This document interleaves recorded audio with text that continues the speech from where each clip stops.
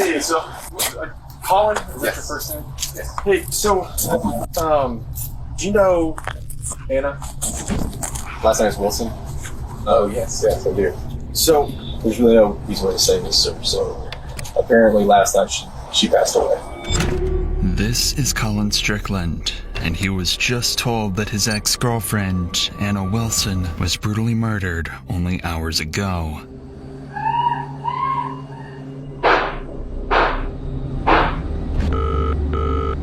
Austin 911, what's your emergency? My friend is staying with me, and I just walked in, and she's laying on the bathroom floor, and there's blood everywhere.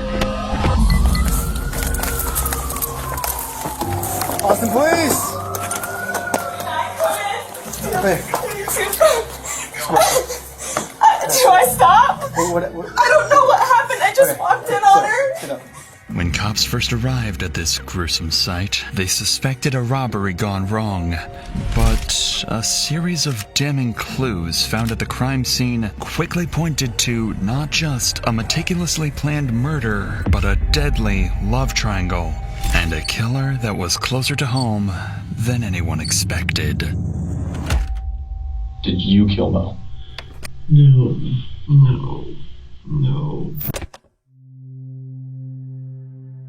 On May 11th, 2022, police were called to an address after a woman made this disturbing 911 call. What's the address of the emergency?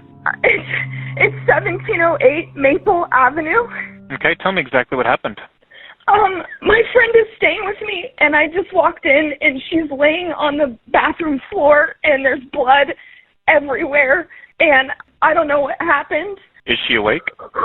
She's not awake. There's blood all over her face and all on the back of her head. Is she breathing? No, she's not breathing. I've got the paramedics on the way to help you. Stay on the line, Caitlin. That caller was Caitlin Cash, and she'd arrived home to find her friend, Mariah Wilson, clinging to life after being shot. Austin, please!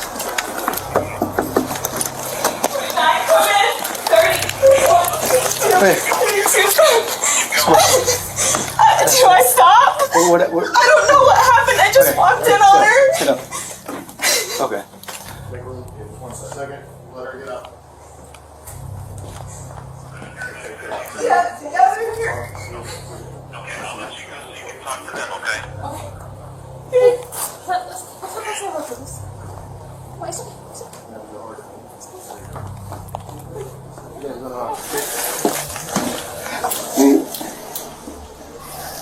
Yeah, I had shot. Nobody heard any shots? We don't know how long she's been down? No. And that's it. Pretty close to it. Yeah. Oh, we got CSF in there.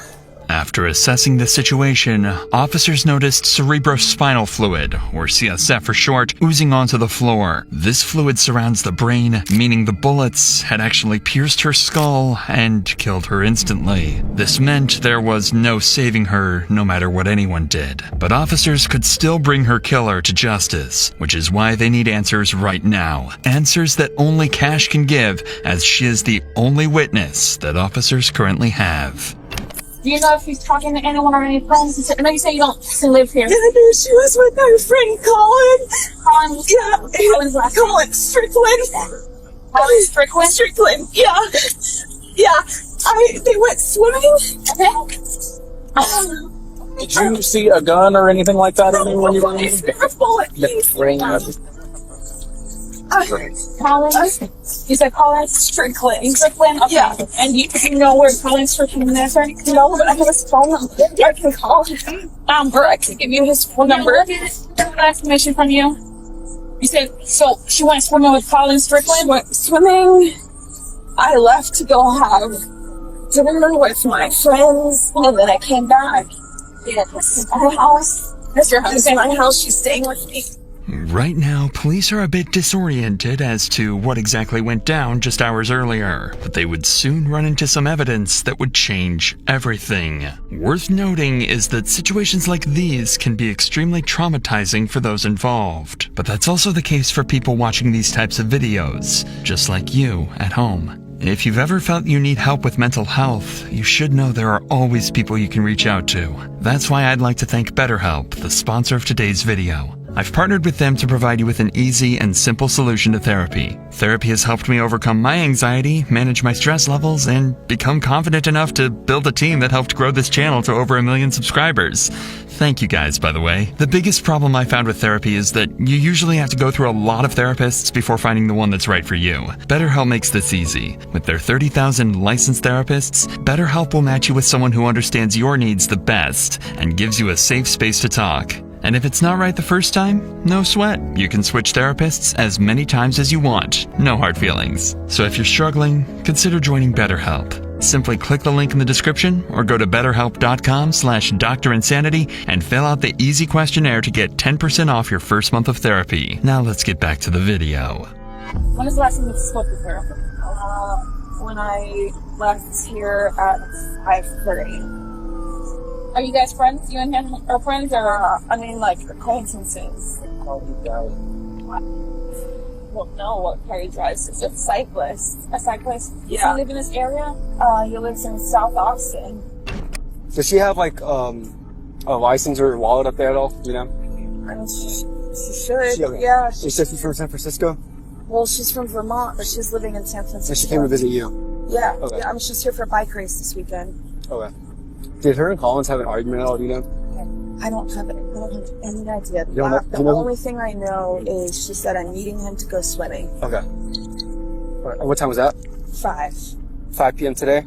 Yeah. I mean, I can see What- it in my text messages. I just When was the last time you saw her? Was that when you saw her? Or you I had eyes left on her? for dinner at 5:30. So you left dinner at 5:30. What time did you come back? Right 2 minutes before I called 911. Okay, so According to Cash, Mariah had been with Colin, her ex-boyfriend, all day and was home only a few minutes before she was found dead. This made Colin a major person of interest that the cops would interview later on. But for now, there are more pressing matters. It turns out, Mariah was in town for a bike race and had brought along with her a $14,000 racing bike which could have been a massive target for someone. And as the cops would soon find out, that bike was missing. It quickly became a possibility that someone could have been waiting for Mariah to be home alone and attempted to rob the bike, only for Mariah to resist and end up getting killed. This being their only lead, officers needed to trace down where this bike went, as it could take them straight to the murderer. Well, that's her bike Cover. cover. Yeah. So where did the bike go? Probably there. Did she keep the bike in the garage, or where did she keep the bike at? So he's right this first unit right here. This is her. And these are her leftovers. So this is So this bike cover is the. the big. Yeah. So where would her bike be at? Where would she keep her bike? I mean, it would be right inside the door. Yeah. Is her bike's inside the door? Is there a bike? Anywhere? You see a bike? She said she would put it right by the door. No bike. That's negative, Jobs. With no trace of the bike in the house, officers decided to begin searching the woods nearby when they made a discovery that showed them they were on the wrong track completely, leaving them with absolutely zero leads. Hey, come here. Somebody might be in here. This might be the bike, okay? But hold on. Somebody might be in here. Henry, hold on.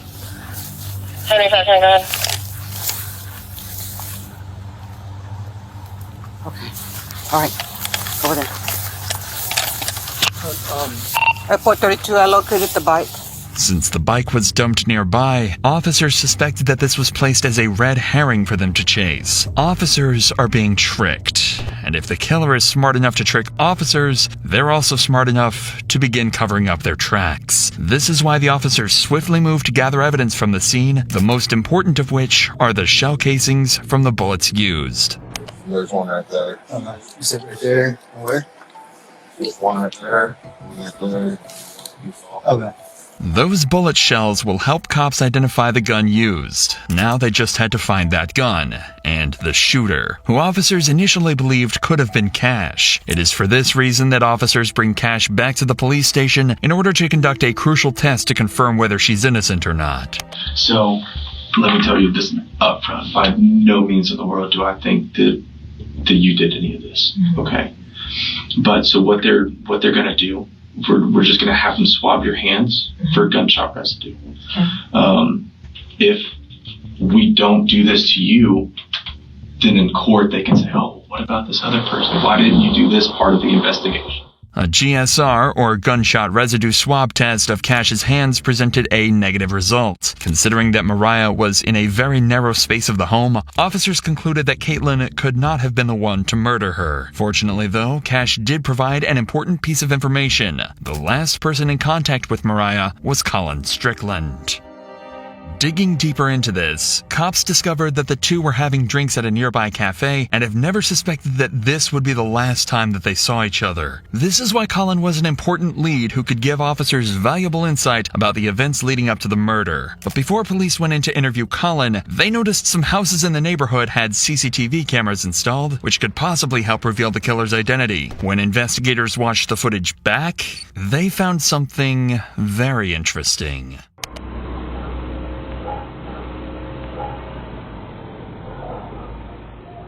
CCTV footage revealed this black Jeep driving directly towards Cash's home where Mariah was staying that night. The moment it arrived, Ring cameras caught this gut-wrenching audio.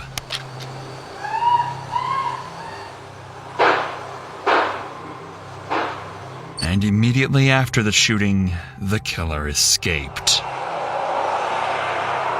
Although this was a massive breakthrough, there was one glaring issue. Officers had no way of identifying the driver. After all, the cameras were too grainy and the vehicle was too far away for officers to get a shot of the driver or run the plates. However, only a few days later, they come across something incredibly interesting when going to question Colin Strickland, Mariah's ex-boyfriend. Hey, how's it going? This is the same black Jeep that officers saw on cameras parked right outside Colin's home. Hey, so, Colin? Yes. Your first name? Yes. Hey, so, do you know Anna? Mo. And then Mo. Yeah, everybody calls her Mo. Last name is Wilson. Rider, she's a yes. gravel rider. Yes, I do. Okay, so There's really no easy way to say this, sir. So apparently last night she passed away.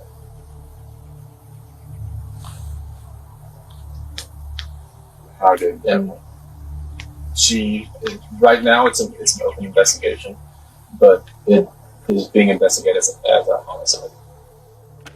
Right now, the cops know he was the last person to see her alive. They've discovered a vehicle in his driveway that matches the one captured on security cameras, and it even has a bicycle rack attached to the rear end. Colin Strickland has just become their #1 suspect, but he doesn't realize this yet, as officers continue to question him.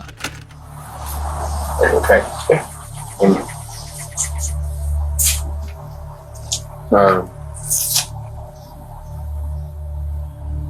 What? Do you happen to have her mom's address by any chance? I know that she lives in Vermont. I have an address for her brother, but we're just trying to send someone to her mom's address instead of us actually calling her over the phone. I didn't know. I don't have an address for her mother.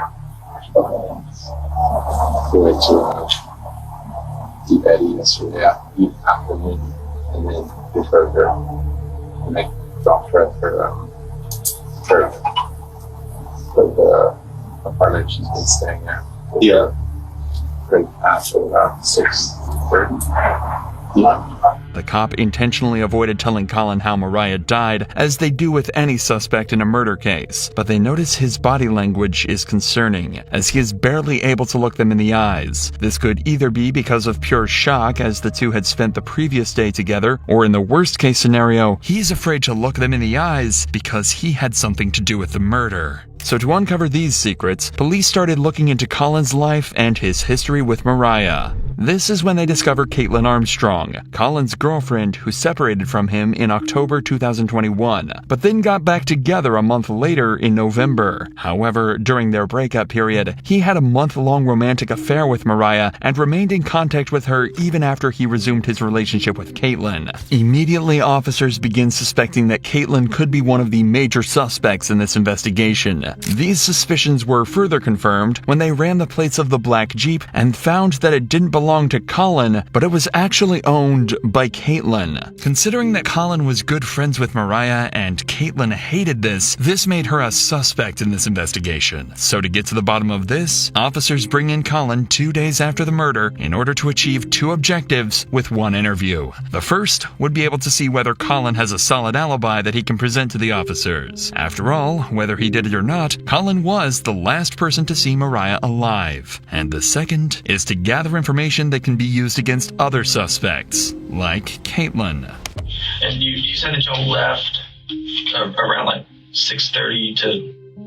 I don't think that's accurate anymore because we must have left over at about 7:45 or even later, probably maybe more like 8. Yeah. Just as it was getting dark. Okay. Because we went straight to her place and it wasn't dark yet, but it was. I got cool. It was cooling off and it was like awesome in the evening. I remember that. Okay. Well, what about whenever y'all were at the bar? Was there anybody that was like watching y'all, or I guess was acting weird with Mo, or Mo didn't know she doesn't live here, so no, not at all. Yeah. Nobody. Anybody that did like try to hit on her at the bar or anything, or no? Okay. No, not that I saw. Nor that she mentioned. I didn't notice anything out of the ordinary, to be honest, at the bar. The cops are looking for more than just details of what he and Mariah did that day. They're going to try and figure out why exactly the black vehicle from the murder scene was conveniently parked at Colin's home. Whenever I was over there earlier, I saw there was the other car, because you said that you drive a motorcycle and then you drove the Mercedes. Drove Mercedes. Up here. I guess the other one is... Jeep is hers. My girlfriend, Caitlin. Okay, so that belongs to her. Okay. Yeah. All right, so you got back around like 7:30. I don't know exactly when that was. I think I texted Caitlin as I was leaving, just saying, hey, are you still out getting food? Yeah, more like 8:30 is when I dropped her off at her house. Okay. I think just before dark, so I texted Caitlin as I was like after I left. Okay. And that was whenever you... It says 8:36. I think she was in a yoga class. She showed up. Time close. So you're getting back home. She's not home. What time was it that she got home? Short right after I texted her, probably 9:20 or so. That's 9:21. Okay. Like where had she been? Like that whole... She had actually a laser hair removal appointment, she said, at 7 p.m. downtown. Uh-huh. And then after that, I'm not exactly sure. She had texted me asking if I wanted to meet up, and I didn't reply. And then I didn't see her or hear from her until I was back at home. And did she say anything like whenever she got home of like where she'd been? No, but she was in her, like, a yoga outfit, carrying a yoga mat. Although Colin had heard from Caitlin the night of the murder, he couldn't give her a solid alibi, and didn't even know exactly where she did her yoga classes. He also managed to avoid mentioning his romantic affair with Mariah, but he'll soon be left with no choice but to tell the cops everything. So how long had you and Caitlin been dating? About a year and a half, maybe 2 years, actually. Okay. And then how long was it that y'all had broken up whenever you and Mo got engaged? Not very long, actually. While you were dating Mo, Caitlin was still living with you? She was moving out. Oh, okay. I mean, she had another house. She had a sister in town, and yeah, it was definitely very... I was about to say, that would probably be pretty... It definitely was. Awkward. It was kind of almost like something I felt like I to force the situation, which is stupid, but... So, why was it that you had to change the name from Mo in your phone? Just because in the past, Caitlin has looked at my phone, and I just didn't want to surface. Basically, that would always start fights. Exactly. Basically, nobody else can have you. Yeah. So it gets kind of jealous. Yeah, understandable. I mean, it wasn't exactly unique to Mo or anything. Yeah, I got you. After listening to Colin, officers achieved what they set out to do. First, they cleared Colin, who had texts and times to back up his alibi. Secondly, they managed to gather information about Caitlin, whose entire story is shady. That means that out of the 3 suspects that officers have, Colin, Cash, and Caitlin, only Caitlin's movements are entirely unaccounted for. This is why cops were now more suspicious of her than ever, but had no irrefutable evidence to arrest Caitlin. At least, not until the cops searched the police database and hit the jackpot. Caitlin Armstrong had a warrant on her head for a minor infraction. It was all they needed to bring her in, and then use it as an excuse to question her about Mariah. Alright, so I'm Detective Connor, and so my partner is actually talking to Colin right now. So I wanted to come in here and start chatting with you and everything so you don't have to wait super long. So it sounds like you may have some information, may have witnessed something, so I just wanted to chat with you about some stuff. But you're here for a warrant right now, I guess. Are you familiar with what you have going on with that? No idea. Okay, so I guess it was like a theft of service warrant, something kind of minor. Nothing. Okay. So that's why you're here. You've got a theft of service warrant. That's why you got picked up today and everything, so I was just letting you know on that part. Observe how the detective maintains an almost nonchalant demeanor, despite the gravity of the situation. This is deliberately done to create a sense of security for Caitlin, ensuring she remains unaware that she is under any suspicion by the police. Despite this, Caitlin appears noticeably tense and uneasy. Can you tell me what it was that was the theft of service? I can look. I'm not sure what it is at this point, but I can look that up later and get you a little bit more information on that for sure. But because you are here and because you were under arrest for that portion of it, we always have to read Miranda and stuff because I want to talk to you about some other stuff that's unrelated to that. The officer has ignored Caitlin's questions about her warrant because she is more focused on digging up information about Mariah's murder, a tactic that becomes dangerous as Caitlin begins to raise concerns about her legal counsel. If I have an existing warrant and you don't know what it's about, do I need an attorney here? So the warrant is just a Class B, just theft of service type thing. The reason I'm here is because your name came up during a conversation with Colin. I think there's a lot more information that you have that can kind of explain some of the stuff he's saying. But to be able to do that, I have to read you your rights, just so that you know and you're protected and things like that, okay? Okay, and so if you're reading me my rights, then I should That's because of the warrant, because you're under arrest for the warrant. So you're technically in custody because of that warrant. So they're 2 separate things. Does that make sense? I think so, but I have never heard. Even though they have Caitlin exactly where they want her, one tiny mistake is about to allow someone cops suspect to be a killer to walk away scot-free. Well, good news. So that's what they were just knocking on the door is apparently that warrant, the date of birth was wrong. So it had your name, but the date of birth is wrong. So it's to a different person. So you're not under arrest, okay? Okay. I know, it's a little crazy. Although the cop tries to make a joke of the situation, Caitlin now knows that she can leave whenever she wishes. After all, cops have no legal ground to hold her any longer. This is why it's down to this cop to try and convince her that talking is the right thing to do. But I would really like to talk to you and clear some stuff up because Colin did bring your name up, and I think there's a lot more information that you have that can kind of clear some stuff up. Does that make sense? It makes sense. I feel like I should have an attorney present. So that's totally your choice. So at this point, you are free to leave at any point. So this is going to be consensual at this point because you're not under arrest, okay? To make matters worse, Caitlin has just requested an attorney. Legally, the detective is now bound to cease any and all questioning related to Mariah's murder. But she's about to thread a very dangerous line of breaking the law in order to get any information out of Caitlin. I would love to leave. You would love to just leave. arrested me in front of my house, in front of all of my neighbors, and carried me in here in handcuffs in front of downtown Austin. It was incredibly I can only imagine. Yeah, and I'm so sorry. I don't have control over that part, okay? Yeah, I'm not upset with you. So there's a situation that's going on. Did you hear about what's happened over the past 24 hours? Colin walked in the house and said one of the women in the cycling community passed away. Yes. Yeah. While Colin was talking to us, your name came up. And so that's where I would really like to talk to you, because it sounds like there were some issues between you and this girl, and I think that there's probably a lot more to it that you could help explain.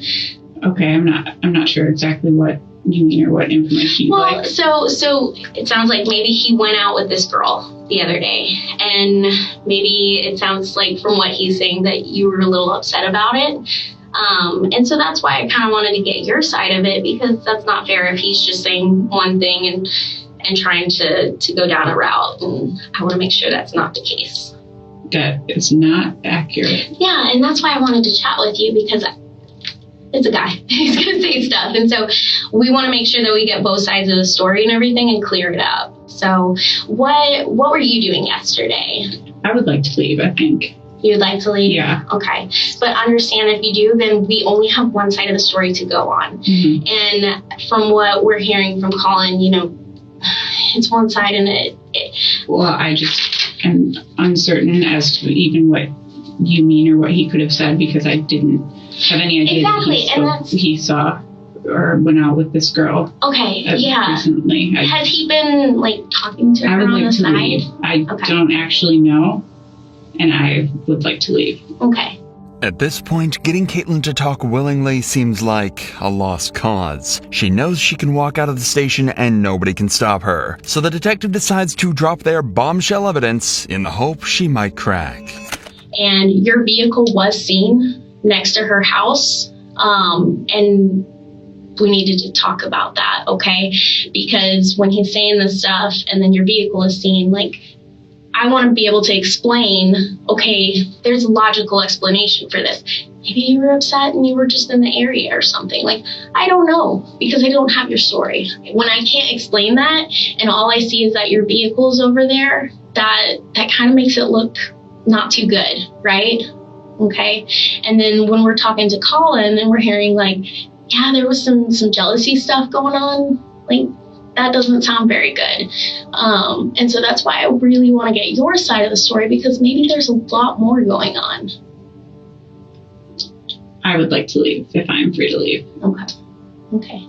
Unfortunately, there was nothing that officers could do to stop Caitlin from walking out. At this point, they were incredibly suspicious of her, as her behavior throughout the interrogation meant that she was hiding something. But if officers couldn't find out what this was from Caitlin, they'd do it from the one person who knew her best, Colin Strickland, who was called in a second time for an interview in hopes of uncovering more information about Caitlin. However, there is one problem. This time, Colin brought his lawyer with him, and questioning him is about to become exponentially harder. How was Caitlin during that time? I guess, my understanding, she wasn't too happy whenever she saw Mo. After Mo was in Austin for a week, and Mo and I had broken up with Caitlin before Mo came to town. Mm-hmm. And then I actually did not know that she was coming to Austin in October. I had no idea. We hadn't discussed that, and I don't think so, because it felt like a surprise. And then she was here, and I just said, "Oh, let's hang out." So I was mentally ready to kind of move on. And I know after Mo left town after a week, Caitlin's things were still at my house. We were sleeping in separate rooms, and effectively, Caitlin was on Bumble. I know she had made several dates with people. I don't know. I never asked what extent they were evolving a relationship, but I know that she had several men that she was dating of sorts, and I was fine with it. I mean, that was kind of the understanding, of course. Mm-hmm. So, yeah, it just seems very weird to me that there would be any dwelling on fixating on a person when she was like moving on to other relationships, at that time. From what Collins says, the two clearly had a troubled relationship, especially considering the facts that both Colin and Caitlin rebounded while on break. This is why officers need to dig deeper into what Caitlin acted like both during and after this time to determine if she showed obsessive traits in her personality. It's just kind of going back to, me just trying to figure out, just kind of how she is, her personality and stuff. I mean, if you were to ask me about, hey, how was your wife? Well, yeah, I'm going to tell you, yeah, she's always happy. But does she get mad? Yes, everybody gets mad. That's natural. I'm not going to blow that out of proportion. Do I think that my wife could go and kill somebody? No. There's no way in the world. Do I think my wife would hit somebody? No. Now, if you ask me that about my 6-year-old son, yeah, it wouldn't surprise me if he wouldn't punch somebody at all. I think Caitlin would hit somebody. No, I honestly don't, because it would be too. I don't know. Do I think Caitlin could kill somebody? No, I don't. If Caitlin had been planning to murder Mariah, Colin was about to make it clear he suspected nothing all along. I said, I think y'all need to stop talking to each other. You need to separate yourselves from each other while the fact finding is going on. I just don't think it would be helpful. Of course. And so I don't think there's been very much. There's definitely not been any being together since she left. And I left Friday midday, eventually to get a new SIM card for my phone, which I assumed was okay. Yeah. Had the same number. You're allowed to have a phone. Yes, right. Yes. And then saw Claire. Since then, I haven't spoken with Caitlin or seen her. And so the two detectives came by my house yesterday. Asking if she was there, if I had seen where she was. And my father had contacted her yesterday morning. He had gotten in touch with her. I gave him the number that Caitlin had given our mutual attorney. Has she ever mentioned in the past of wanting to hurt Mo? No, she's never mentioned wanting to physically hurt. Okay. Do you think that she is capable? If I thought she was physically capable of hurting another human, I would have extricated myself immediately from that situation. Not only not so much for my own personal safety, but my concern for another human. So what's that answer? The answer is no. Okay. I don't believe in any way she's capable of that. Okay. The gun range that she visited with her sister, do you know where that gun range is? I think it was on South I-35. I told them to go to the Reds, which is now something else, which is the one I drove past on my way to school for 12 years at the Waldorf school. But they went to another one because a mutual friend had been there. You bought the guns, right? I bought the guns, yes. When was that? I think early December. Okay. There's a receipt with them. I'm sure you could look at the receipt.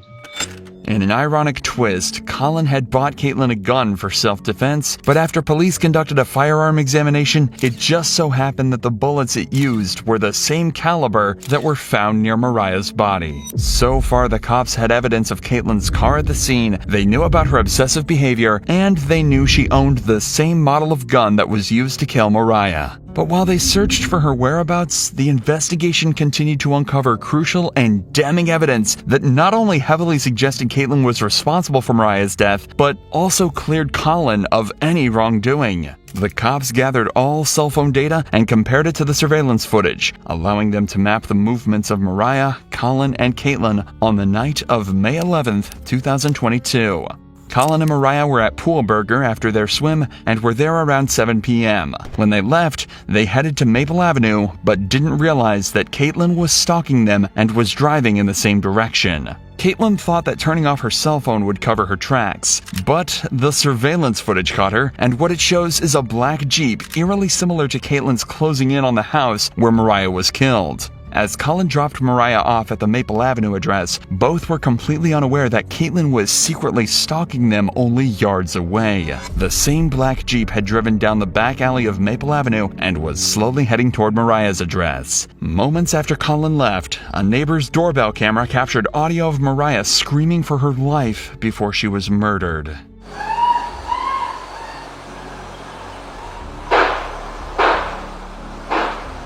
Colin's cell phone placed him driving away from the area before Mariah's death and cleared him as a suspect. This meant that the only person who could have killed Mariah was Caitlin. All that was left to do was arrest her. But when officers went to find her, they discovered a massive problem. Just hours before they solved the murder, Caitlin had left the country under a fraudulent passport which was originally her sister's. Caitlin likely did this to avoid using her own passport in case officers were keeping tabs on her, but the fraudulent passport gave her enough time to escape. After getting a search warrant for her Gmail records, officers found a flight ticket that was booked for a one-way flight to Costa Rica. Even CCTV footage obtained from Austin Bergstrom International Airport in Austin showed her boarding into the plane. An initial investigation into her records showed that she had booked a hostel in Santa Teresa Beach while working as a yoga instructor. So, to lure her out, an officer sent a message out on social media asking for a yoga teacher in the local area. Soon, Caitlin took the bait and replied to the ad and agreed to meet up.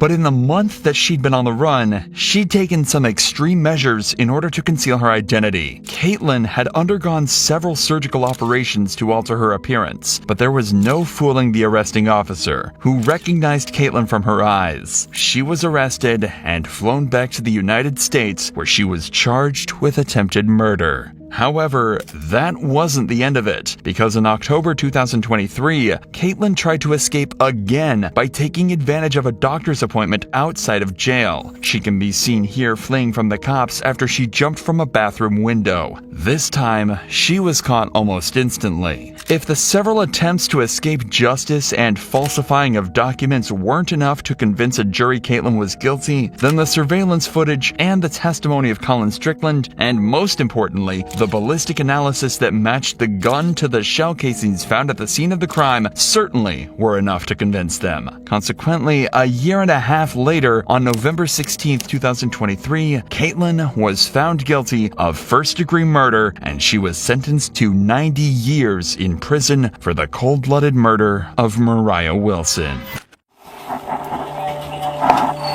You're Brandon. Rachel. Jeremy. This is 21-year-old Brandon Reisner, standing alongside his two parents. For the last 6 hours, Brandon has been on the run from police after brutally killing his best friend. Keep going! You jumped the fence. Head back towards Collinwood. And as Brandon's parents learn their son is an alleged killer, all they can do is pray as they patiently wait for their son's fate. Rachel, Jeremy, if y'all can have a seat out here. Would you like to talk in private?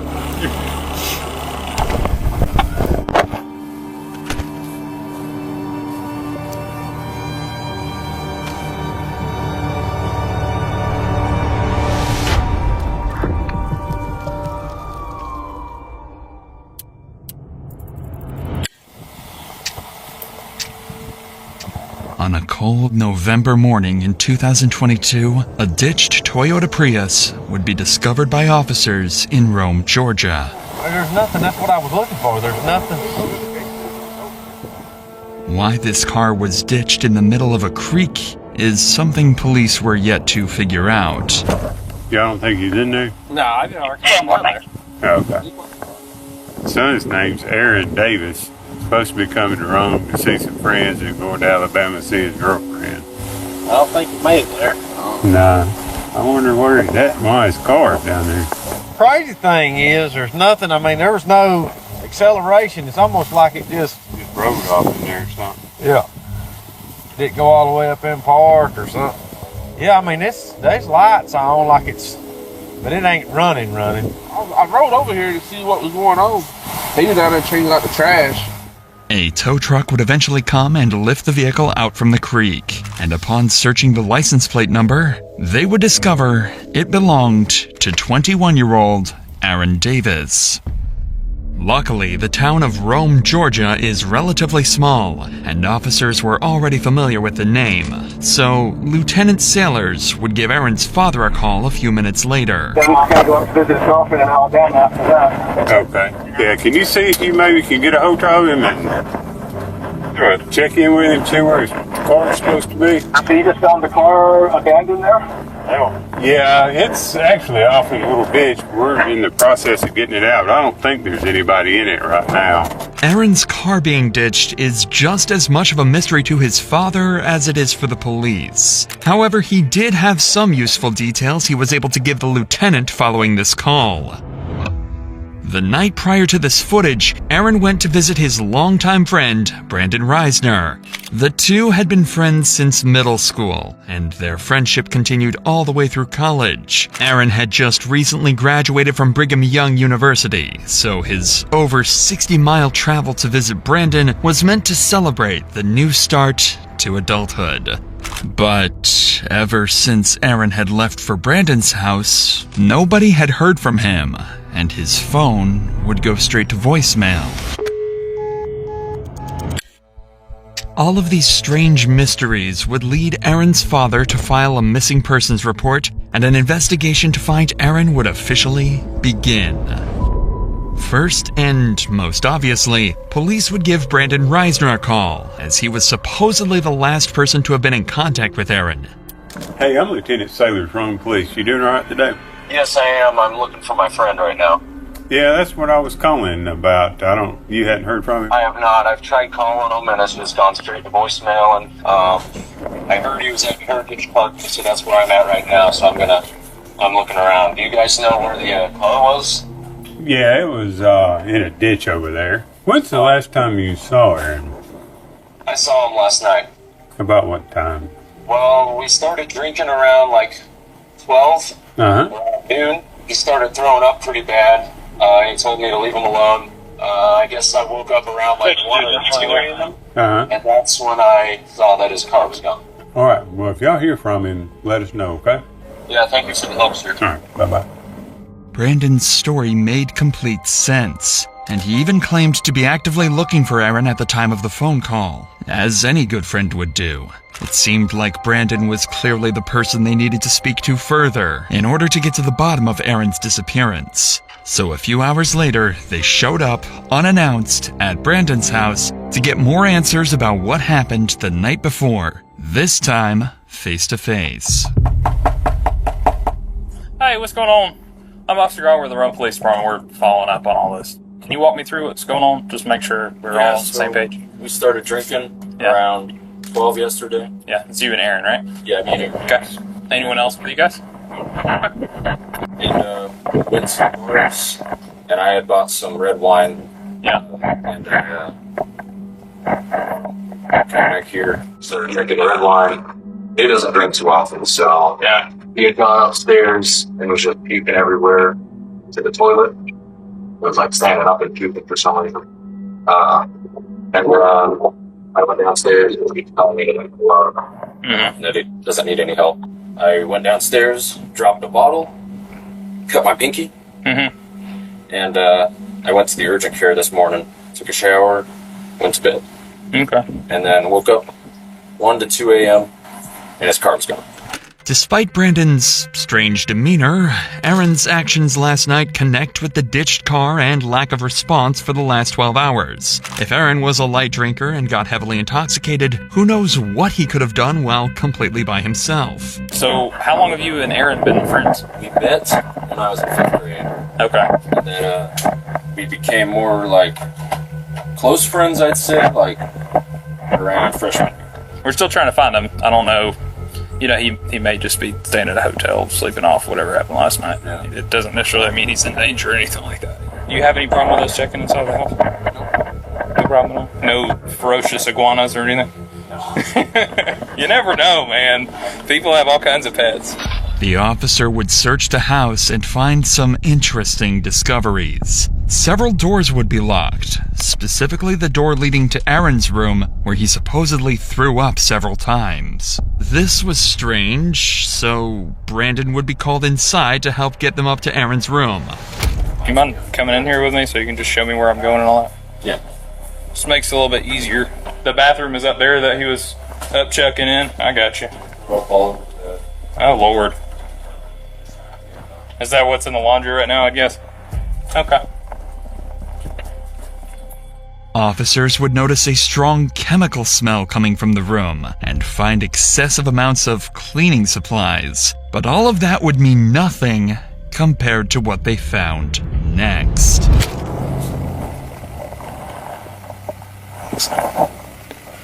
There's a significant amount of blood next to the bed, too. Decent. More than just vomit all the way over here. Looks like it's been there a while, but he could have been throwing up blood, I guess. See all that?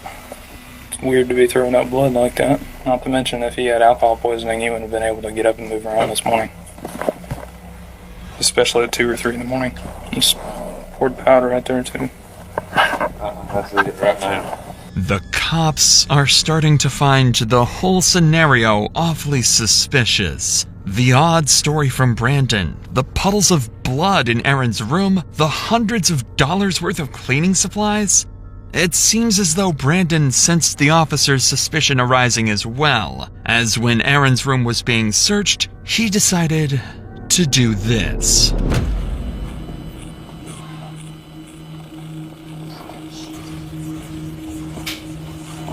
Oh, my knees.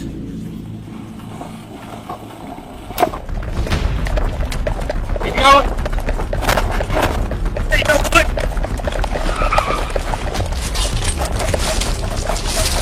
Now.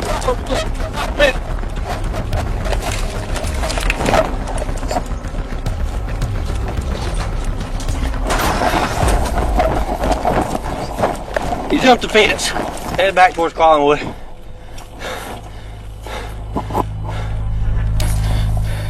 Somewhere between LaPorte and Eastside, gotta be in these houses. Go up to the house, get in the backyard. Okay. Possible 1043 suspect.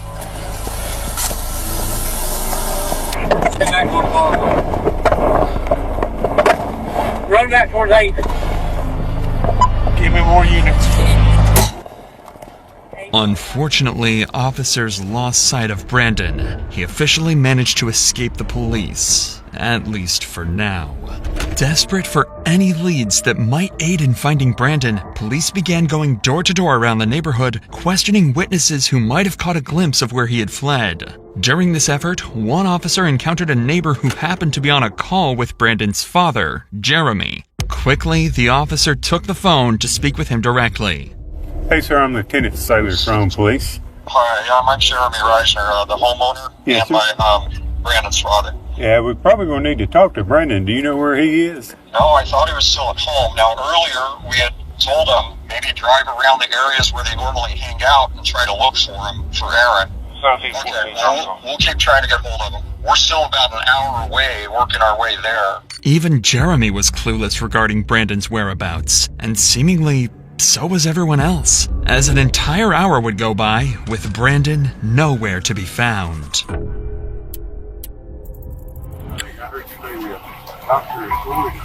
I am. Okay. It's Mom. Okay. Sorry, I realize you might not be able to answer this question. Probably don't know the answer, but I'll try. Is there a suspicion that Brandon was involved in what, hurting Aaron or something? There's suspicion that something happened in the home beyond getting drunk and throwing up. Well, we don't know. They're lifelong friends. We called back after the boy's mom called us. We called back and said, when did you last see Aaron? He says, I guess he left during the night. And that's all we did. We went to look for him where the car was reported. Yes. The powers that be have our number? Yes, sir. Yeah. Mm-hmm. While trying his best to assist the police with the investigation, Jeremy would return to his house, where he discovered Brandon's phone. Up until that point, Jeremy had been doing everything he could to help the police track down his son. However, after finding the phone, his cooperation came to a sudden stop. He refused to hand the phone over, leaving police to wonder Had he seen something on it? Or was he hiding something far more unsettling? But before we get to that, Jeremy is not alone in facing a tragedy. Unfortunately, it can happen to any of us. Take Yvette Torres. She was walking home from work in Philadelphia when a truck struck her without warning. Morgan & Morgan fought for her in court and won her nearly $12 million. If you're seriously hurt, your injury could be worth millions. With over 1,000 attorneys, Morgan & Morgan will fight to give you the best results if you become their client. And unless you win, they do it all for free. In just the past few months, Morgan & Morgan has helped hundreds of people. One car crash victim in Florida won a verdict worth $12 million, and another in Philadelphia, $26 million. That was 40 times more than their insurance offered. So if you ever got seriously injured, your case could be worth millions. And it takes only a few minutes to see if you have a case. You can start your claim with Morgan & Morgan by visiting www.forthepeople.com/insanity found in the description, or by scanning the QR code on the screen from your phone's camera. With that said, let's get back to Jeremy, who would go on to discover Brandon's phone while searching around the house. This was a huge discovery for the investigation, as it could help trace where Brandon could have gone off to. But unfortunately, Jeremy was unwilling to give up the phone to cops until he could better understand the situation. After all, Brandon is his son, and he is innocent until proven guilty. So giving up the phone could be a tragic mistake. Again, hours go by with no further leads or clues as to where Brandon went. What Jeremy managed to find on Brandon's phone during this period will forever remain a mystery. However, when police spoke to him again, his demeanor would shift dramatically. What's the status? All right, so first of all, I understand you found his cell phone. That's right. You want to turn that over to us? Maybe. Okay. I do. My gut says yes, but at the same time, yeah. I mean, I don't know. We'll probably need to go through it and see at least maybe where he's been today. There is a significant amount of blood in that upstairs bedroom and on the carpet. But I wanted to be straight up with you. Not come home and find that. Okay. No, I appreciate that. Do you have a warrant that would include the phone? No, we'd have to get one at some point, so we couldn't go into it without that. So, some text back and forth. Maybe something helps. Then I know. It's him. But I can't promise you that because I don't. No, I know. Yeah, I don't know what I was in there. So, I want to. I was as a father, I understand that. All right. Well, yeah, I'm gonna keep walking. Something had changed. Whatever was on that phone had to be disturbing. And the officer seemed to have caught on to this as well. Because he doesn't know what's going on. But he seemed a little shocked that we're at his house. He seemed respectful in the sense that he was okay with us being at his house and doing what we needed to do.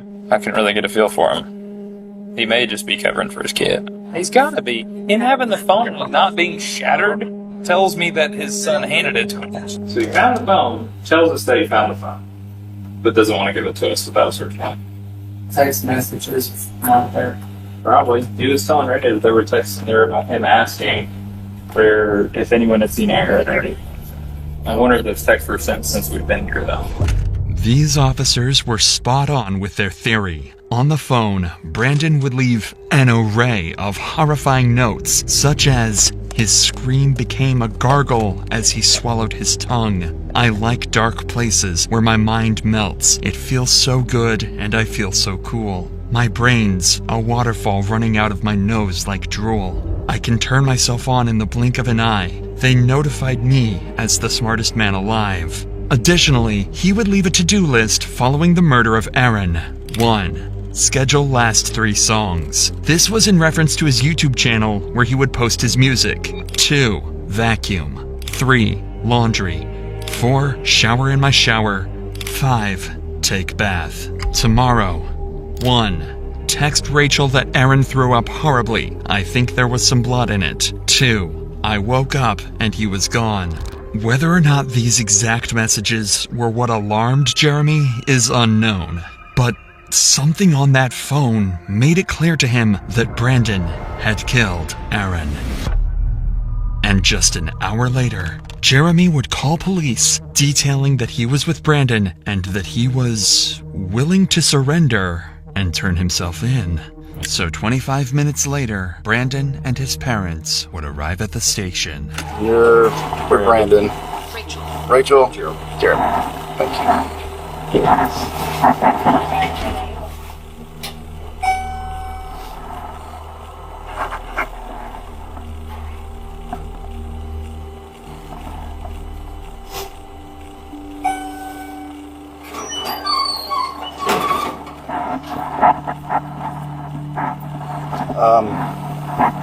Rachel, Jeremy, if y'all can have a seat out here, I'm gonna take him back there and we'll talk, man.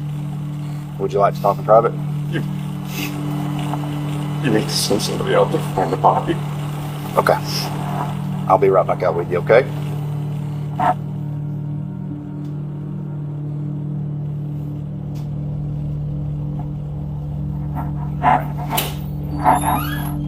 Anything in your pockets that I need to know about? Wallet and keys. Have those real quick. Anything else? No. Sorry about that. Go ahead and have a seat.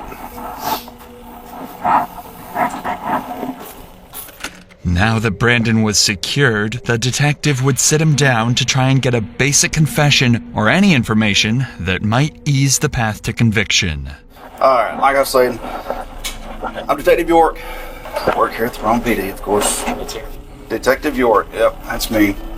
So before we get started, got some paperwork you gotta fill out. The detective would start the interview by getting Brandon's basic information and contact addresses. So I'm gonna read you some stuff before we get started, okay? You have the right to remain silent. You have the right to talk to a lawyer for advice before you are asked questions and have him with you during questioning.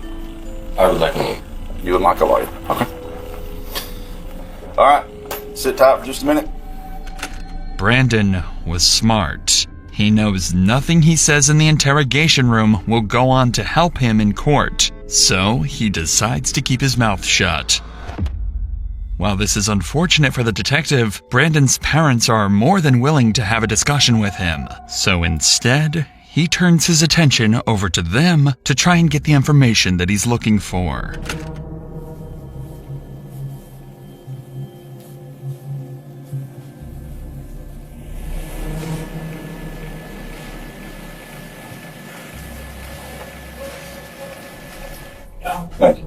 Thank you.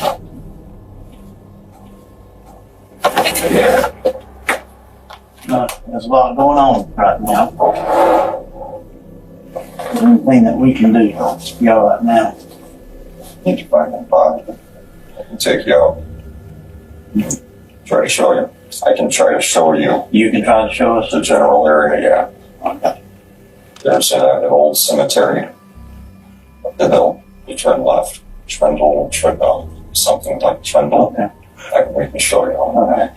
This statement from Jeremy was crucial information to track down Aaron's body.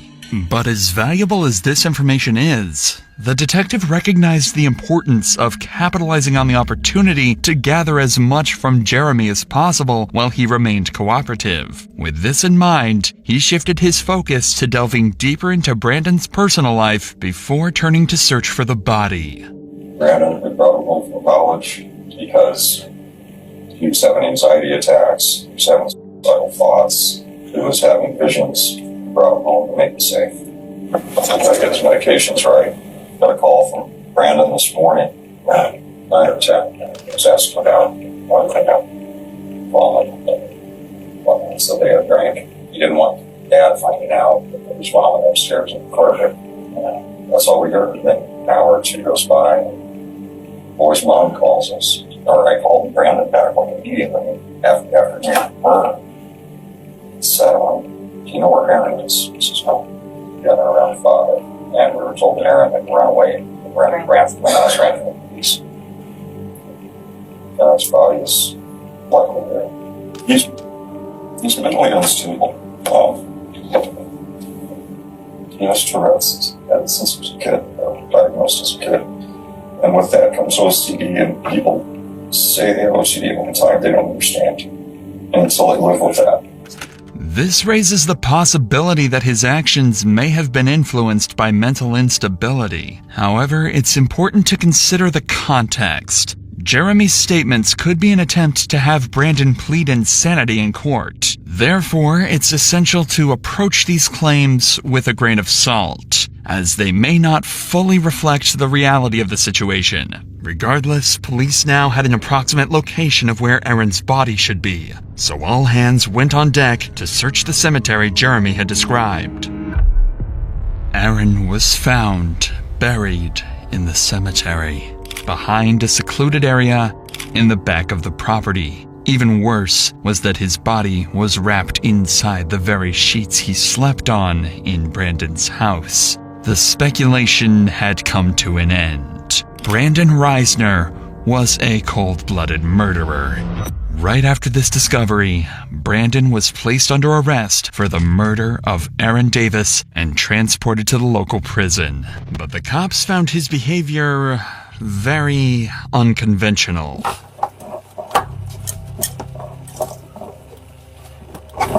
Stand right there. Come on. Go up to the counter, right? Let them follow their instructions. This is his property. You got ID in here if you want to. For me? No, we're talking to him. Oh. You got your ID in there. Oh, yeah. That was a mistake. Officers stated that Brandon remained eerily calm while being transported and seemed completely unfazed by the entire situation. And while Brandon had been successfully captured and the case had seemingly came to a successful conclusion, officers had one tragic duty to complete before the end of the day: break the news to Aaron's parents that their son had been murdered. Oh, that's really many questions. Here? Yep. I don't know a whole lot because I'm not. I've been here doing a lot of research. I think be specifics.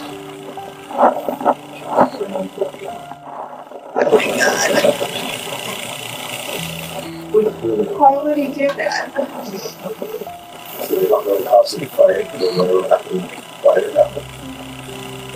Why you do that? We need my son. The family needs him. Oh my God. Aaron was a recent college graduate and a good kid with a bright future ahead of him. His sudden death is nothing short of an evil, horrifying act on Brandon's behalf, and justice had to be served for Aaron's and his family's sake. That justice would come inside the courtroom. On July 18th, 2024, Brandon was left with little to no defense for his crimes, and his plea to claim mental insanity was quickly ruled out. And I have come to the conclusion that justice requires that Mr. Reisner be sentenced on count 1 to imprisonment for life without parole. And that's what I'm going to do. He was sentenced to life in prison without the possibility of parole after pleading guilty to the murder and mutilation of Aaron Davis. Hey, you open that? She fit in here. I mean, she's in there. Oh, she's in there.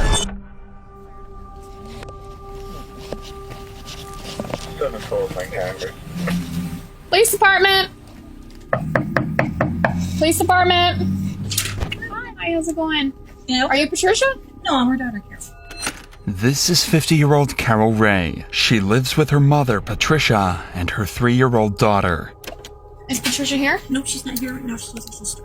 Okay. I'm just asking because someone was worried they didn't know where she was at. My son, John. And him and her are having a little bit of a tiff because he owes her quite a bit of money. And he's been trying to call her for 24 hours now.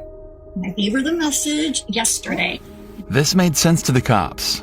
Carol's mother, Patricia, didn't want to deal with her greedy grandson and decided to move out and ignore him. Or at least that's what Carol claimed, because at this point, police are completely unaware of the horrifying secrets that lie just feet away from them inside the house. And over the course of the next few days, this simple missing persons report would turn into hands down the most gruesome and disturbing case that they had ever worked on. And then I get a text message from Carol's mom, but it doesn't read like Carol's mom. My grandma just texted me again. Okay. Sending the cops to my house again. My grandma's not at the house. It's clear that you're not telling us the truth. Where is she at, Carol?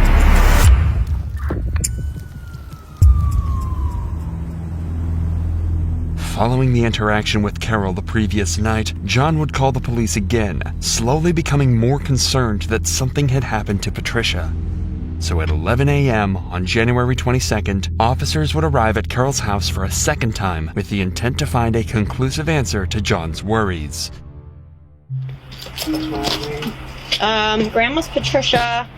Mom is Carol.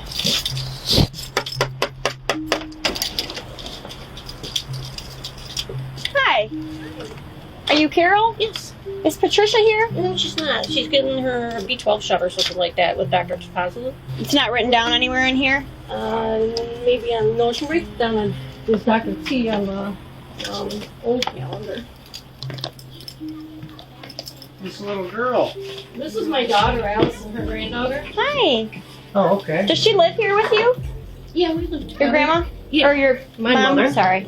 Yeah, she's been staying over at her sister's house for a couple of days because we just got diagnosed with pneumonia and got home from the hospital. I had diverticulitis that ruptured. Okay. So She's back here though, staying here primarily now? Clothes. I mean, all of her clothes and everything are here.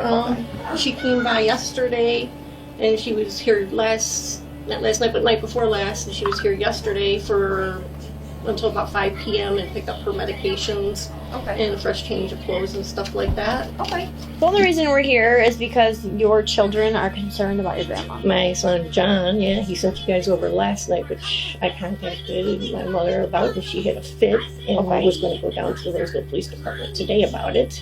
Well, there's a little bit of a financial money issue between my mother and my oldest son John. Okay. And he borrows a lot of money from her and doesn't repay it. He's got a truck in the backyard she bought him, a car in the garage that she bought him that she took back because he didn't pay the insurance on it. So my mom is a very finicky woman, so she got pissy about that. Now, call him when I goddamn ready to call him. I got things to take care of. Right. Okay. My mom. How old's your mom? I said she's 69 this year. Based on Carol's story, Patricia is back living at her house and is currently at the doctor's office getting a monthly shot. Everything lines up. Patricia temporarily stopped communicating with John due to a financial dispute. However, John, being a caring grandchild, got worried something more sinister was at play. It seems like it was just miscommunication. However, officers decide to get all of Patricia's information and check her room just to ensure nothing's off. All right. Where's her room here? And it's right back here. Can we just look at it? Yeah, if you want to see where her clothes are and everything. You want to show us? I'm sorry, baby. You want to show them where Grandma B's room is? Her room is the last one on the right. Allison's is the first one on the left here. Yep, we were letting Allie sleep in this bedroom since Grandma B spent the night right with you, so that she can have her stuff on. All my mom's stuff. And all her clothes are in there? All my mom's stuff is right there. Fresh clothes that she just washed. Okay. All right. We're good. We get the call, and then there's one side of the story and then there's the other. So if he's got everyone worked out, like he said, he might call, someone else might call, and you don't want us showing up here a million times. So we want to just see her in person. Hey, you're fine. That's all we need to do. Okay? Alrighty. Thank you. You're welcome. Have a good day. The officers have one simple task to wrap this case up. Simply confirm Patricia is okay with their own eyes. To do this, Officer Pelt decides to call the doctor's office where Patricia is apparently being treated. However, the call doesn't go as planned. Hi, this is Casey from Woods Cardiology. How can I help you? Hi, this is Officer Pelt with the Roseville Police Department. I'm just calling because I believe you have a patient in your office by the name of Patricia Bennett, and she has some family members that are concerned about her and are trying to just make sure she's there. Nope. She's not here. They might have got the date mixed up. Her appointment is February the 13th. But I'm gonna go ahead and ask a couple of my colleagues just to make sure, did she come here or anything like that? Is she planning on coming there? Nope.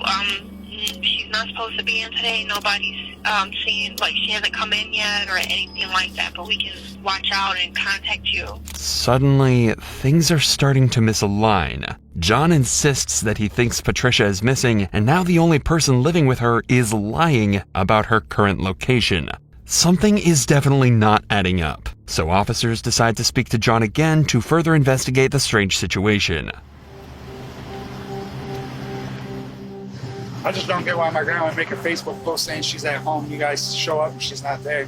And that was literally 2 minutes ago. As soon as you pulled away, she texted my dad that. There may be other circumstances that we're not aware of, or the family's not aware of. I'm hoping I just have a pissed off. So what your expectation is that this woman here who's your mother, Yeah. is hiding your grandmother from you? Yeah.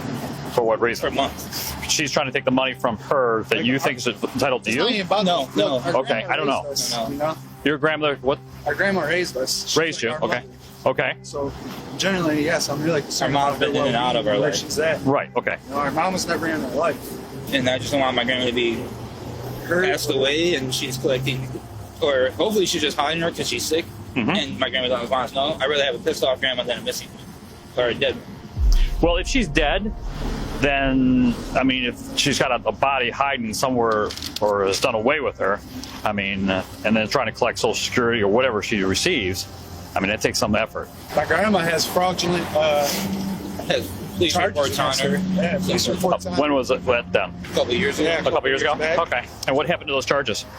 I think my grandma decided to not pursue them fully. They had, like, lock her up because that's her daughter, but... I'm not trying to get her in trouble, but why would you keep lying? But so that's why I'm thinking that nothing's adding up. My grandma just texted me again. Okay. And doing cops to my house again. My grandma's not at the house. John's claims are frankly terrifying. Not only does he suspect his mother of stealing from Patricia and using her money, but he thinks she may have even murdered her. Accusing your own mother of committing such a terrible act is something officers need to take seriously. However, there's no evidence to suggest that Carol had even harmed Patricia, let alone killed her, so these claims feel drastic, unfounded, and premature. Officer Jerebick seems to have felt these claims were over the top as well, so he would lead John to the station to file a missing persons report. Additionally, he wants to learn about John's history with Carol, and why he thinks she may have killed Patricia. Alongside John would be Carol's ex-husband TJ, who claimed to have important information that could help solve the case. We're just going to record you and I. All right. So when did you physically last see your grandmother eye to eye? Probably after Halloween, beginning of November, before I went to North Carolina. I came back from North Carolina Thanksgiving, so didn't see her. Went there on Christmas, didn't see her. I've been calling her and asking her to call me. I need to hear your voice, or have my mom have you call me, I need to hear your voice, or I'm going to do a welfare check. I threatened that a couple weeks ago. All right. Yesterday I just cracked and finally called it in. And now you haven't had any voice contact with her since Thanksgiving? Somebody's been texting me off her phone or off her Facebook. I know it's not her just because of the words they use. It's not how my grandma talks. When was the last time you saw Carol? Last time I saw Carol, period. Not Carol, Patricia. Oh, okay. I'm like every time I drop my daughter. yeah. We're like Patricia. Contact with Patricia, yes. Yeah, it was around Halloween time. I did receive one text message the other day stating that she was sorry for holding up Carol. Carol and my daughter were supposed to hang out because it was my birthday this weekend.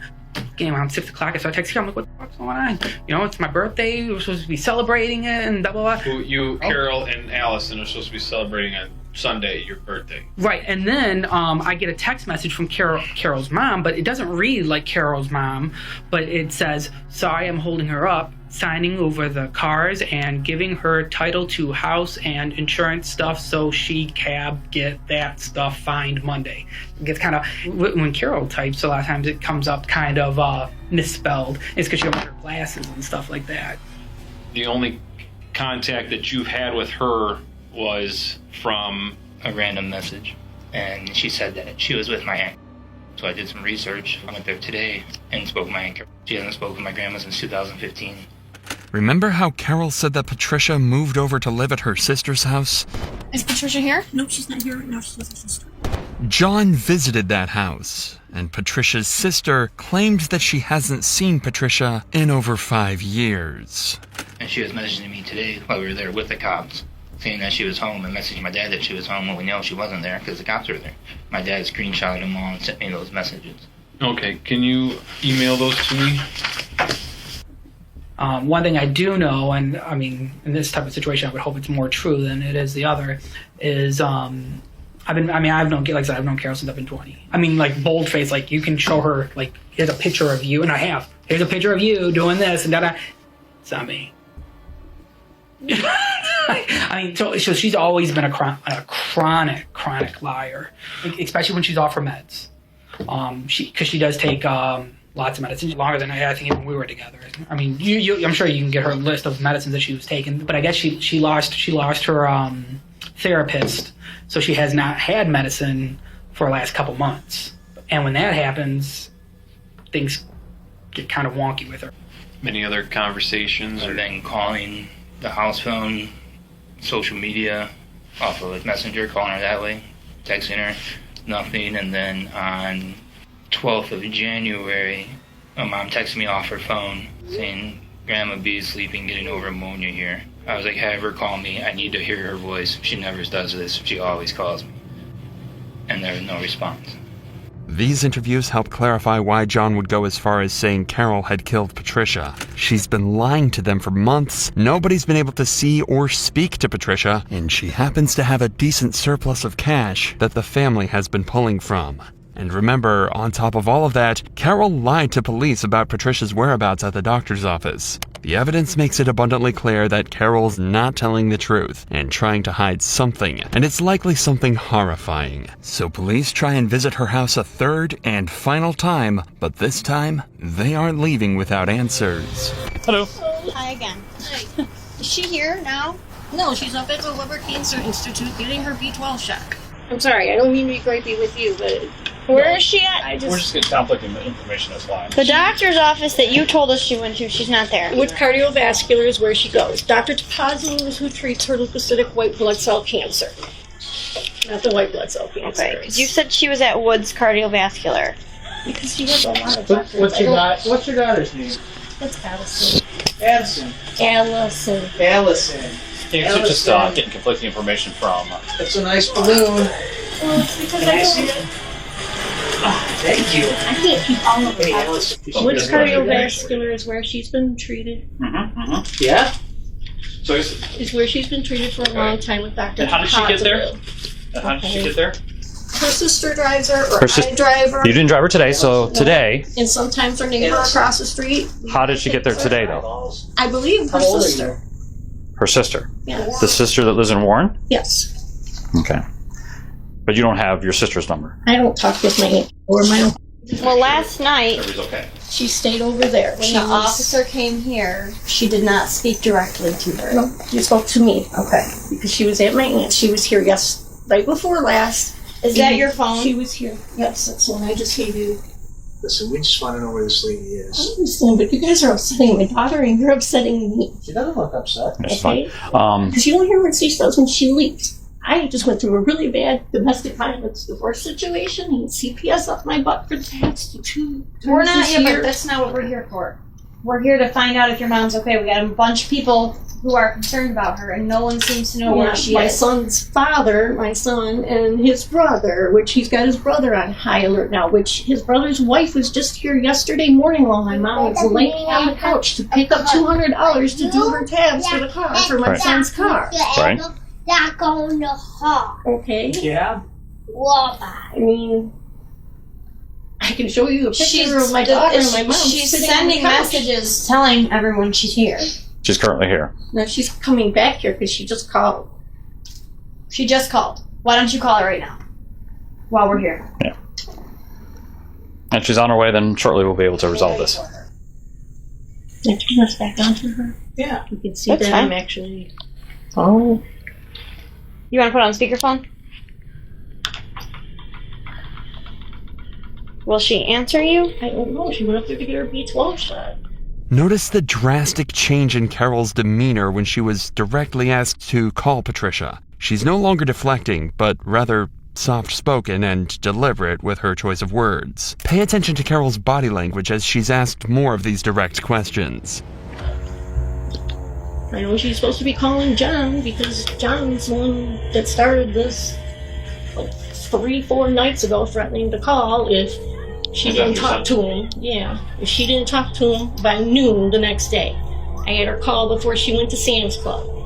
It was like it possible 11:45, 11:50. Is it possible then that she could just speak to John directly? Yeah. Well, then why hasn't she? Like face to face, so that they're at ease. She's not answering. We're sending messages to Do each you want other. to call her again? And people are just concerned. I'm sorry. Yeah. She was talking, you were talking, the phone was ringing. What did you say? Why can't your mother directly speak to John? Not through a message, not through text. She can. FaceTime. I don't have nothing to do with her and John, though. Well, that's why we're here. I'm getting stuck in the middle of it. Yes, and so are we. So are we, and we have to figure. We have trying to to get see her. Do you want to just try to call her again? What's the doctor's office she's at? Which cardio? No, the Weber Cancer Center is behind Macomb Hospital. Coincidentally, Officer Peltz would call this doctor's office, and yet again, Patricia was nowhere to be found. Officer Pelt knew something was off and decided to call in Detective Jerebex to question Carol officially and confront her about her growing list of lies. Grandson doesn't live here. Okay. If this does go downhill and she starts making any admissions, let's stop, get her to the station. We'll do a search warrant, whatever we have to do for the house. But if she Do starts, you want to do a consent to search first? So we can gather it at the house first? Does she have consent? yeah, let's start out with that. She's already let me go through the house. Did you go through the garage? I have not been through Car, the I garage. just checked the cars. No, I just went through the house. It's good to South County. So she's at her breaking. Okay. She's Detective Gerowitz. Excuse me.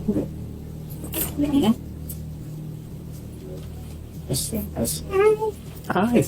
So we're gonna, if you don't mind, we'll get consent from you to search the house to see if there's anything that would lead us to think of who she may have went with to help you out and figure out where she went.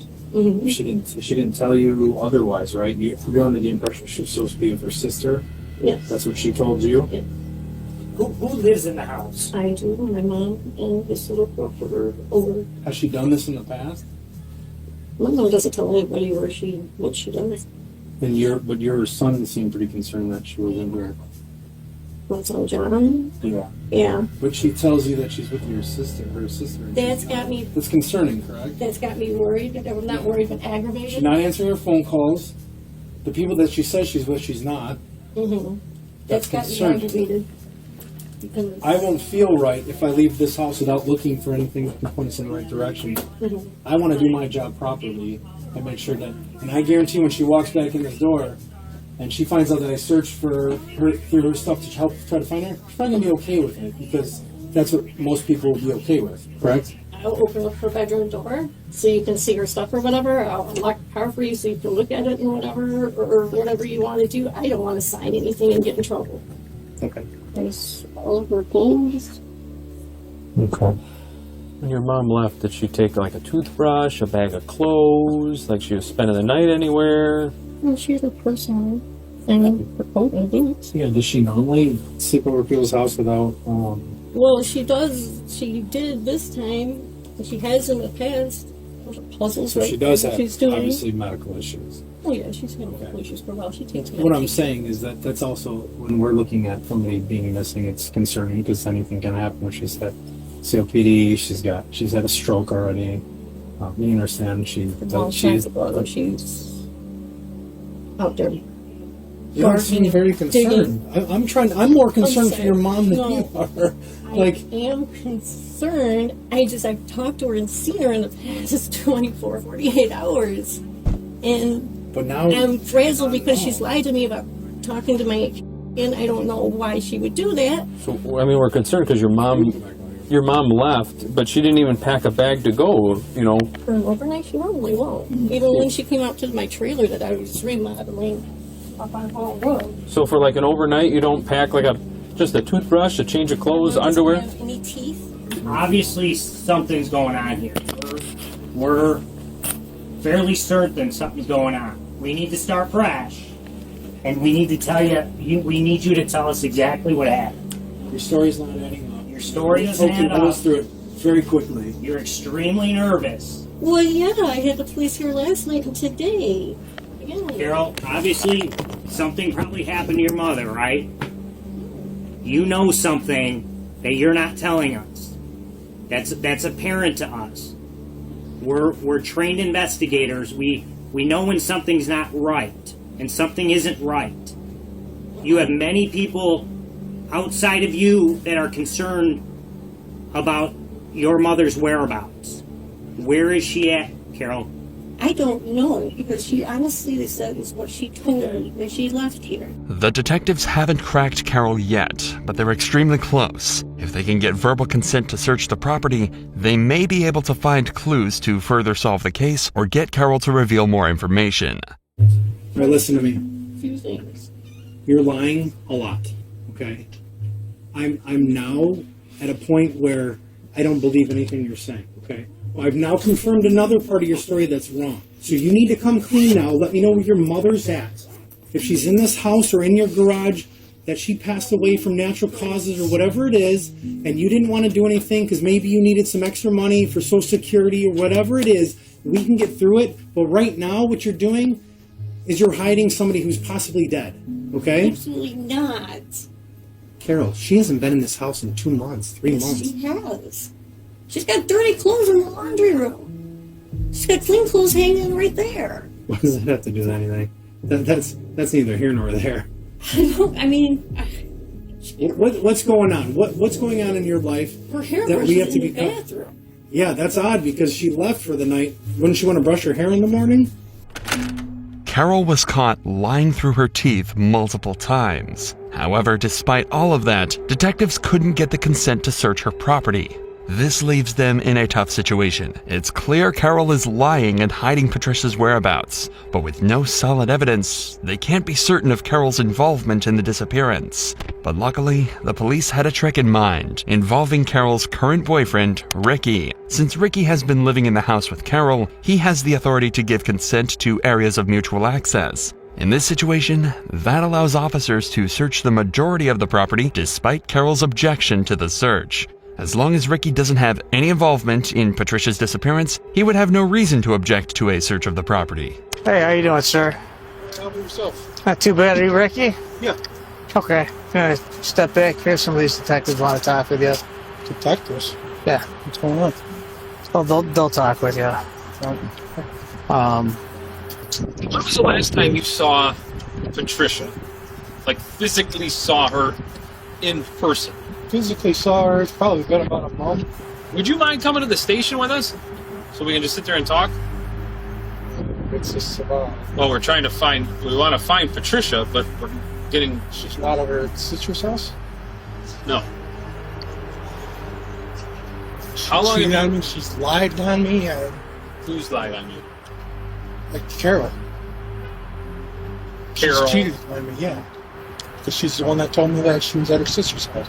Thankfully, it seems as though Ricky has no idea of the crimes. More importantly, he would agree to a search of the property, granting them access to most of the home. If they discover anything serious, they'll need a search warrant to investigate it further, but a cursory look around the property is now fully legal. They begin by searching her backyard and cars. Someone's got to search the inside. Who's with her? Help. Huh? Help's with her. Oh, Help's with her.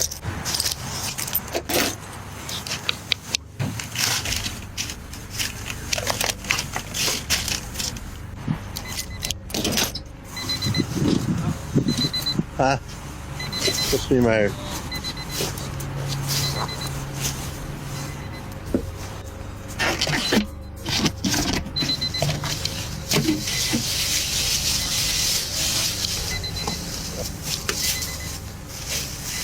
After coming up empty in the backyard, they check the last remaining spot, Carol's garage. Boyfriend's here.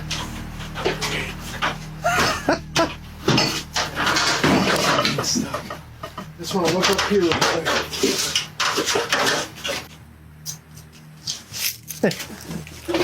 You open that? Should fit in here. I mean... Ooh, buddy. Oh. Alright. What do bloody towels. There's in here. She's in there. She's in the house. Oh, she's in there. Open it up. Let's see. Well, hold on. I don't know. Hold on. Well, hold on. I don't know. I'm not just. What? Nah. I don't know. He's looking. Nah, nothing. I think I opened up that grave then, and it's full of bloody towels. And it stinks like a dead body. Are you kidding me? Swear to God.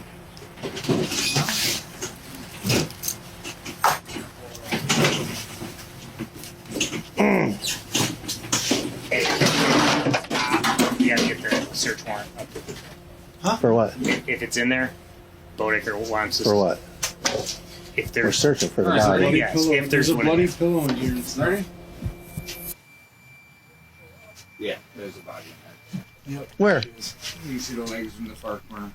Okay. Close back. Sure. I'll go get the thing up there.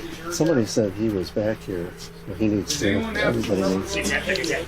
That's a boyfriend. He just showed up. They've been looking for him. Oh, okay. Hi, Lieutenant. I just opened up a big plastic storage bin and it smelled really bad. It was full of blood and towels, and you can see a body in there. So it's kind of where we're at. All right. We hook her, bring her in. What about Everybody was saying, the brothers, we need to find out what they were telling officers, because they were saying he was like in the back there yesterday. It was coming and going. Somebody might have seen. There Yeah. is still moisture on the top of that. I open it and there's still moisture on the top, so that's not been in there long. And they were somebody we got to talk to over there. They said, yeah, the door was open yesterday and he was coming and going, and then all of a sudden his car was gone. This dude? Whose boyfriend is it? This is the girl in Carol's. The daughter. I say we bring him in. Yeah. Not only had they found Patricia's deceased body in the storage bin, but the body still wasn't dry, meaning the murder couldn't have been more than 2 months ago as John originally suspected. This terrifying scene couldn't have made the truth more clear. Carol Ray had killed her mother and had been covering it up for weeks. However, she may not have been the only one involved in this. Ricky had been staying at the house for months now, and the cops believe he had to have known about the murder if he'd been living beside it the entire time. With this in mind, police place Carol under arrest immediately and detain Ricky too. Carol, go ahead and stand up for me. Drop the chains behind your back, okay? I think you know why we're going, but I suggest you think about what you need to tell us, okay? I might have my knife on me over there. Following Carol and Ricky's arrest, both would sit in a jail cell while they waited for detectives to arrive at the station. Multiple hours later, they would bring Carol in for her first interrogation. Obviously, Carol, we're here to talk to you about what's going on here. The further we let this keep rolling, the further it's going to get without you being able to, shed some light on this, okay? The goal for this interrogation is not to get Carol to confess, because she obviously did it, but to determine a motive and figure out if Ricky was also involved. If I say something and it comes out wrong or something like that, I don't want it because it was an accident. I'm doing here, so if I explain the process. If you explain the truth, then it will come out as the truth. I don't believe so. I can't give you advice, but if you want to tell your story, you can tell it how it is. I don't have to ask any questions. If you want to get it out, you can do that. At the same time, once I tell you your rights, if you don't want to talk, you don't have to talk. That night, we were sleeping between 1 a.m. and 4 a.m. in the morning, and I heard loud banging. My daughter and I were sleeping in my room in the back, and my mom was sleeping on the couch. Anyway, there was a big crash, and it sounded like someone was breaking through the glass window or breaking down the door in the living room. I grabbed my gun. I went running down the hallway and had my finger on the trigger like an idiot. But I went, not running, but walking fast down the hallway. And I hit with my right foot to the stupid floor to that hallway, making my heel like this, and it went off. Doing thing when I shook her shoulder, and then I heard gurgling. And I screamed, Mom, and pulled her on the floor, and I noticed that She had blood coming out of her mouth. But I thought somebody had broken the window or something like that. There was a huge, loud crash. If a suspect is highly emotional when recalling an event, they will often have trouble remembering certain details in that moment. You'll often notice the suspect unable to form full sentences and stuttering in their speech. But Carol shows none of this. While crying, she manages to form a detailed timeline of how she killed Patricia. This implies that her story of events may be inaccurate, and the murder wasn't a mistake like she claims. Now that they've heard it, however, the detectives would be able to search for evidence that explicitly countered this story, and that didn't take them long at all.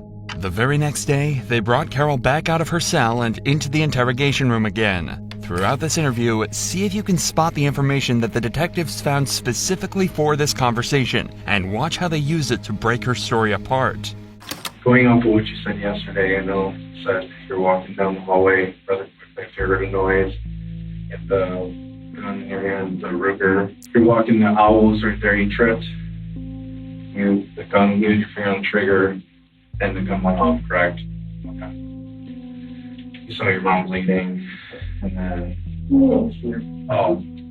I thought you said coming out of her mouth. Right away, I went on and it freaked me out, and I dropped it, and I screamed out, and I pulled away. I don't know much better. I shoulders, called her name. I called her name. She was it was just seconds. And it was gurgling sound, and it was something trickling out of my mouth. The cops are clearly trying to come across as understanding and compassionate to Carol, but if their main goal was to make her feel comfortable, they wouldn't have sat her in the corner of the room and positioned themselves between her and the door. They want to eventually make her feel so cornered and pressured that she lets go of the truth. So for now, this nice guy demeanor is a complete act for the detective to build rapport, as he tries to get her to talk as much as possible. So after that happened, obviously we found your mom in the container in the garage. Now, obviously my concern is kind of understand how she got there, but you gotta explain to me, because to me it seems with your back and everything that you could do this by yourself. So can you walk me through? I understand, obviously, panic, everything sets in, you're freaking out, and it's your mother you love, right? And so, he was waking up. Okay, can you kind of walk me through the minutes after all that happened? Let me ask you this, was Ricky there that night? I don't, you don't have to give them if you don't want to. Okay. Remember, an important part of this interrogation was to figure out if Carol's boyfriend Ricky was also involved to any extent. At the moment, Carol is claiming that he wasn't on the scene at all, as they'd recently had a number of arguments. The cops would have a chance to interview him later on, but for now, there's one question regarding him that they just can't seem to get their heads around. So Allison was sleeping with you.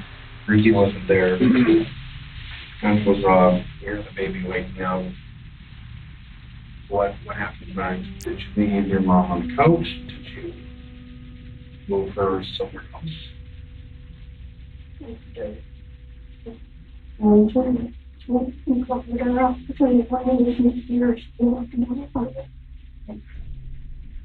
understand that. Very hard for you to understand.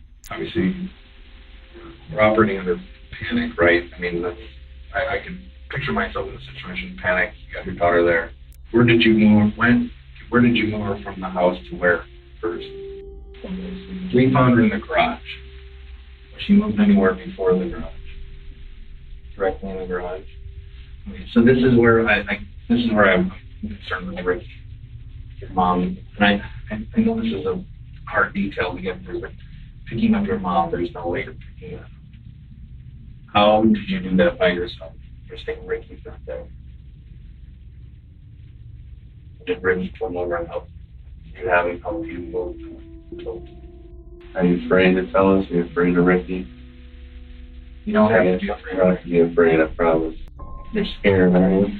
Carol remained completely silent for almost 30 seconds after she was asked this question. The cops are right to assume that she's scared, but it might not be for the reasons they think. She could be scared of Ricky and the consequences of implicating him in the crime, but she could also be terrified of the situation she's in. She's going to jail for a very long time. There's no escaping that anymore, and that's a scary reality for her. Whatever the reason is, though, the cops are still doing their best to give her a moral excuse or justification for what she did, so she'll talk a little more. She panicked, and anyone would have done the same. The best thing she can do to make things right is to tell them exactly what happened.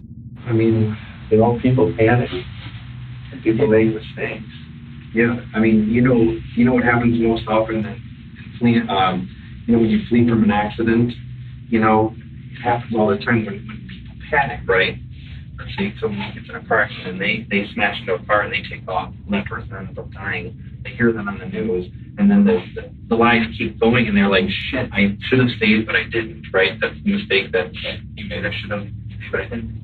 I don't want to keep revisiting, but I have to. How did you get the toad out of the house? The cheetah passed all that stuff in the garage. Is it possible somebody else can wound it for you? The cops are really focusing on Carol's inability to physically move Patricia to the garage, as, to them, it was a clear sign that somebody else had to be involved. But at this point, they're not getting anywhere. Unfortunately, this isn't conclusive enough evidence to implicate anyone else, and it's not getting Carol to talk, but that's okay, because the detectives have one piece of evidence that they've been saving for this very moment, that could prove without a doubt that everything Carol said so far has been a total lie. The other thing I want to bring up is they obviously did an autopsy on your mom. They found some puncture wounds in her neck, 3 puncture wounds. Not an old scar, but actual fresh puncture wounds in her neck. How did those get there? Nothing at all? Never was anything after the fact? I'm not saying you were killing her, but you know what I'm saying? I'm saying, I don't know, maybe her out from the street if she was suffering or anything like that.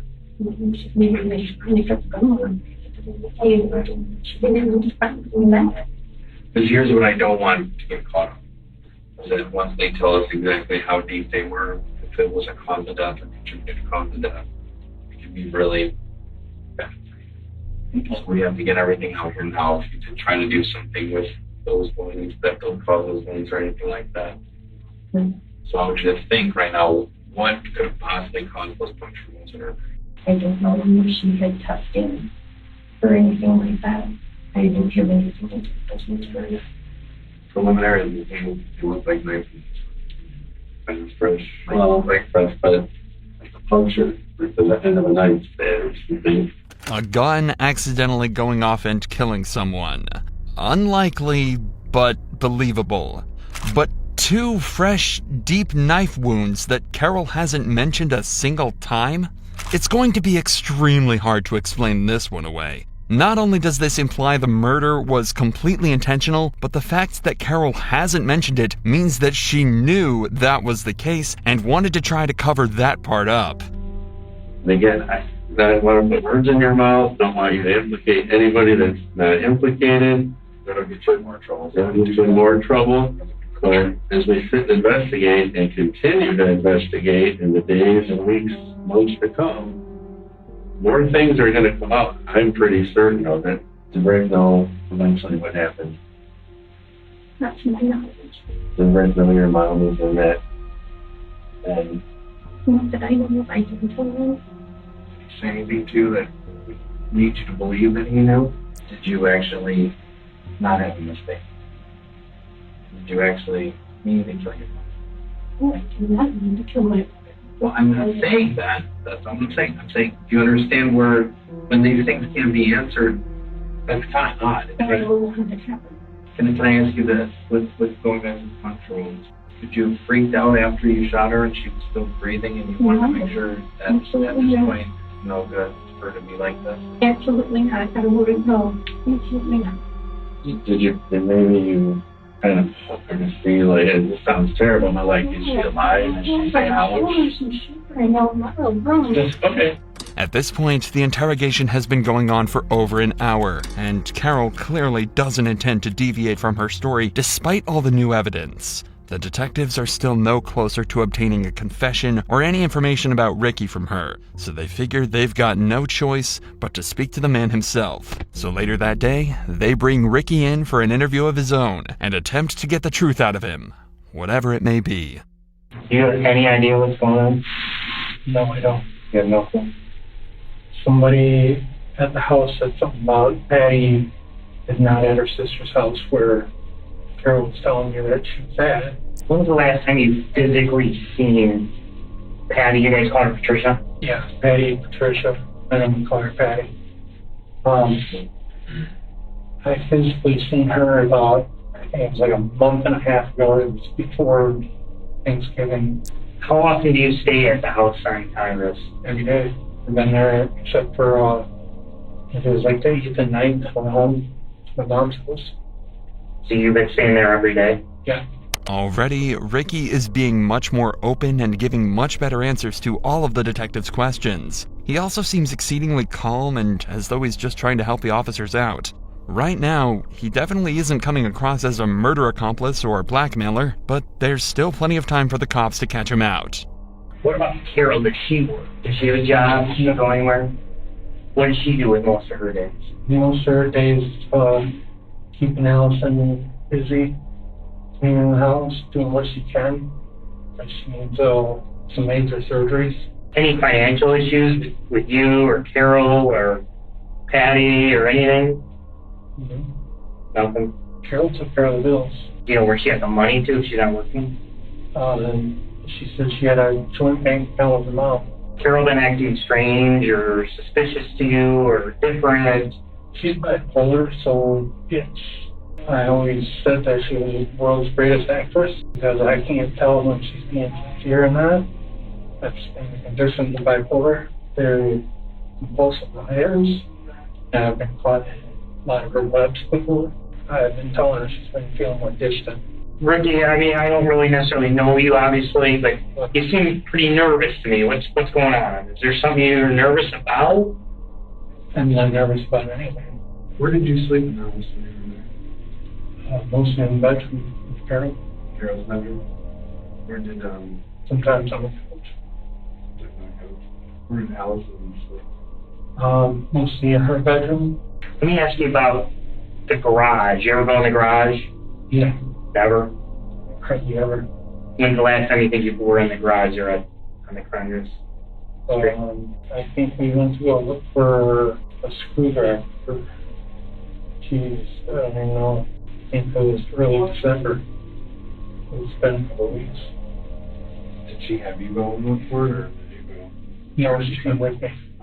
Compared to Carol's interrogation, this one seems extremely laid back and relaxed. It feels as though there's a big chance Ricky genuinely just doesn't know what's going on. However, the cops do pick up on the fact that he's a little nervous. He's finding it hard to look the detectives in the eyes, and he seems a little soft-spoken. So, to clear things up fully, they decide to put the pressure on big time to see if he breaks. Ricky, we got a problem. We got a real big problem. I think you know what it is. And I think you need to be honest and upfront with us. So we're going to give you the opportunity now. Tell us what really happened. That's what happened. What happened? What I told you. I'm not talking about the little details we've been asking you. I'm talking about with Patty. Patty, I don't know. She's been at her sister's house as far as I know. We know Patty's deceased. And Patty's got a gunshot wound to her. And she was found in a tote in that garage. So you have to tell us everything you know so you don't implicate yourself anymore than you're implicated. Because here's the thing, Ricky. There's investigative tools we have. We're going to find out exactly when she died, where you were when she died, which I'm betting you were in that house, and you know exactly what happened. No, I don't. I never had a problem with Patty. I'm not saying you had a problem with her. I'm not saying that at all. I'm saying you know something. I don't know anything. I swear. You don't know this woman, Carol. She has fucked with my head. She has cheated on me behind my back without me knowing about it. The only way I found out about it was tripping over stuff, finding it on accident. her showing me something on her phone, and then all of a sudden, I love you too, baby, pops up on her phone. Why are you with her? We went through counseling this year, tried to make things work, because I love her, I love Alice, and so she's like, oh, I really do. This is not the reaction a guilty person would give in this position. He's never defensive and he never gets annoyed. He just tries to explain things exactly as they are. He's not upset that he's been caught. It feels like he's upset that he'd ever be accused of this. He also gave a few pieces of information that could be backed up by the detectives, such as the facts that Carol had been cheating on him and that they'd been in therapy. In just 5 minutes, detectives went from assuming him to be the main accomplice to completely discounting him as a suspect. Carol, however, completely stayed in the spotlight, and it was eventually assumed that she acted alone and with intent in Patricia's murder. It was determined that Carol killed Patricia all the way back in November and hid her body for roughly 2 months before John had caught on to her act. Although Carol never verbally confessed to the crimes, she was charged with first-degree murder, felony use of a firearm, and larceny of $20,000 or more. She faces life in prison. Ricky was let go with no charges.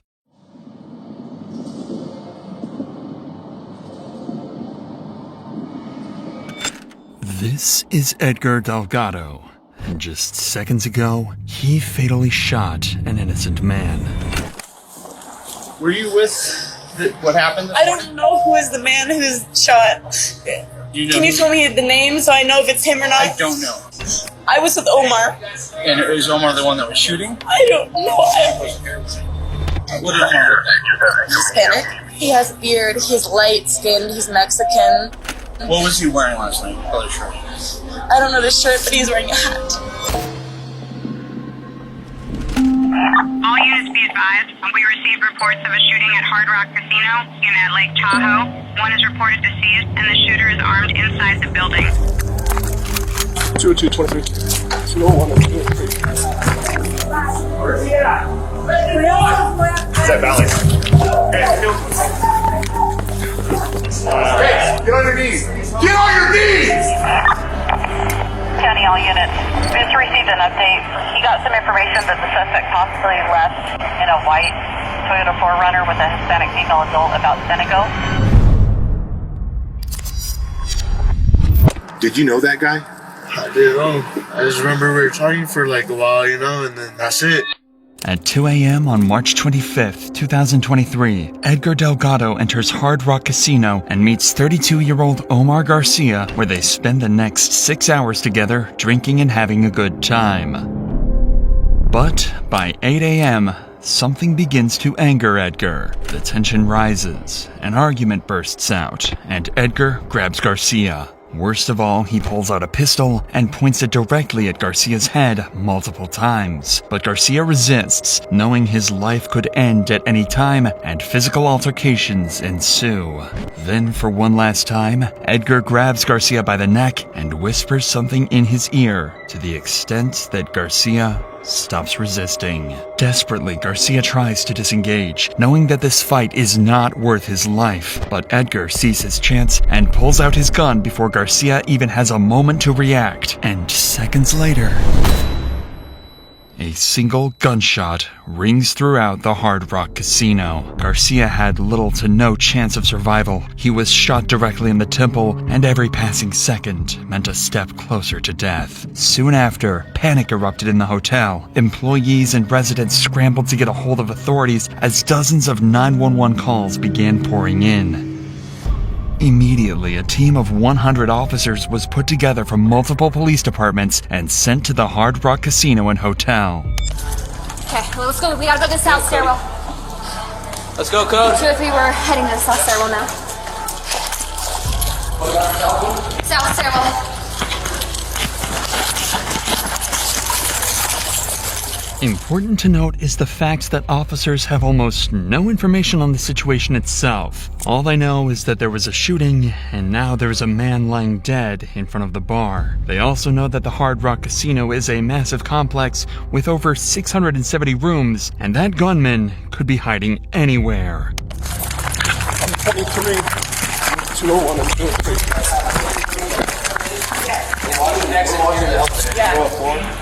Hey, Matt, Keenan. Brian's gonna take us second floor because the stairwell's on the outside. Brian's taking us right here, second floor. We'll hit our stairwells up. We're full floors. Hey. Oh, where are we going? Back. Brian! In an active shooting, officers always need to establish control over the situation the moment they arrive on the scene. That's why this team immediately moves in to secure the stairwells, because they lack security and connect to several parts of the building, which provides an easy escape route for the shooter. With that said, the shooter's identity is still unknown, and the officers need to treat everyone they encounter as a potential threat until confirmed otherwise. So it is. Where's your room? Where's your room at? Get back in your room and stay in there. Okay. Claire, go ahead. Hold there. Put your baton right here. Stop your hands. Right there. Stop right there. Stop right there. Don't move. Don't move. Go with. Come down here around the corner. Who else is with you? Not us. After quickly confirming that these are innocent civilians and not the shooter, officers can now move towards evacuating them. Want to take the elevator down? Grab that. Up there. And you got two coming down. Keep your hands up, folks. All the way down. Hands up. Let's go, boys. Look out, sir. Thank you. What's going on? You're good. Keep going all the way down. You're good. Go. Take a deep breath. We're going to every floor, so call out something. While this team is clearing this part of the stairwells, another team on the casino floor works on securing the crime scene and providing life-saving assistance to the victim. No, I ended up with you guys had fun. Apparently, where the victim was. Yeah. You got one here, one on this column right here that you want to see, and then Although emergency services were quick to respond and Garcia was transported out quickly, it was far too late to save him. He was pronounced dead within minutes. Worst of all, the killer was still on the loose, and every second wasted meant that officers were further away from catching him and more innocent lives were in danger. That is why the team on the casino floor immediately starts gathering witness statements to try and figure out exactly what happened. The first was someone who was able to get a closer look at the crime scene immediately after Garcia was shot. Was that the only shell casing you found that was spent? No, the spent one's right here next to this. Here, hold on, right there. See? That's the only spent one you saw? Yeah, so the word was that they were struggling. Yeah. I was just holding the arm down, and then I guess got sprayed out. One shot. So one shot. That's why I think the guy's still alive. Where was he hit? In the stomach? Oh, it was in the head. Yeah, that's brain matter. Oh, you're right. Yeah. The next witness was a girl that Omar was on a date with just hours before the murder. Hello. Were you with what happened? I don't know who is the man who's shot. Can you tell me the name so I know if it's him or not? I don't know. Okay. I was with Omar. And is Omar the one that was shooting? I don't know. What happened was I came in here after my work with a man named Omar as a date. What did Omar look like? Hispanic. Handsome. Did he have a beard? Incoming units mean 272 in Ballet at Hard Rock. What's that? I just met him last week. So you or don't 2 know if he weeks has ago. a beard? I just met him, but I know he's like close contact with a lot of people in town. Okay. I know that he's very important in town as a person. Okay. You know what I mean? Like Just everyone loves as a him. description though, does he have a beard? He has a beard. He's light skinned. He's Mexican. What was he wearing last night? What color shirt? I don't know the shirt, but he's wearing a hat, a backwards hat or black baseball hat. Okay. Even though this girl was praying that it wasn't who she thought, she does not know yet that it was in fact Omar who was shot and has even passed away. Although tragic, officers cannot spend any time on grievances. They have no clue what the killer looks like, what his escape plan is, and who he could possibly harm next. This is where they begin executing the last step of their response, chasing the shooter down, which begins with multiple SWAT teams initiating a wide search of the entire building, checking every hall and every corner.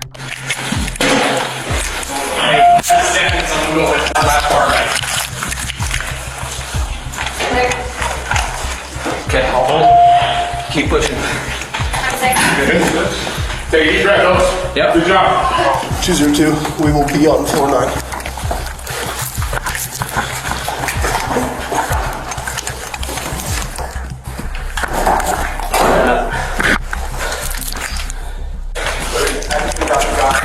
Let me see your hands. Show me your hands. I'm the one who called you guys. Show me your hands. I've been crying.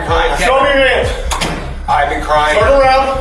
Hispanic guy, beard, gray shirt. They're right there. Down here. Down They here. got him. Down here. I called him. Call me 911. Both of you step over here. Okay. Step behind us. Yes, Oh sir. my God, you guys. Yes, sir. Can't you believe it happened? I was down there playing when it happened. Funny, and I ran into the bar and I saw the guy on the floor. Okay. Oh my God. Thanks. Hey, listen to me. Hey, both of you. He's in a hotel somewhere. One at a time. I know, that's why we stayed. Okay, you guys need to get into the stairwell. Okay, Let's stay. Come out here. Dude's just peeking. Sheriff's office, come out now! Who's your hands? Come out. We thought it was our kids. Our kids are in a couple rooms Okay, down. listen to me. You guys need to stay in this room. Don't come out for any reason, okay? Okay. Keep the door locked. Do not come out, okay? There's an active shooter right now. Stay in the room. At this point in time, officers do not have access to any of the CCTV footage, and it is difficult for them to find out who exactly the man is, let alone where he went. But getting their hands on this footage should only be a question of time. The security of casinos are often incredibly high, designed to quickly de-escalate dangerous situations like this, as we will come to see later in this video. The reason for this is part because of a shooting that happened back in Las Vegas in 2017. Due to the failure of that casino hotel's security, they were forced to pay out over $800 million to the victims of the shooting, ensuring that security would be increased on all casino hotels, much like this one. Actually, it's very common for hotels, casinos, or other companies to be forced to pay out settlements like this. That's why I partnered with Morgan & Morgan, the company that fought for many of the victims of the 2017 shooting, helping them win over $800 million. You're seriously hurt, your injury could be worth millions. With over 1,000 attorneys, Morgan & Morgan will fight to give you the best results. And unless you win, they do it all for free. In just the past few months, Morgan & Morgan has helped hundreds of people. One car crash victim in Florida won a verdict worth $12 million, and another in Philadelphia, $26 million. That was 40 times more than their insurance offered. So if you ever get seriously injured, your case could be worth millions. And it takes only a few minutes to see if you have a case. You can start your claim with Morgan & Morgan by visiting www.forthepeople.com/insanity, found in the description. With that said, police at Hard Rock Cafe received intel that the suspect likely fled into one of the 5 apartments nearby on the 1st and 2nd floor. Fortunately, this team you just saw cleared out the stairs and hallways, meaning more teams can rush into these apartments and look for the suspect. Sheriff's office, open the door. Show me your hands. Keep your hands up. Hey, we had a shooting downstairs. We need to make sure who's in here and who's not, okay? Go ahead, step right here. Keep your hands up. Just you two? Closet.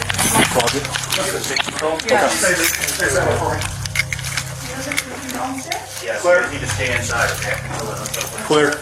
Hello. I got this one. Hi, with Sheriff's Office. Everybody good in here? Yeah, we're good. How many people? 4. 4? Y'all here? Yeah. Okay, can we just check, make sure everybody's okay? Nobody's hiding? Awesome. Thank you, ladies. What a day, huh? What a day. That was all good? Yeah. All right. Unlock it? Yeah. Unlock the door, open it slowly with your hands up. There you go. There's no clothes on, of course. Yeah, all right, so we want you to come on. Just coming out for a second. Right here, we'll get you some pants, okay? Anybody else in the room? Go step over here. Okay. Is anybody else in there? No. All right, stand right there. Step over here. Can I ask what's going on? We'll get to in a second. Shooting.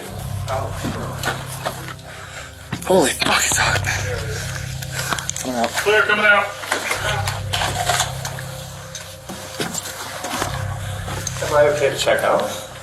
Just go in the room and hang tight. Although the Fourth Amendment bars officers from warrantless searches under most circumstances, this scenario is an exception as it is classified as an exigent circumstance. Exigent circumstances exist in situations where people are in imminent danger, where evidence faces imminent destruction, or prior to a suspect's imminent escape, much like in this active shooting. But even with this privilege, officers need to pick up their pace, because only 2 of the 5 apartments on this floor have been searched, and the killer could be in any one of them. Sheriff's office. Open the door. Can you see your hands? Anyone else in there with you? No, just you? Great. Is anybody hurt in here? No. No? Okay, cool. We got walk Just go ahead and stay in your room. Walk there. Oh, here. Hold on. Sorry. We just gotta make sure there's We just gotta make sure. nobody hurt in here.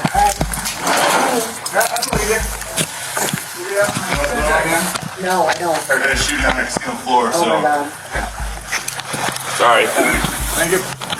Sheriff's office, open the door. Okay. Let me see your hands. Open the door, let me see your hands. Thank you, open the door. Holy shit. Who else is inside? My son. All right. Alone. Clear. We had a shooting incident at the hotel. Can you make sure there's no suspects in there, okay? Keep your hands up.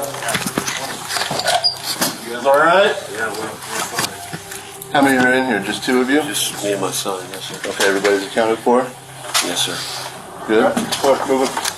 Even with such extensive manpower, SWAT is having a difficult time tracking down the killer. But they had one more apartment left, and the individual they came face to face with was someone who could very well be the killer. Sir, open the door. What's up? Sheriff's office, open the door. We're finishing this way. Open the door. I'm going to break the door down and come in.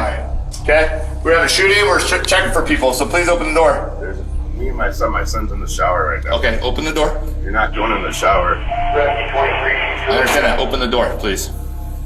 What do you want to do? We're searching to make sure everyone is okay. Is that on? Okay. Yes. Did you just turn it on? Yes. Off or on? It's on. It's on. So I need you to open the door, sir. But if you're coming in with SWAT gear, like, I've been sleeping. I just woke up. My gun is down and it's holstered, okay? I just need you to open the door so I can talk to you here and I gotta make sure everyone's okay that's inside the room, okay? We had an active shooter on the casino floor. Everyone's okay in here. Okay, I need you to open the door so we can make sure. Are you looking for somebody? Sir, I'm really trying not to make it difficult. I'm not trying to make it difficult. You are making it difficult. All I need is you to open the door. You're not going to break down that door. I'm not going to break down the door. I just need you to open this door. You're not going in there when he's naked in the shower. I'm not going in the shower. I just need you to open this door. Then why do you need to open this door? You're not telling me much. Do you have any reason? We don't know. We had an active shooter on the floor, so we don't know. We're checking every single room, right? So far, out of all the casinos, out of every room guest that we've been to, you're the only one that's not opening the door. You have probable cause to come in here. Refusing to cooperate in an active shooter situation is one of the worst decisions this man could have taken. To make things worse, he mentions the presence of someone else in the apartment. This is why officers have to be incredibly careful in dealing with this situation, because for all they know, behind this door could be someone ready to shoot at them. I'll wait. If you want me to wait till your son gets out of the shower so I can talk to him. Thank you, sir. You're not coming in though and breaking down the door to go in the shower. I'm not going to break down the door to go into the shower, okay? It's my kid. He's in the shower. There's no reason for it. We've told you 4 times. We're just checking the room to make sure no one's in there with a gun. Just let him through. This guy's got a gun. Yeah, in case there's another guy in the room with one. Please put the gun down. It's down, sir, okay? It was pointed at me. It's not pointed at you. down. Jesus Christ. Okay? Do you have ID, sir? I do have ID. I don't. Okay. Who else, besides you and your son, who else is here? Nobody's here, as Okay. you see. Okay. Can I come in and look on the other side of that bed over there? Yes, you can come in and look. All right, thank you. Fortunately, the apartment seemed relatively safe for officers to enter, but the suspect's behavior causes them to think that he might have been in contact with the shooter and need to interview both him and his son. And you're the only two that are in the room? We are the only two that are in the room. I'm gonna wait right here. Can you ask your son to maybe just off the shower, put on a towel, and stick his head out so I can verify he's okay? Yeah. Okay. How you doing, sir? Good. Good. I'm Sergeant Stork with the Sheriff's Office. Sorry for the rude awakening. We had an active shooter on the casino floor, so we're going room to room, making sure everyone's okay, no one was shot. There's no one that's tried to come in, get in your room. Okay? Obviously, just you and Just father, us two. right? Have you apprehended the suspect? That I do not know yet. Am I So, no. to leave or not?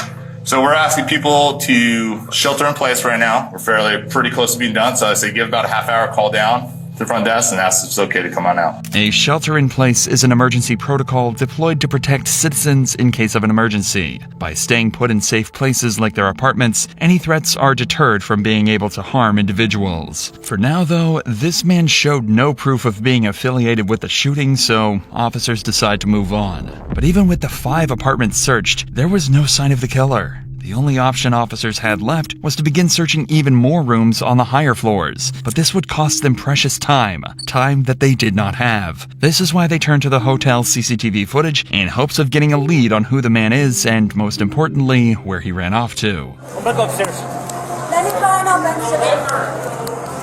I'm taking her upstairs to look at the camera.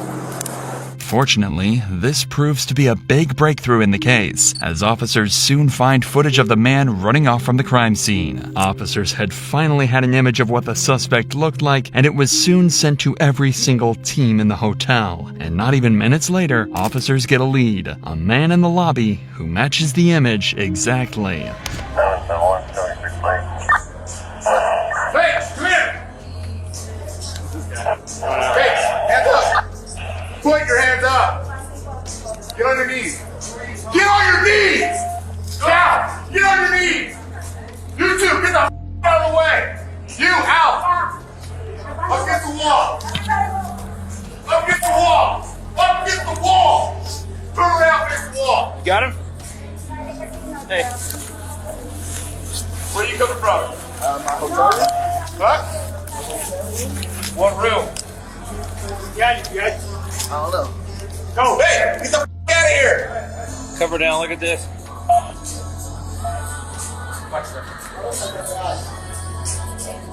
Yeah, this. Coffee up. I got it. One hand's on. Two hands on your back, dude. Cross-referencing the image to the suspect, the two are almost an exact match. However, officers are still not entirely certain and need to have a closer look before taking the next step and arresting him. Hey, I'm take off. Hey, take his cap off.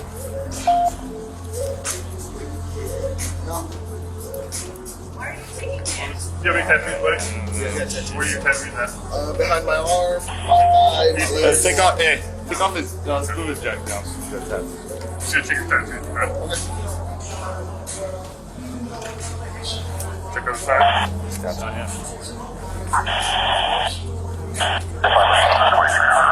Check his right. Let me see his right arm. Here's clear. So this is what we're looking for, buddy. Dude's got similar style. She's close to you, right? So that's why it is what it is. Unfortunately, this turned out to be a dead end. This was not the man that the officers were looking for, and the frustration clearly began to grow. Were you out in the casino floor before you came down? We were at the restaurant and then went straight to the room. Their surveillance guys did not know anything about this when I went up there. Zero. I gave them a picture when I went up there. Always south side with the gun. Right now. That's the last thing they are. That was 10-15 ago. Yeah. There's nobody at the link up, FY. Okay. Let's get you out of here.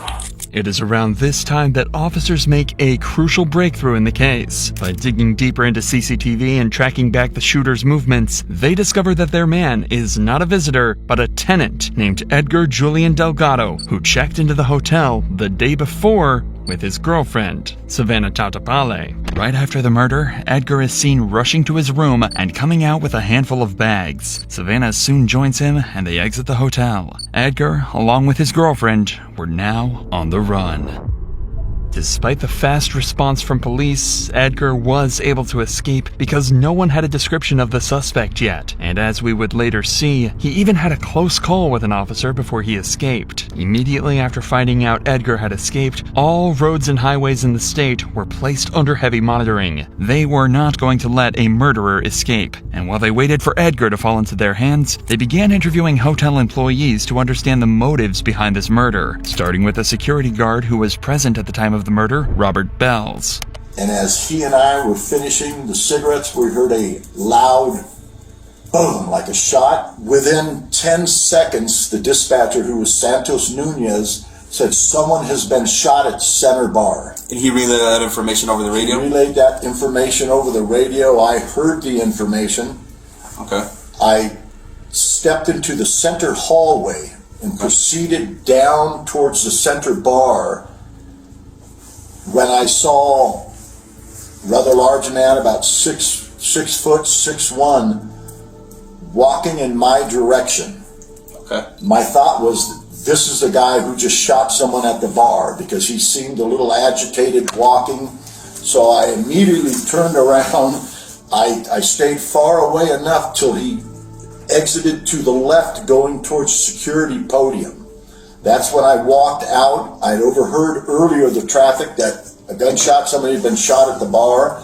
And that's when I walked over and I saw a man laying there in a pool of blood at the bar. From what Roberts says, the killing itself was quite a big scene at the center bar. Yet the response was so slow that Edgar was not only given the time to escape, but pack his belongings before doing so. To make matters worse, Edgar actually walked in front of the security podium, the point at which the entirety of the casino's security cameras were managed by guards. Security likely decided that pursuing an armed suspect, especially one responsible for a shooting, was not a wise decision to make, and rather opted to keep tabs on his whereabouts. Regardless, it is unfortunate that Edgar was given enough time to escape comfortably. At this point, officers move on to the next employee, Noble, who gives more insight into what the two were talking about before Edgar pulled the gun. Were you able to hear what kind of conversations they were having, what they were talking about? Not exactly. I wasn't really processing. It was still kind of early for me. It was kind of background noise to me, but okay. They were, Now, well, as they're being loud, was it a loud argument? Were they just being loud, laughing, joking? It seemed more like just kind of tough buddy stuff, I guess. More joking, I would think. In what way would you describe that, the tough buddy stuff? Comments? Like, they did mention, they were starting it like, oh, joking, like, I could kick your ass, no, no, you can't type thing. Okay. And that's when, they started just scuffling up a little bit there. Do you remember who told who initiated that type of conversation? No, I can say for sure. Friendly banter turning into a murder is something highly unusual. There is a crucial piece of the puzzle that detectives are missing out on, and the only person who can give it to them is Edgar himself.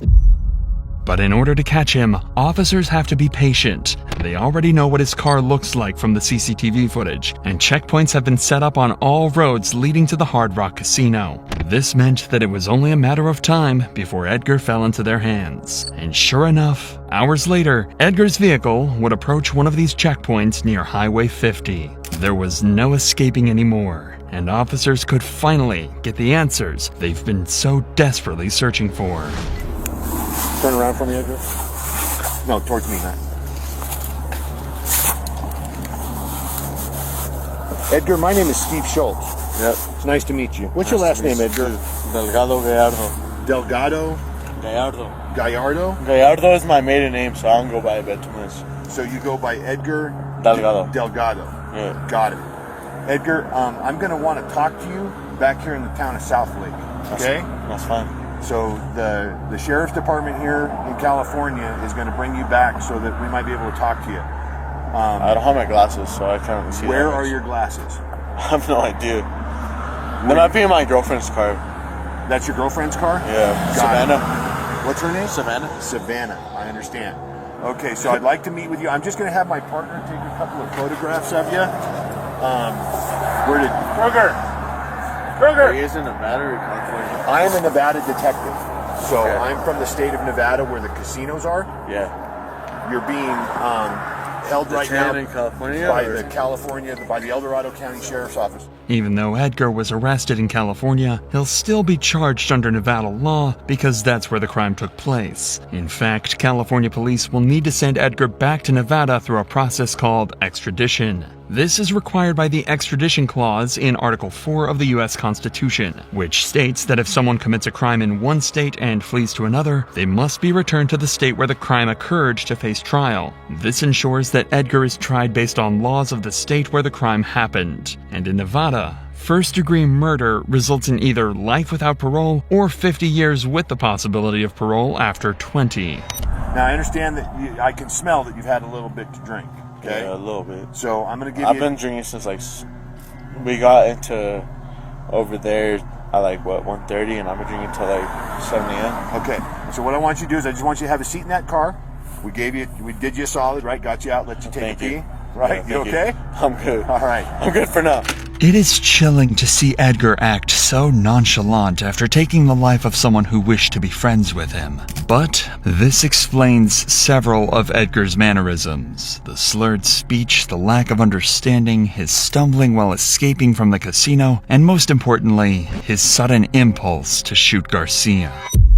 Although aggression to this extent stems from an individual's personal decisions, alcohol can often act as a catalyst. According to the NIH and WHO, alcohol is the most commonly associated drug with aggression compared to others that affect body function. This means that Garcia was murdered at the whims of a twisted drunkard, and Edgar needs to give them answers. But before an interview proceeds with him, detectives decide to interrogate his girlfriend, Savannah, in order to understand Edgar as a person, possibly giving them invaluable evidence to charge him with murder. Hi, Savannah. Hi. My name is Nadine. Nice to meet you. Jenkins is my last name. Nice to meet you as well. I'm a detective with Douglas County Sheriff's Office on the Nevada side. I would like to talk to you about what happened over at the Hard Rock that kind of led up to you being contacted by El Dorado County Sheriff's Office. From the time that you arrived in Tahoe until the time you left Tahoe, and tell me everything that happened from the beginning to the middle to the end in as much detail as you can. So we got here, we went straight to the Hard Rock. We parked in the front, we walked in, checked in, moved. After we checked in, we went and we parked in the parking garage, and then we went to our hotel. We went up to the hotel room, and then we went down to the casino area, and we had a few drinks, and then I was not feeling well, so we went back up to the room, and I was puking, and then he left. He said he was going to be back in 30 minutes, and then I fell asleep on the bathroom floor. Okay. And then I woke up to him calling me, saying, "Let's go, we need to leave." And I kept asking him what happened, and he just kept saying, "Let's go." I was getting frustrated. I was like, "Why? I'm hungover. I want to sleep. What's going on?" And he just kept saying over and over, "Let's go, let's go, let's go." And I assumed that he had been gambling and he lost money and he was mad. And so we grabbed our stuff and we walked to the car, and that's when we saw cops pulling up, and the cops told us, they said there's someone with a gun or someone got shot, and then he turned around, faced them, put his hands up, and I looked at him, I was like, "What are you doing?" And then I just said, "Babe, let's go." They just said, "Someone has a gun, let's go." And so we went to the car. It is likely that Savannah genuinely did not know why she was being rushed to leave in the heat of the moment. Unfortunately, due to Edgar's horrible decisions, she is now an accomplice in her boyfriend's escape. So either she tries to defend him and risk being charged as an accomplice in murder, or fess up and answer every question honestly, especially the ones about his past. How did you meet Edgar? How do you know him? We went to high school together, but we were never really talked in high school. And then I started working at a bar, and he is my boss. Okay, it's your boss. Mm-hmm. Okay. What do you know about him and his history before meeting you? Nothing. Okay, don't really know anything. I just know that we went to school together. Okay. Do you know anything about Edgar, his life, things he may or may not have done in between when you knew him in high school and then when you knew him as your boss at the Red Room? Oh. Okay. Have you guys had, some couples don't really have this is my history talk. Some do. We have not. You have not had that talk? No. Okay. For now, the detective believes that Savannah isn't comfortable enough to reveal details and decides to take an alternative approach. By explaining the trouble she's in and mounting some pressure, there is a chance that crucial information can be squeezed out of her. You have to understand that when you know somebody has done something illegal or have a suspicion of it, or they are giving you that hint, and then if you help them escape, that's a crime. So by driving him away from the scene, you put yourself in a really bad spot. Okay? Help me help you, right? I need to know everything. I'm going to be blunt with you. He shot that guy.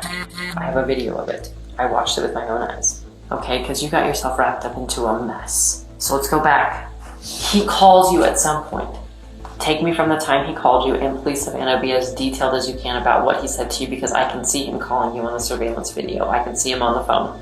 So what did he say to you? He said, "Grab the bags, let's And he just kept saying, repeating that over and over. Just grab the flags, let's go, let's go, let's go. Okay, so then he gets up to the room. Be super specific. What is everything that happened from the time he walked into that room until the time you guys walked out of the room? Tell me everything. He just said, let's go, we need to go. And I kept asking him why, and what's going on, and he seemed upset.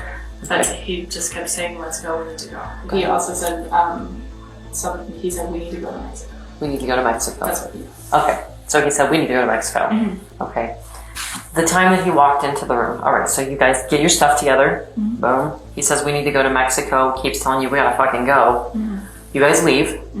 You walk out to the parking structure and you're contacted by the police. I heard you say that the police approached and he put his hands up and turned. And you started to tell me what he said to you, and then you stopped. Because I don't really remember exactly what he said. I don't need verbatim. Give me the gist of what it was that he said to you. I really don't. I had just woken up. Everything was a blur. Okay. I genuinely don't remember. Don't remember? Okay. Yeah. So I'm picturing it in my head because I wasn't there, but I don't want to get it wrong. So when you say, like, can you give me a demonstration of what he did when the police approached? Like, what did he do body language wise? What did he do? Well, I'm pretty sure he dropped his hat on the ground and he just like put his hands up. What does his backpack look like? I think it's a Jordan backpack. It's black. The only other things in the car were my bag, which is green, and he had another black duffel bag. The bag that Savannah mentions contains several of Edgar's items, including the weapon he used to kill Garcia. The black. Okay, barrels towards me. Barrels. And then it looks like the mag and the gun are separate. Slide is open. Okay. And there's a magazine with it. So let's watch for trace evidence or anything on the barrel or anything like that. Got it. Hold on, I'll do. It's a 26. So it's a Glock 26? Yep. This information is what the detective uses to not only make sure that Savannah is telling the truth, but to find out whether this murder was premeditated or not. Do you know Edgar to carry a firearm on a regular basis? Did you know he was carrying a firearm? I knew that he had it with him. Okay. I didn't know that he had it when we were like in the casino. Okay, so you were not aware of that. No. Does he generally carry it on his person when you guys go out? No. I guess I'm trying to wrap my mind around, sometimes people, like, for me, for instance, law enforcement, I carry it everywhere I go, nature of the job, right? Some people only carry it sometimes if they feel like there might be a problem, or they feel threatened, or it's a bad environment, or something like that. And other people carry it all the time, just in case, right? I know for a fact he doesn't have it on him all the time. Okay, so he doesn't have it on him all the time. Do you have any idea what would have prompted him to carry it today? No. When he came back to the room, did you see the gun in his possession? No. I saw it when we were leaving the hotel room about to go to the car. And where did you see it at? I think he put it in his, like, box. I don't know if it's like a gun case or what it is. Okay. So I'm sorry, say that for me one more time. You saw it when you were leaving When the we- room? And from the room to the car. Okay, so he stopped and he put it in a box of some sort? I think it's his gun case. Under normal circumstances, it would not have been odd for Edgar to carry a weapon. This is because he worked as a security guard in Santa Cruz, and due to the nature of his job, one would expect him to be safety-oriented. If this were the case, detectives likely would not think that the murder was premeditated. However, the reality was that carrying a weapon was unlike him, as his girlfriend testifies. If anything, this has dug an even deeper grave for Edgar, since there are grounds to charge him with first-degree murder. But Edgar somehow makes this situation even worse for himself with the interview he gives one of the officers who arrests him. This would also be where we finally see Edgar's mental state during and after the murder. It's important for you to be able to tell your side of the story about what happened back there, and I want to listen to it. And I didn't necessarily want to do it here in the back of a police car, but since you mentioned that you have a gun and that it's in the car, I think it's important that we have the conversation. So, but none of that is like, why don't you hold accountable to me because you didn't tell me that before, But all I gotta tell you is like, why don't you tell me your side of this? How did this happen? in the long run, And she knows too, like, I know that she's been wanting to do it for a while. She's been wanting to become like a police officer, you know? Okay. So we're okay talking? Yes? You're willing to talk to me? A little bit. Okay, a little bit. And like I said, anytime you want, Edgar. If I don't want to talk to you, that's it. You can say anytime during this conversation. You can say, "Hey, Steve." Like I've had family not members that are gay members, you know, and like I know the way it is. I get it in the streets. So I understand that you've had a life, right?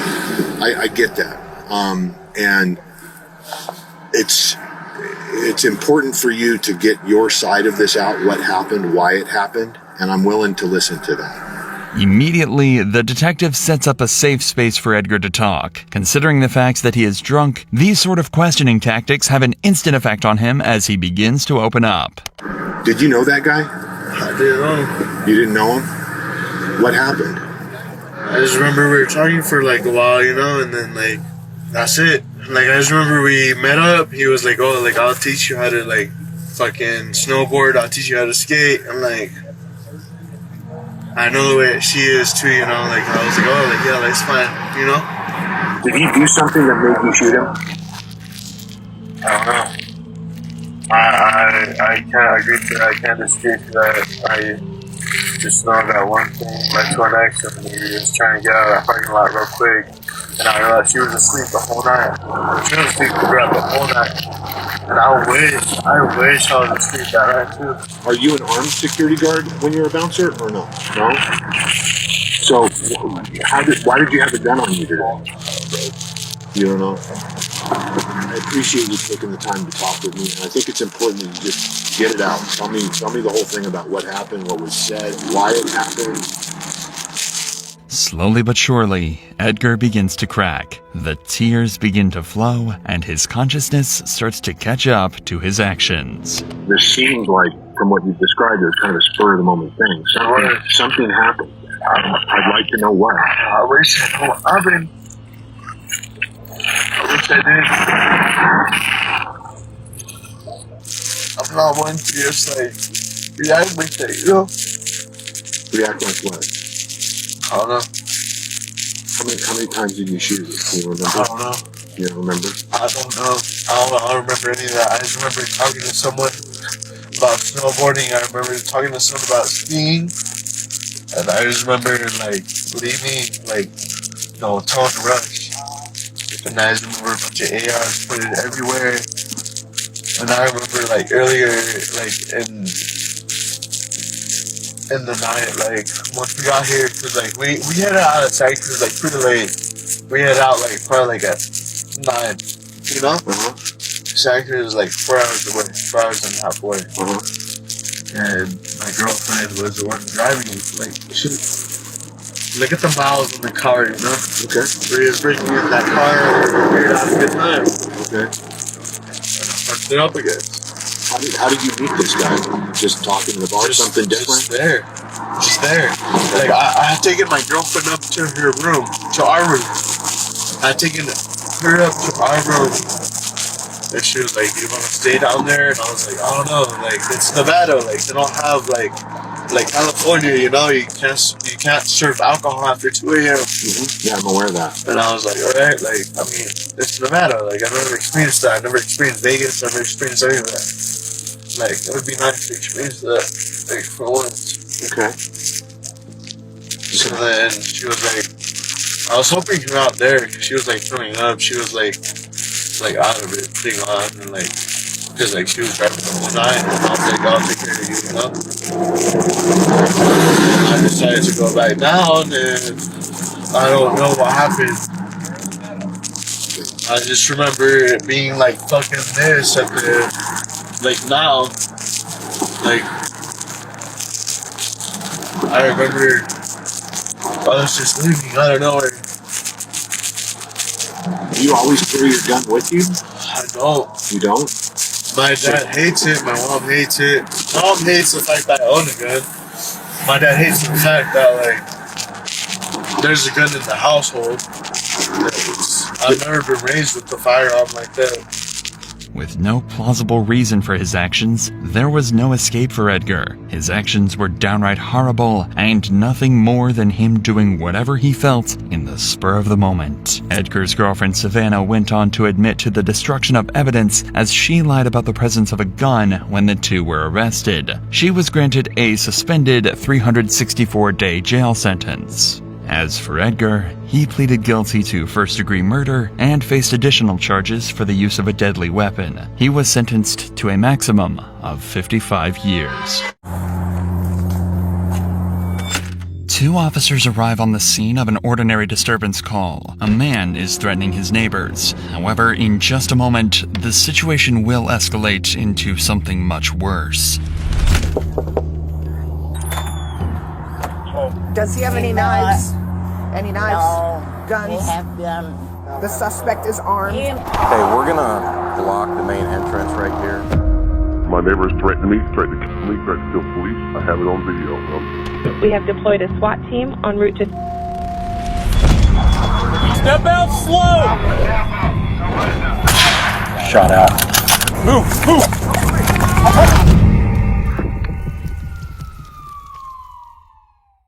On March 11th, 2023, a peaceful morning descended into chaos in Steel Creek, Charlotte, as one man began a campaign of terror that has put an entire neighborhood in danger. But to understand how police got this schizophrenic man under control, we need to take a look at every tactic and technique the SWAT team used throughout the 30-hour standoff. It started at 6:45 a.m. on Saturday morning when On Tai walked into his front garden, megaphone in hand, and threatened to kill his neighbors on Briar Fork Drive. The clock started immediately when 911 started receiving calls from some of those neighbors. My neighbors threatened me, threatened to kill me, threatened to kill police. I have it on video. We're scared. Okay, and when you say he's threatening you, is he doing it in person, on the phone? What Yes, on with a megaphone. He's out in front of his yard.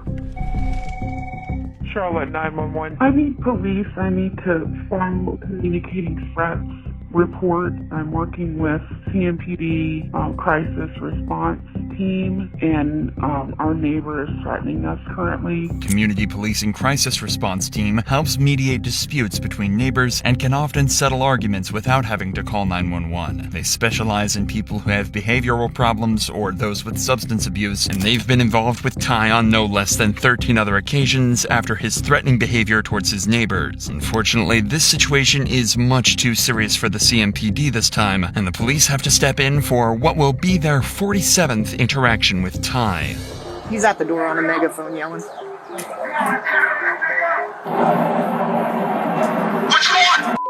Here we go. Good morning. How you doing? Ron has a warrant for his arrest. I don't know because I'm telling We you, have to take him. He has a warrant for his arrest. Does he have any knives? Any knives? No, Guns? He have gun. The gun have the six revolver. Yeah. He has that? Yeah. Well, we're going to try to get out of his range in case he shoots. He can't see us to shoot. In order to make sure the cops have the right information, they're going to need to break down the language barrier. So her daughter is soon on the phone helping to translate for the officers, ensuring the cops can properly assess the gravity of the situation without second-guessing themselves. Who is this? My daughter. Oh, hello? Hello. Hi. Hey, this is Officer Miller with Charlotte Police. We're just trying to clarify with the language barrier for your mom. But Ann has a order for his arrest to go to jail. She's advising that he has what we can best tell is a revolver, a gun. I just want to confirm that he does have that with your mom. If you can ask her if he does have a gun. Yes, of course. All right, go ahead. She says that he does have a revolver in his room. Does he have bullets in the revolver? Is it loaded? Yes, it's loaded. She was trying to explain another possible weapon, and I couldn't understand what she was saying. So can you ask her if he has any other weapons? That he has a baseball bat. And what kind of dog does he have? There's two dogs in there, like a live dog, and the other one is like a small. Now the cops have a much better picture of what they're facing. They know that Ty has a gun and it's loaded. They suspect he has a dog in there with him, and although the mother claims it won't bite, these cops can't take any chances. Ty also has a warrant out for his arrest for communicating threats in another incident, making this a criminal barricade. The difference between a criminal barricade and a non-criminal barricade is simple. A non-criminal barricade usually means a suspect isn't wanted for a crime and is often a case of a suicidal suspect. A criminal barricade means the suspect is wanted for a crime, is a possible danger to others, and needs a drastically different approach. These cops don't have access to the resources this kind of response will need, and SWAT is called in to take over this standoff. SWAT has an arsenal of armored vehicles at their disposal, as well as riot shields, expert negotiators, and specific training to deal with this exact kind of situation. But just because SWAT has been called doesn't mean the negotiations stop there, as police continue to try and convince Ty to hand himself in while they wait for the team to arrive. Mr. Ty, it's the Charlotte-Mecklenburg Police Department. We're outside. Mr. Ty, I need you to come outside. We're not going anywhere. We need you to step outside with your hands up. Ty already has a warrant out for his arrest for communicating threats in another incident, and police know he's highly strung, potentially violent, and extremely unpredictable. If they're going to talk him out of the house, they're going to have to convince him there's no danger. It would help me understand this a lot better if we were talking face to face. Are you gonna kill me? No, that I'm not. Are you gonna put me in handcuffs? Yes, I will have to put you in handcuffs. And then you're not gonna let me back into my house. You're gonna take me somewhere far away. Listen, you do have a warrant. Yes. For communicating threats, okay? That's why we're here. Yes, and I can change my identity. We have to serve that warrant, okay? That's just me. I'm not Ty. My name is King Ty. I'm not in the business of lying, okay? I don't want to lie to you. I don't want to steer you in the wrong direction, all right? The trouble that you're in is very minor, okay? It's not a big deal. By reassuring him that he won't be hurt if he surrenders, the negotiator can try to prevent the situation escalating, or even turning violent. During negotiations like these, police will try to de-escalate the situation and keep the suspect as calm as possible. But in this case, Ty seems so unhinged that there's no way they can make him see reason. If things deteriorate any further, it's possible Ty might make good on his threats, and this situation could turn deadly. Nobody wants to kill you, I promise you that. I do not want to harm you, and no officer out here wants to hurt you. That I can promise you. Take me alive. No matter what you do. You have to. Nobody wants to harm you, and we don't want you to harm yourself, all right? This is war, dude. You broke my door. This is not war. Broke me in front of everyone, right? No, we do not want you to hurt yourself. It seems peaceful negotiations aren't working, as no matter what the negotiator tries, Ty just won't cooperate. Become very consistent that he will not leave that home. It's just circles, circles, circles, man. Like it always circles back around to I'm gonna kill myself or you're gonna kill me, period. I'm not coming out of this house.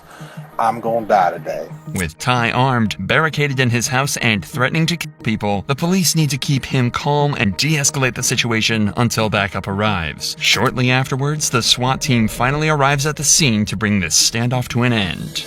Hey, get your f***ing people ready to have a plan. Who's ready? Do you want me to try to push the robot up, see if I can get over stuff? The SWAT team finally at the scene, they can get a better look at their surroundings by sending in robots and drones. But they first need to find the best place to gain entry into the house, which in this case is right through the front door. 2539. Well, I will call you. I just need you to answer your phone.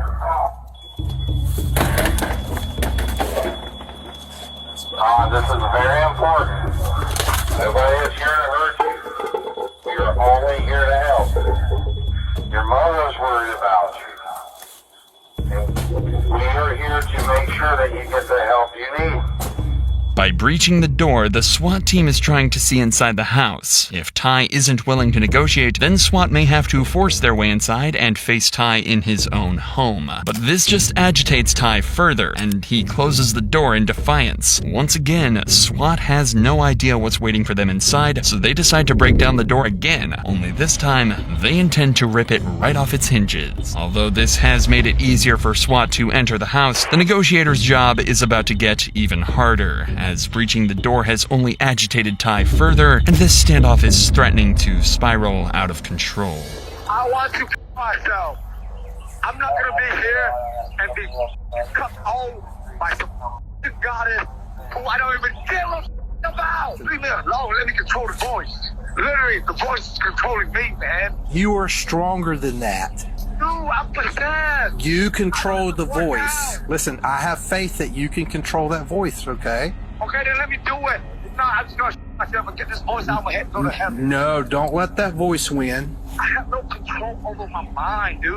I'm telling y'all, I'm under mind control, possessed. You are stronger than that, okay? You can do it, and we can help you. This could be some kind of manic episode Ty is experiencing, as he's definitely not of sound mind, especially when he's talking about voices controlling him. He's angry that his mother's front door has been destroyed, and the cops know they've made him mad. Their priority is to try and de-escalate the situation, so they try and convince him they'll fix the door after he hands himself in. But Ty's reaction is not what the cops were hoping for.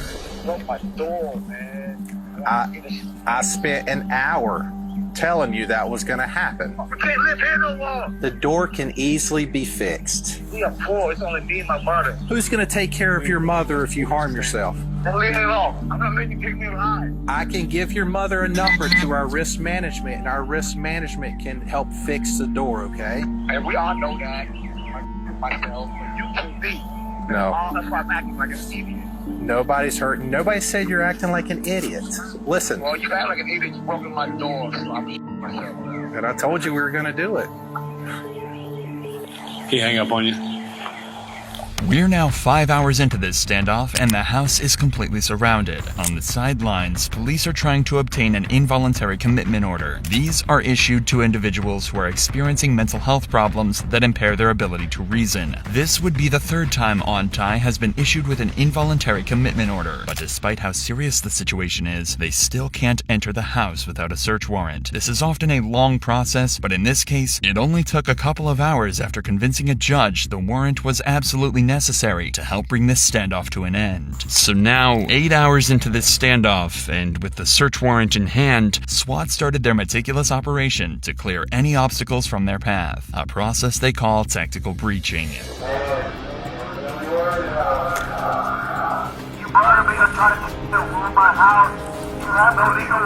Tactical breaching is more than just breaking down windows and doors, as it allows easy access to the house and allows police to see inside the house. But it's still not safe for the officers to enter the house, as Ty is still hiding and armed with a gun. There's only one way to see inside the house without putting lives at risk, by using the latest technology to their advantage, like drones and robots. Alright, well, we're sending a robot in up the steps if we can.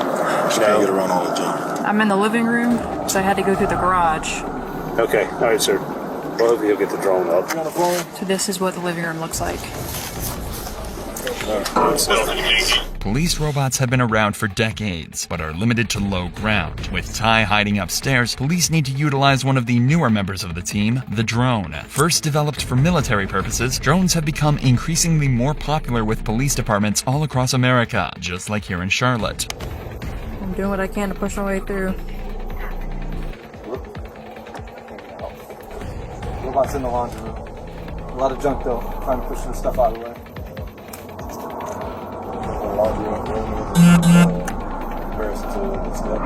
Yeah, she's got to go all the way around. Drones can reach places people can't and give police a bird's eye view of the upstairs of the house without a single officer being put in harm's way. It also shows how quickly a situation can go from quiet to dangerous in the blink of an eye.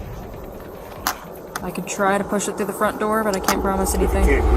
That drone has just been destroyed, but now police know exactly which room he's hiding out in. After a second drone is destroyed, Ty suddenly appears at the front door of the house and he's armed with a handgun. What he might not realize is he's in the targets of several sharpshooters who are scattered around the area with various views of the house, ready to fire if Ty presents a threat to them, their fellow officers, or anyone else in the area. He's trying to put the door back up, it looks like. Gun in his left hand. Shot out.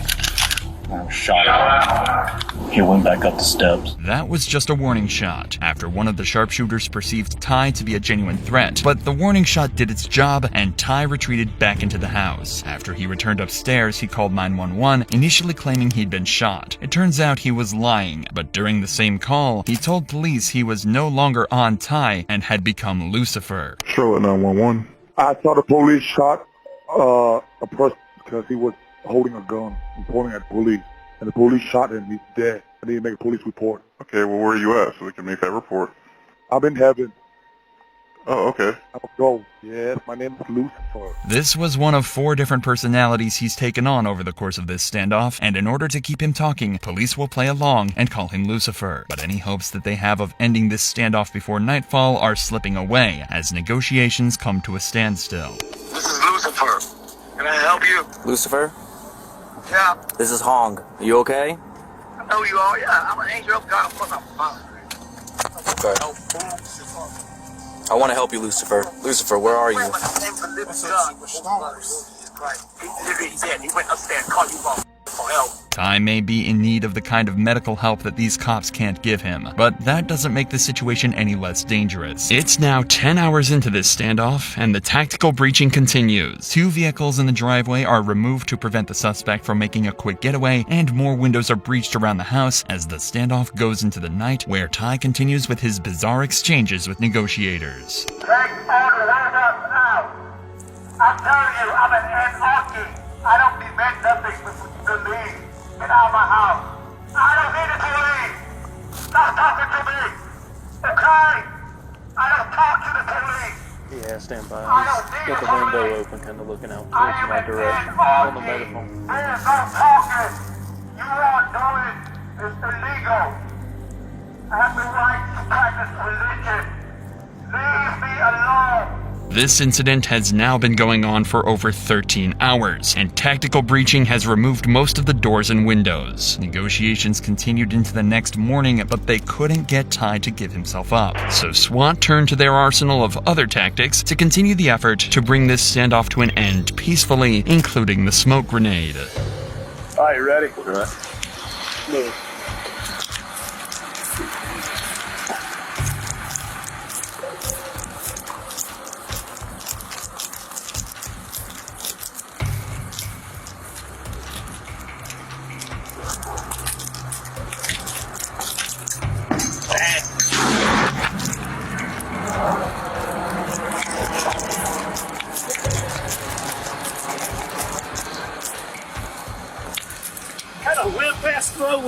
Smoke grenades can help create a visual barrier and disorient a suspect. The sudden, sharp sensory overload can lower the suspect's will to resist and encourage him to surrender peacefully. But the SWAT team isn't done yet and decides to enter the house to cut the power off. All right, good? Yep. All right, move, Shell.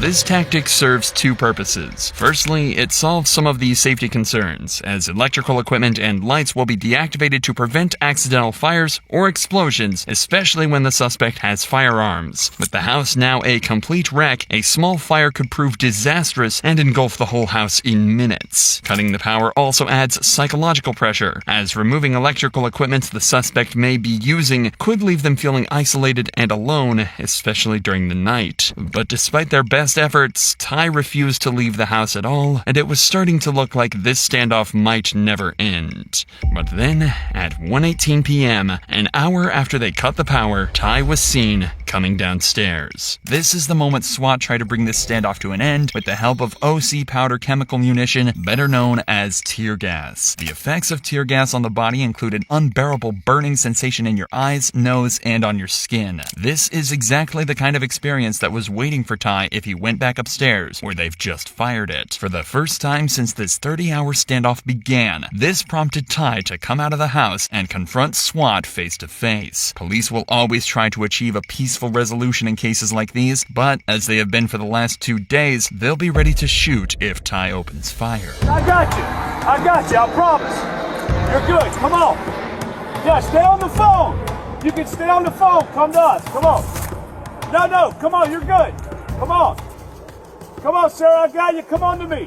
Just be careful, you're good, come on. Yep, yeah, come on, you keep walking, you're good. Bring the dog with you. Come on. Oh, we're not, brother, come on. Yeah, your dog's good, come on. Okay, yep. Hey, I'll take over verbal so you can make a call on the other side. Keep coming to us. We're not going to shoot you. You keep coming to us. You're doing good. You're fine. Keep walking towards us. Keep your hands ready. You're good. You're good. We see your dog. We see your phone. You're good, Auntie. Keep walking towards us, brother. You're doing good. Can we move? He's facing away. Bang him and move. Yes. Move. Get on the ground. I'm coming. Don't kill my dog. I'm coming. Don't kill my dog, please. I'm coming. That's why I beat my back. Don't shoot me. That's the handgun he'd been concealing in his clothing and could have been used at any moment. This is a perfect example of a SWAT team who did everything by the book and achieved their goal of a peaceful arrest. It may have taken 30 hours for this to end, but by choosing the right moment, they brought this neighborhood's ordeal to an end, with only 1 bullet fired and 0 casualties. It's 3:30 a.m. in a neighborhood in the city of Akron. CCTV records a man in a jumpsuit walking up to a house. Seconds later, what could only be a nightmare begins. Akron 911. Well, I got a fire going on Fulton Avenue. It's fully engulfed. I think there's people in the house. It's blazing, man. It's blazing. It's up here quick. I can feel the heat. The lights are going out. It's burning quick, man. If somebody's in there, they're dead, man. As the flames engulf the house, the mysterious man disappears into the night, leaving a trail of blood behind him. Oh my God. Hurry, please. Oh, Jesus. The whole house is on fire. As authorities were called to investigate, they had no idea what they were stepping into. This would only be the beginning of a series of fatal fires set by a vicious, cold-blooded killer, and detectives would soon find themselves racing against the clock as a serial arsonist hunts for his next victims. The night of April 17th, 2016 was uneventful for 66-year-old Lindell Lewis. He had just gone through a hip replacement surgery and was resting at his home on 719 Fultz Street, being looked after by Gloria Jean Hart, his girlfriend at the time. However, this night would be different. This night would plunge the once peaceful city of Akron into sheer terror. In the early hours of April 18th, close to 3:33 a.m., CCTV footage captured a man walking in the direction that led directly to Lindell's house. Because he was in a hurry to escape, this first attempt at setting the house on fire had failed and the flames died out, prompting the arsonist to make a return for a second time to make sure he finished the job. At around 3:40 a.m. and approximately 3 minutes after this second round of dousing the house with what appears to be gasoline, a raging fire would swallow up the entirety of Lindell's house. This was an early Monday morning and most people in Lane Worcester neighborhood were asleep preparing for work. No one would have been awake to see who this this masked arsonist was. More importantly, whoever this was well aware of Lindell's hip surgery, as it had made him wheelchair-ridden and unable to move. This meant that the fire was started knowing that he would never be able to escape. And soon enough, 911 calls would begin pouring in as the fire raged on. Akron 911. This is 725. It's next door. I can feel a heat. The lights are going out. It's burning quick, man. If somebody's in there, they're dead, man. You get up there real quick. Hey, they're on their way right now. Presumably, Lindell and his girlfriend were sleeping in their bedroom on the upper floor of the house when the fire initially began. Since the masked arsonist ensured that the fire spread from the ground floor, this meant that by the time they woke up because of the heat and crackling of the fire, they had no escape, especially because Lindell was unable to move by himself. Gloria most likely helped Lindell move from the bed, and the couple retreated to their bedroom in an attempt to get as far away as possible. But all this did was delay the inevitable. As firefighters and EMS arrived at the scene, the elderly couple was heard screaming for help from inside their bathroom. Even with desperate attempts to save them, it was far too late. This gasoline fire was far too violent, and the smoke was far too thick. Gloria Jean Hart and Lindell Lewis were pronounced dead by the time they were discovered. A tragedy like this was unheard of in Akron, not only because of the fact that there was now an arsonist on the loose, but because no one knew who his next victim would be. Because as it turns out, Lindell and Gloria were only 2 of his 9 victims to come. The hunt for this masked murderer was on, and soon enough, detectives had a lead. During the night this fire occurred, the suspect had fled in this direction immediately after his second attempt. This meant that whoever this was lived in this general vicinity, and considering this, the very first suspect would be Stanley Ford. Stanley was a peculiar man. He often claimed to be a guardian sent by God and would spend his days sleeping so he could stay awake at night to watch over the neighborhood. Additionally, Stanley was also Lindell's neighbor, and the two had spent many years living next to each other. This is why officers were certain that Stanley would react with sorrow when informed of Lindell's death. But when a call was made telling him of the tragedy, something was off. I was calling to follow up with you about the fire across the street. You know, because of the tumultuous history that you and the people in Lindell's house had, everybody is thinking you, right? What's your concern? Is it how to make people believe that it wasn't you? Tanisha, you either take my word or you don't. That's all I can tell you. Well, we do have another option. What's that? The polygraph.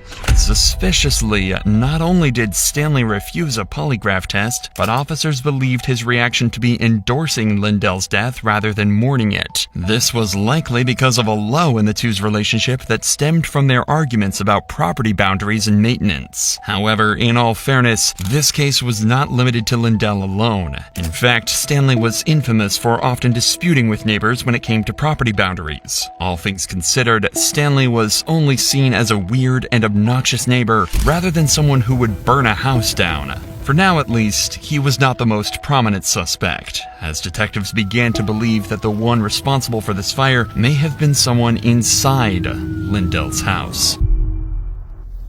The night the fire occurred, Lindell and Gloria were not the only ones in the house. Thomas Hugley and Garrett were 2 of Lindell's friends who were going through tough times due to financial constraints. Lindell was kind enough to offer the 2 of them a place in the basement of his home. Fortunately, Thomas escaped before the fire could swallow up the basement, but Garrett, on the other hand, just so happened to be somewhere else that night. By April 22nd, 2016, Akron detectives would call in Garrett for an interview to find out what really happened. First, let me say that I hate having to put you out there like that. Like all of that was terrible. Like, what the hell? You guys, that's my first language. But I was worried because they said you lived down there, and I hadn't seen or heard from you, so I waited. Yeah, I was there earlier that day because I was over my auntie's house doing a job for her. Mm-hmm. Now, what's her name? Shit. Williams. I forgot her last name. She works across the street, right there. Okay. Now, I ain't trying to, stir your brain. Because the main reason I wanted to find you, make sure, one, that you safe and you okay, and to find out. I didn't know nothing about it until my sister and them called me. And Mr. Hughley called me. And what would they say? They said the house burned down. But they didn't tell me nothing about nobody got hurt in there. And then my best friend. What about that?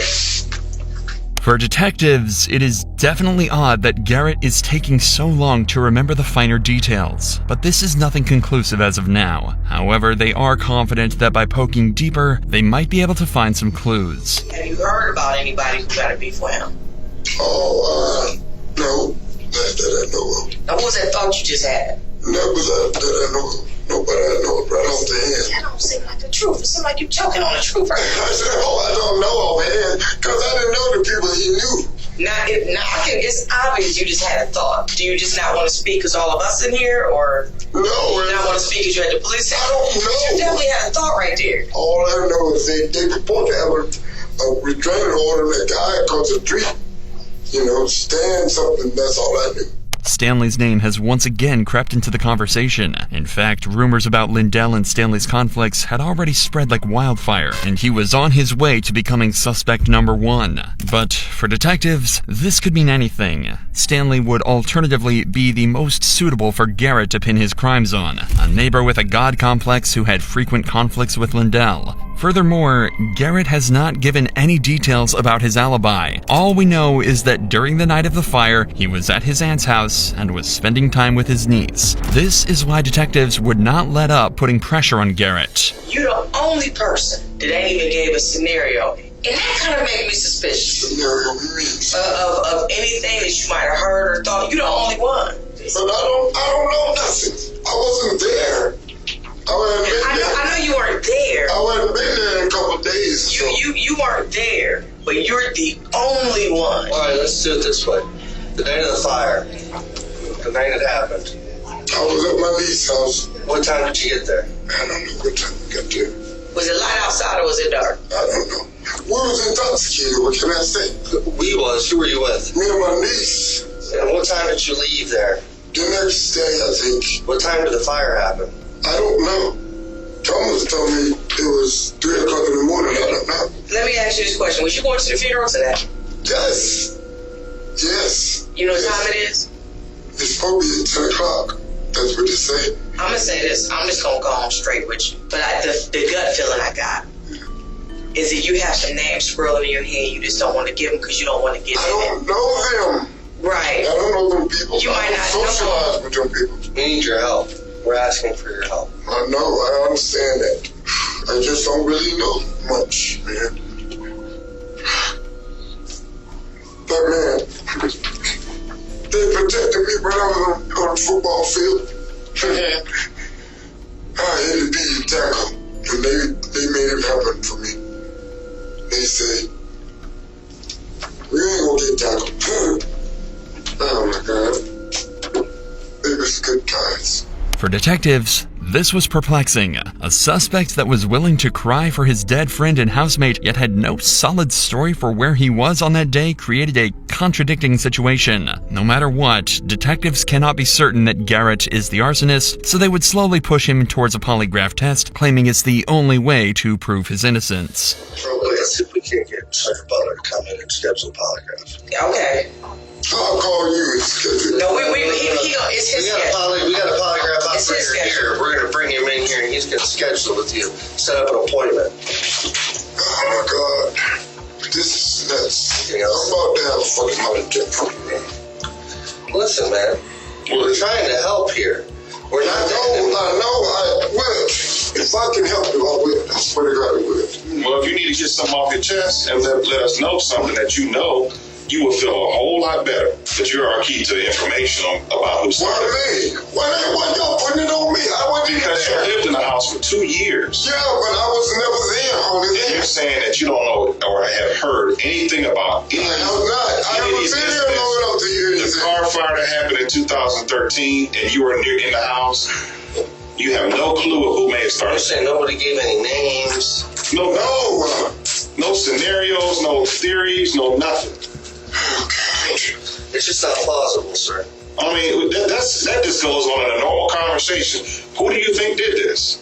I don't know. Is this part of a normal I myself. Even though Garrett just agreed to the polygraph, just moments later, he would have second thoughts. Mr. Garrett, this Sergeant Butler. He's They're saying you want to take a polygraph.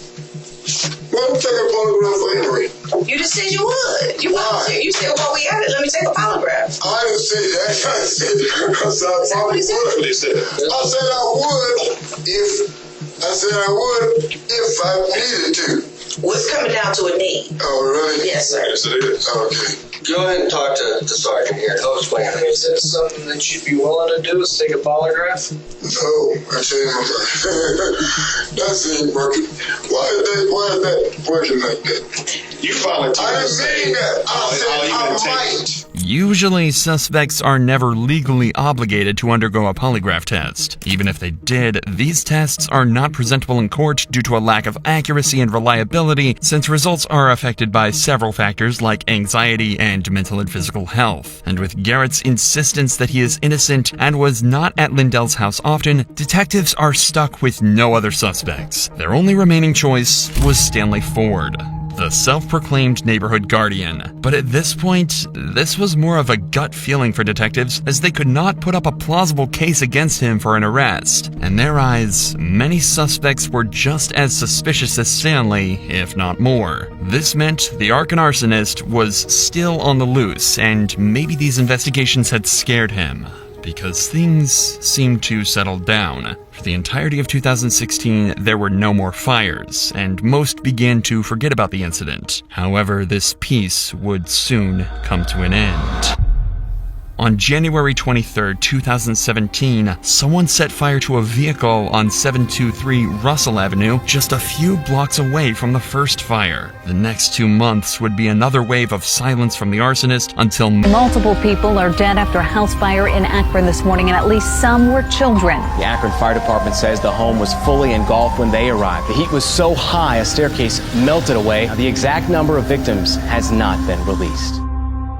A fire on 693 Fultz Avenue had resulted in the death of 7 people. 35-year-old Dennis Huggins and 38-year-old Angela Boggs, along with their 5 children, aged between 16 months and 14 years. This was the second major fire after the Lindell home was burned to a crisp 13 months prior. The fire had started in trash cans placed at the front of the house and spread quickly through the porch into the home. However, this was no accident. According to a forensic analysis, an accelerant identified as gasoline was dumped into the cans. The flames were intense and enveloped the house within seconds. There was no room for escape. And just like the first fire, all 7 victims were found huddled in corners of the home as they had been trapped by the smoke and flames.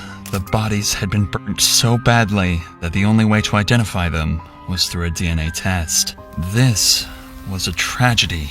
But compared to the first fire, finding the suspect this time wouldn't be hard, as there were only 2 options. The first was Patrick Boggs, who had a bit of history with Angela Boggs, the mother of the children in this fire. Patrick Boggs served 12 years in prison for dousing Angela in kerosene and threatening to set her on fire in 2001. He was a violent man and had even tried to stab someone, making him a very plausible suspect. But even with his past, Patrick was quickly discarded as cameras provided he had never left his home in Ohio. More importantly, an extensive polygraph test proved that Patrick was telling the truth about not being involved in this crime. However, his role in these murders wouldn't end here, as we'd later find out. For now, the only remaining suspect was a familiar face, one that was a common denominator in both fires: Stanley Ford. And this time, they treat me like I'm a suspect, man. I'm not a suspect. The first step was to obtain a search warrant for Stanley's home,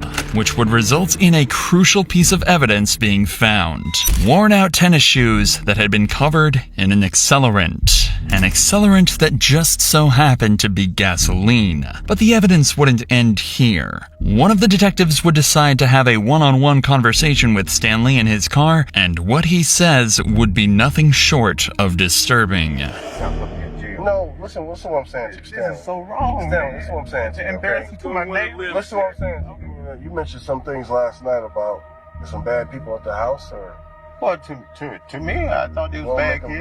Well, the stuff they was just doing immature stuff in the neighborhood. Like what? Shit, kicking the vehicles' rear view mirrors, busting them out and stuff like that. Is that a good way to get rid of somebody, move out the neighborhood, and get rid of that? No, I wouldn't do that. I wouldn't do it like that. Why would I do that? I wouldn't do it at all. I ain't gonna set somebody on fire just to get them out of the neighborhood. That ain't godly, like, man. That ain't human nature, like that. Yeah, that's evil. That's pure evil, right? Man, I'm not evil, man. Yet another instance of Stanley Ford justifying not only the deaths of the couple, but of their 5 innocent little children, too. Just like in the murder of Lindell Lewis, there was a pattern of pure hatred towards the victims. A pattern so disgusting that Stanley felt it was his God-given right to purge anyone who upset the guardian of the neighborhood. In this case, Stanley often accused the family of dealing drugs, damaging his property, and engaging in illegal activities which only fueled his hatred towards them. Several neighbors had witnessed heated exchanges between the couple and Stanley leading up to the fire. Not only that, but the night of the fire, neighbors mentioned how they saw Stanley continuously patrolling the house. This would be corroborated by CCTV footage that would not only catch Stanley walking towards the house right before the fire, but a last piece of evidence that would solve the mystery of the Arkan arsonist. Take a look at this footage from the 2016 fire of Lindell's home. Now, matching this with the footage from the 2017 fire, and matching both with the footage from when police spoke with Stanley in the neighborhood, there is one correlation. The way the suspect walks is exactly the same as Stanley's stride. Without a doubt, Stanley was the one responsible for the cold-blooded murders of 9 people. Officers were now certain of this, and soon enough, Stanley was called in for an interview to be confronted with his sick crimes. We want to talk to you. I want you to be honest with me. Okay. I've been honest. Let's talk about the day in question. Let's go back to the fire. Yeah. What about it? Okay. What can you tell us about the fire? I don't have no knowledge of that. So what's the point? You know, sometimes I explain to them, I exercise something like that, Charlie horses. Right. Sometimes I walk the street and back. You know what I mean? Something like that. But I didn't do that fire, man. In the face of these denials, detectives decide that enough is enough. No matter what, they need a confession out of Stanley, and the best way to do that is to show him all the evidence that points towards him being the arsonist. As you running back to the house. Mm-hmm. At the time of the fire. Okay. Right. We got you running to the house. You're not asleep. I got it wrong.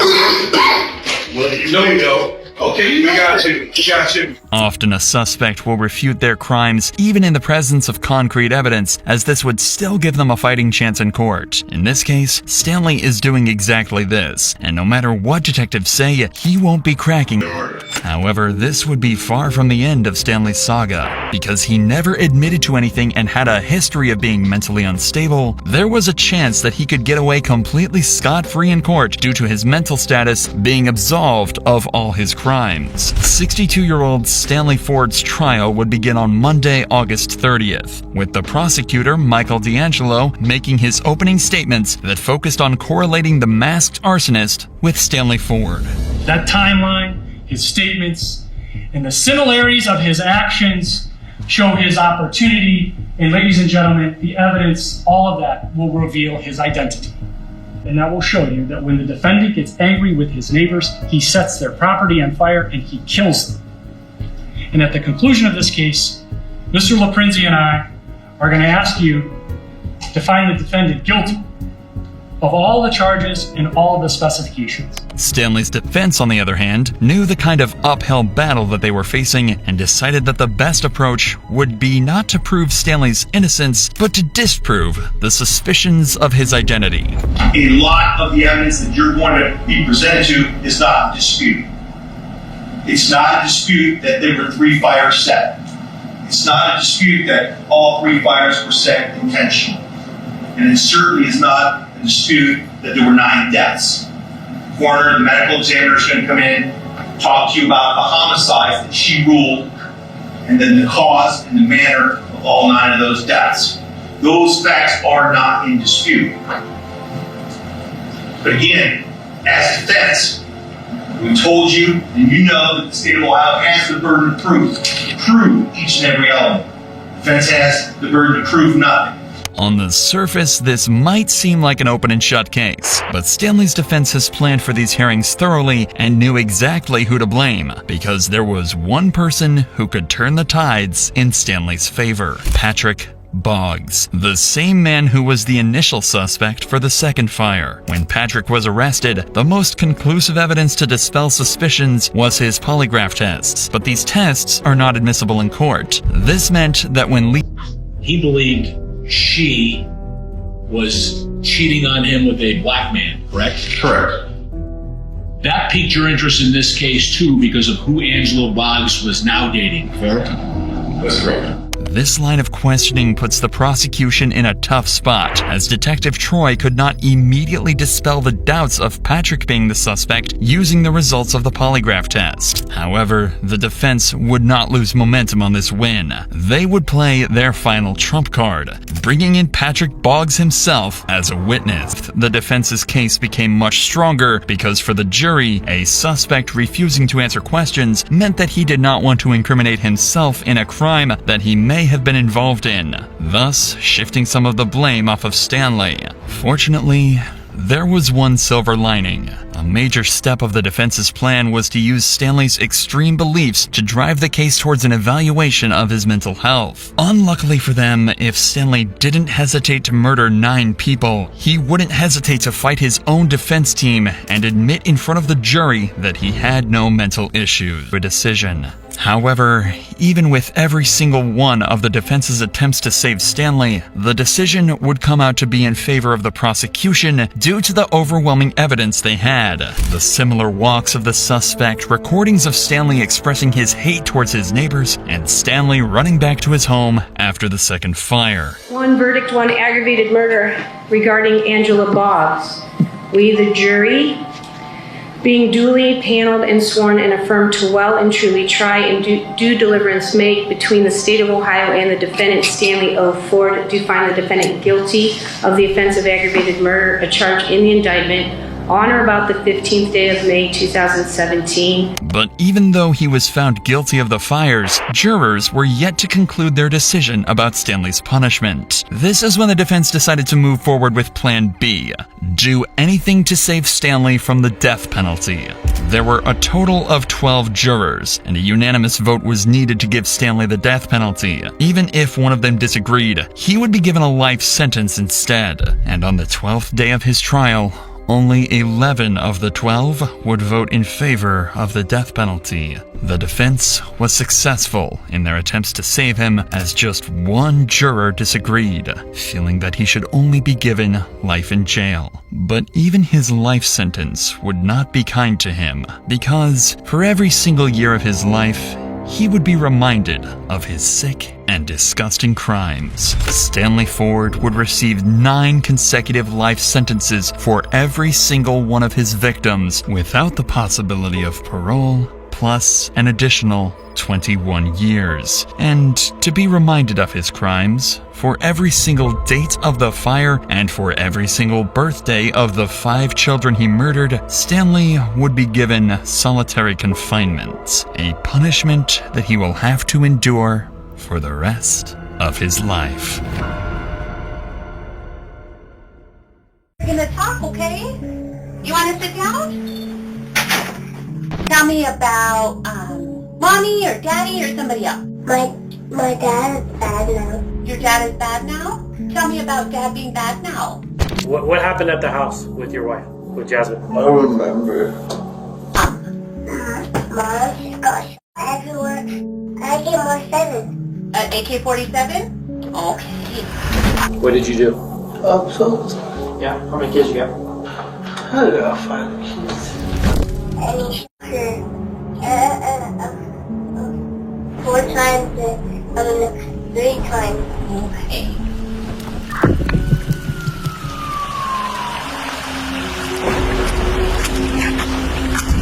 On March 4th, 2022, a mother's worst nightmare occurred for Jasmine Serena. A man, armed with a gun, entered her home. he would notice 4 children watching television in their living room. They would freeze up and look at him in horror, unable to do anything. But the man would pass by. He wasn't looking to harm Jasmine's children. Instead, he made his way over to the kitchen where Jasmine was standing and shot.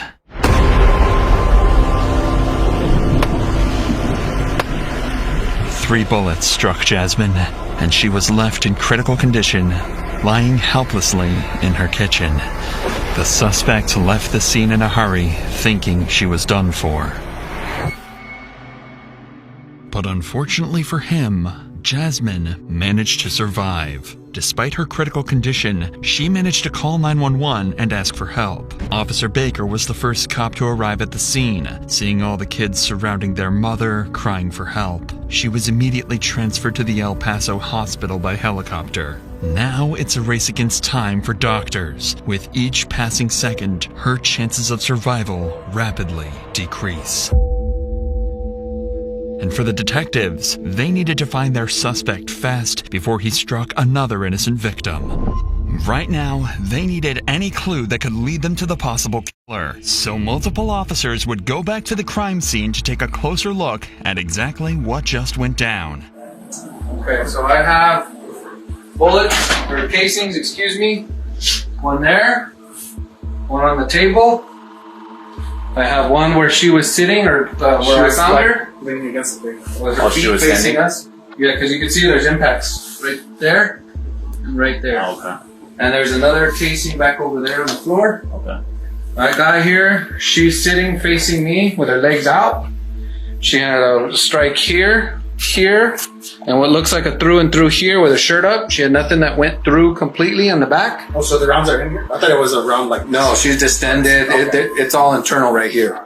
According to the police report, the victim, Jasmine Serena, took 2 bullets to her abdomen, and the third bullet landed right in her leg.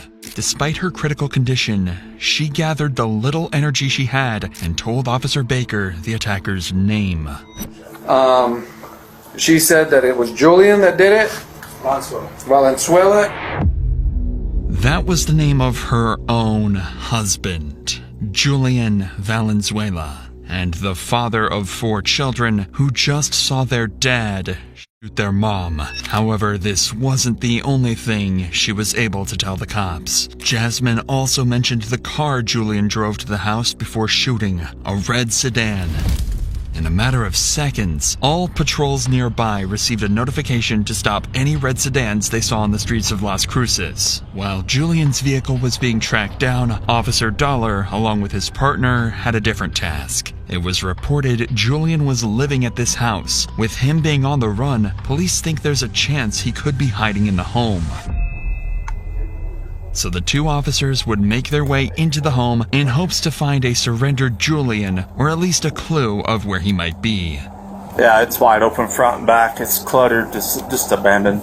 Las Cruces Police Department, anybody inside the residence, come out to the sound of my voice!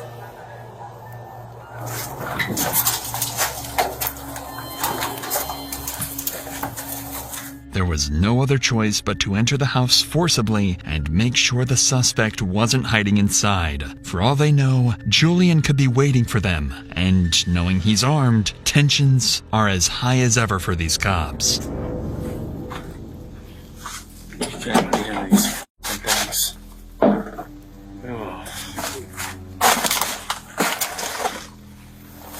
855-49 on Lester and Shannon.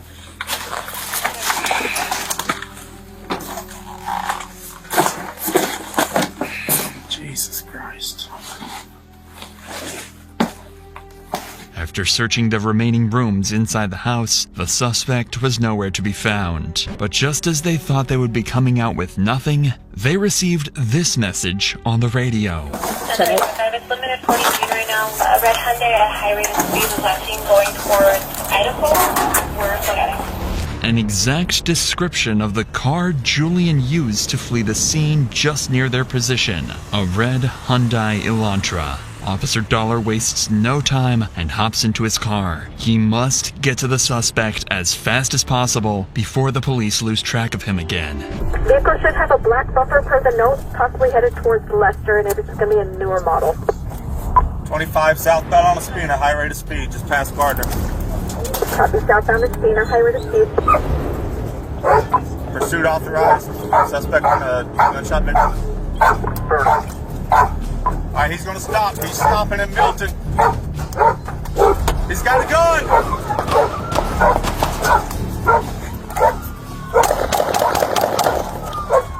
Central, he just shot at me 3 or 4 times on 2-4.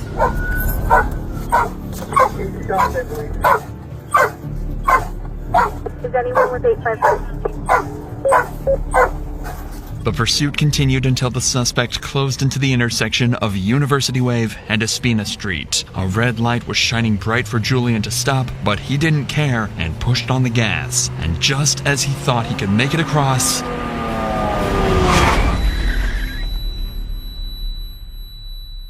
the suspect plummets right into a silver car, knocking the innocent driver to the side of the road. The officers in pursuit sped up to the crash, but they can't rush to apprehend him just yet, as he already fired multiple rounds at Detective Dollar just a minute ago, and there was every reason to believe he will do it again. So they have to be ready to take Julian down if he makes any sudden moves. Show me your f***ing hands! Do it now! Do it now! Show me your hands! Get on the f***ing ground!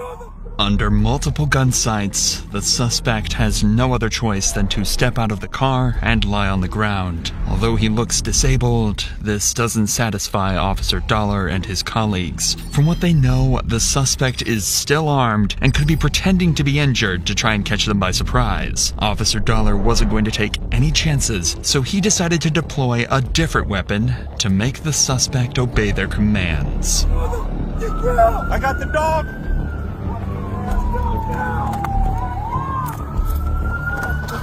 Stay!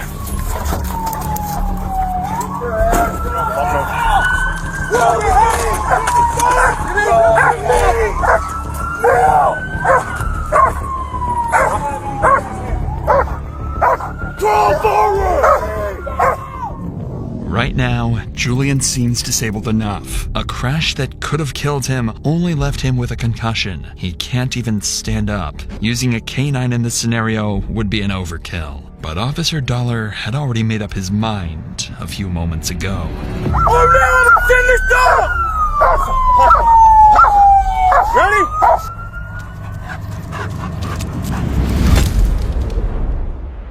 But this is where officers would go too far, and it would actually impact this entire case later on. Officer Dollar's dog would bite into Julian just like instructed.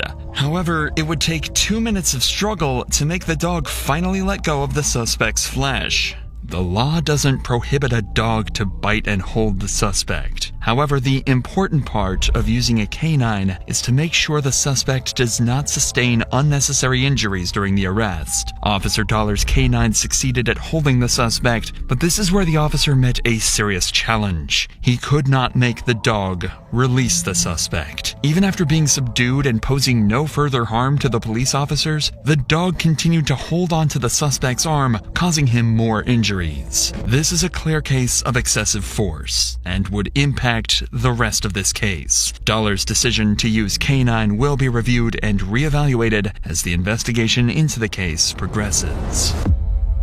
But for now, the suspect's bite wounds were too severe to ignore, and his overall condition suggested heavy alcohol intoxication or even worse. So to make sure Julian lived long enough to face justice, the cops decided to get him to the hospital and treat his wounds. While this team of officers was transporting the suspect, another team at the crime scene was collecting evidence to build a strong case against Julian and charge him for his evil crime. But there was a problem. They didn't know who he really was and how the crime first unfolded. His wife was in critical condition and her kids were too traumatized to talk with law enforcement, at least for now. The only hope they've got lies in the hands of witnesses. Only their stories could reveal how much of an awful person Julian really is. And luckily for the officers, the witnesses were not afraid to speak out against this monster. What'd you see, man? I was over there, right across the stop sign. Like, on the other side of the stop sign? Yeah, then me and my cousin, we're looking in front of us, and we're just like we see a car speeding so fast, right? And it's like, we're looking at him, and he's mad dogging us, really mad looking dude. What did he look like? He saw his face more than me. I went inside. What was the car? Like maroonish, reddish. It was a Hyundai, Elantra. And they started screaming, and they were having, and like he went in there, and I guess they were having an argument. And I heard like pop, pop, pop 3 times. I think he unloaded probably more than 5. 5? Yeah, probably more than 5. And that's whenever he came outside, and then that's whenever I was like, he's actually shooting. So we like ran back inside. He got in his car and he shot like that way. He shot that way? Like, yeah, towards the truck. He just went like this and he shot. Towards that way, right? Towards this way, yeah, somewhere over there. The officer, the bald officer, I see his car come on here and they meet. And he throws a shot and leaves. When he was coming this way was whenever we saw the cop. So we waved at him and we're like, he just shot somebody. And then the car went that way. And then right as soon as he got like a little bit past that little Mitsubishi truck, he shot again towards over there. Well, I don't know if he shot up or I don't know where he shot, but we were already running inside. If what these eyewitnesses are telling is true, then the whole shooting had a long and steady build-up to it. But what the next witness had to say would give officers even more disturbing insight into Julian's terrifying actions. But the other night, they had domestics, and she was yelling, "You're gonna f*** me," and he had her by his hair, and he was socking her, dragging her outside, just socking her. When was that? Like 2 nights ago. 2 nights ago? Yeah, 2 nights ago. Wasn't it, Marissa? They were yelling. Like, we always hear them fighting and arguing. Yeah, and was she on the ground? yeah, and he was dragging her out of her house, and she was like this, and he had her, and he was, throwing punches to her. And then the day after that, she was parked right here. It was early in the morning. I just got back from taking the kids to school. I saw her in her car, and the kids were still back there, and she was sitting in the front seat, and he was on the other side, and it looked like they were arguing in the vehicle. And she started hitting her head on the steering wheel and punching the steering wheel, and they were arguing. And finally he got out of her vehicle, and then, he took off. And then the next day, that's when he had her by the hair, dragging her out. And she was yelling, "You're gonna f*** me." Not only did Julian physically abuse his wife, but also threatened her life multiple times before actually going and fulfilling those threats. There was only one person left to question, Jasmine herself, the victim of this twisted crime. Only she could tell the true story behind closed doors. That is, if she would ever recover from this vicious attack. Doctors could not promise her survival. 2 shots to the abdomen are too severe for any person to survive. Likely, it was already too late for her. That's why the officers transporting Julian to the hospital needed Julian to survive. They wanted to hear his side of the story and understand one simple question. What drove him to try and take the life of his own wife and the mother of his 4 little boys? But when they finally arrived at the hospital, cops quickly ran into a new problem. That's right. Yeah, right there. What the whole yeah. So stop kicking. It hurts. I bet. Shut the f*** up. What is that? Hey, there's sick people. Hey, calm down. You understand me? You calm down. Let's. There's kids around here, dude. They don't hear that. I know you don't, but I do. What do you guys need from me? I stopped. What the f***? This is what happens. Nurse is Michael. Drop my dude, no. He Drop my feet. I'm gonna say right now, you're not gonna like this, so I'm gonna try to get you to calm down. Okay, we're gonna photograph your injuries. I'm not gonna place you. Ow! Ow! Do you understand? I saw a job for it. Okay. Well, we asked the doctor, so. How can you shoot me?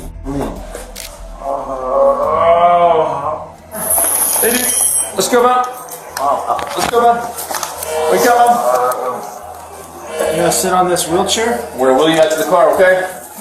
Right after the crash, the police discovered a pistol with an empty magazine along with several half-empty bottles of beer inside. This explains Julian's erratic behavior during and after the arrest. Additionally, on his way to the police station, Julian admitted to shooting his wife in cold blood, all without interrogation. But as you'll soon see during the questioning, even details like this can suddenly vanish, because once they brought Julian to the interrogation room, he had already forgotten everything. Having those in mind, do you want to talk to me, kind of give me your version of what's been happening and whatnot? I don't know what's happening. I've been drinking for 3 days. Thirsty and I kind of biased. What, if you want to keep them closed and it's easier for you to talk that way and you're not struggling, that's fine. Just don't fall asleep. Was there anything other than alcohol you were drinking? No. What type of alcohol you drink? Budweiser's? Okay. Can or bottle? Bottles? Okay. So why for 3 days? What's been going on? You and your old lady been having some problems? No. Huh?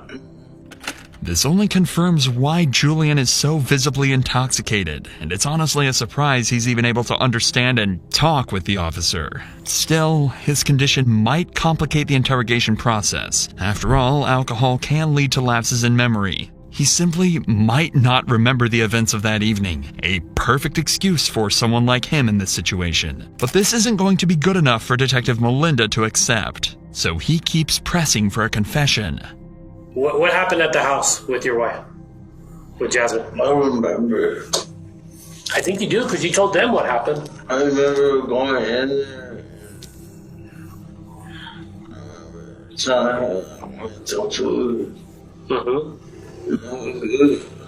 Where'd you pull the gun out from? My pocket. Which pocket did you have it in?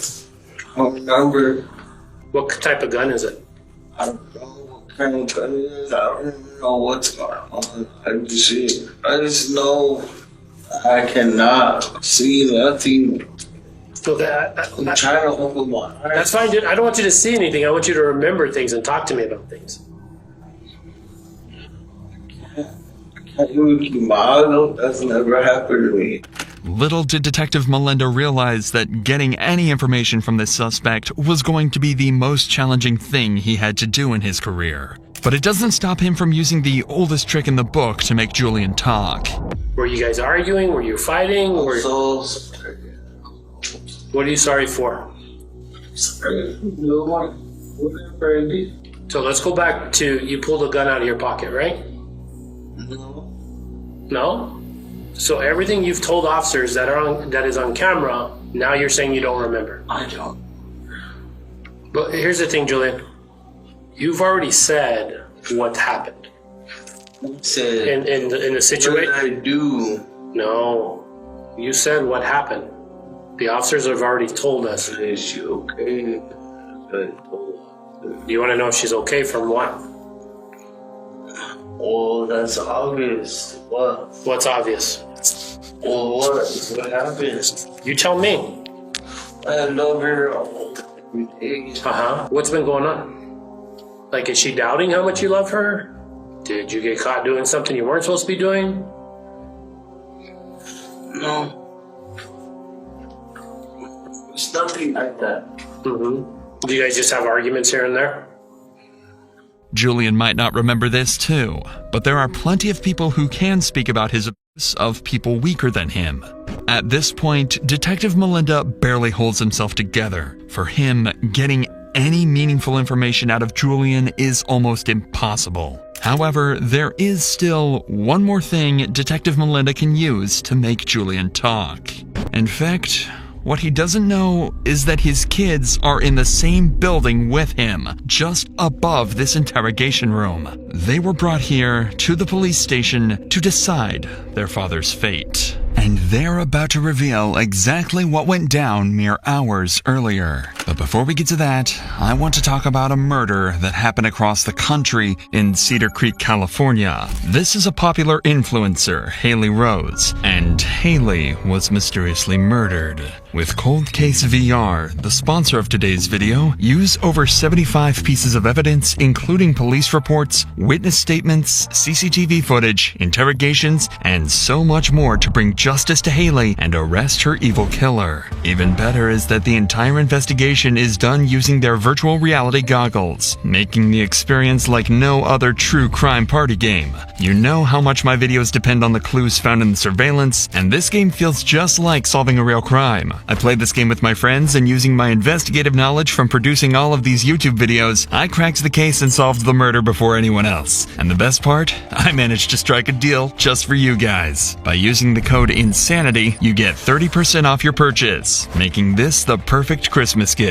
So if you ever wanted to experience what it's like to solve the cases in my videos firsthand, then click the link in the description and purchase Cold Case VR, The Case of the Fatal Follower, today. Thank you to Abacus for sponsoring us and allowing us to create this content for you. But we have to get back to Julian Valenzuela, because his own children are about to expose him and what exactly went down that night. However, interrogating a child is no easy task for cops. That's why the police department recruited 2 professional child psychologists to discover more details of Julian's murder attempt from these 4 young minds. Still, kids may be uneducated, but they won't tell you anything unless you become their friend. And these female psychologists knew exactly how to do it. In 1.5 hours, they will build trust with all 4 kids: 4-year-old Julian, 5-year-old Benjamin, 6-year-old Matthew, and 10-year-old Isaiah, and talk about how daddy their own mommy, not even realizing they will maximize their father's sentence behind bars. Benjamin was the first kid to be asked about what he saw that fateful evening. Do you like to color? Yeah. Yeah? Here, I got some paper right here. And then, you want me to move it closer? Yeah. Okay. I'm going to write your name. And your name is Benjamin. Is that right? Yeah. Benjamin Valenzuela. Benjamin Valenzuela? Yeah? How old are you, Benjamin? 5. You're 5? Benjamin, I'm going to draw your face right here, okay? No. Do you play with anybody? Do you have any brothers or sisters or something else? Brother. You have brothers? So I'm going to put Matthew. Valenzuela. Matthew Valenzuela. And then Isaiah. Valenzuela. Isaiah Valenzuela. Yeah. Drawing their faces, writing down the names of their siblings, and asking about their favorite things, all minor but important things to elicit positive emotions in Benjamin's mind. That is, until they start talking about their father and what he did to Jasmine. Tell me about, mommy or daddy or somebody else. My mom. My dad is bad now. Your dad is bad now? Tell me about dad being bad now. My dad... My mom. Your dad shot your mom? And then what happened? And my mom, they got no weapon. Mom don't got no weapons?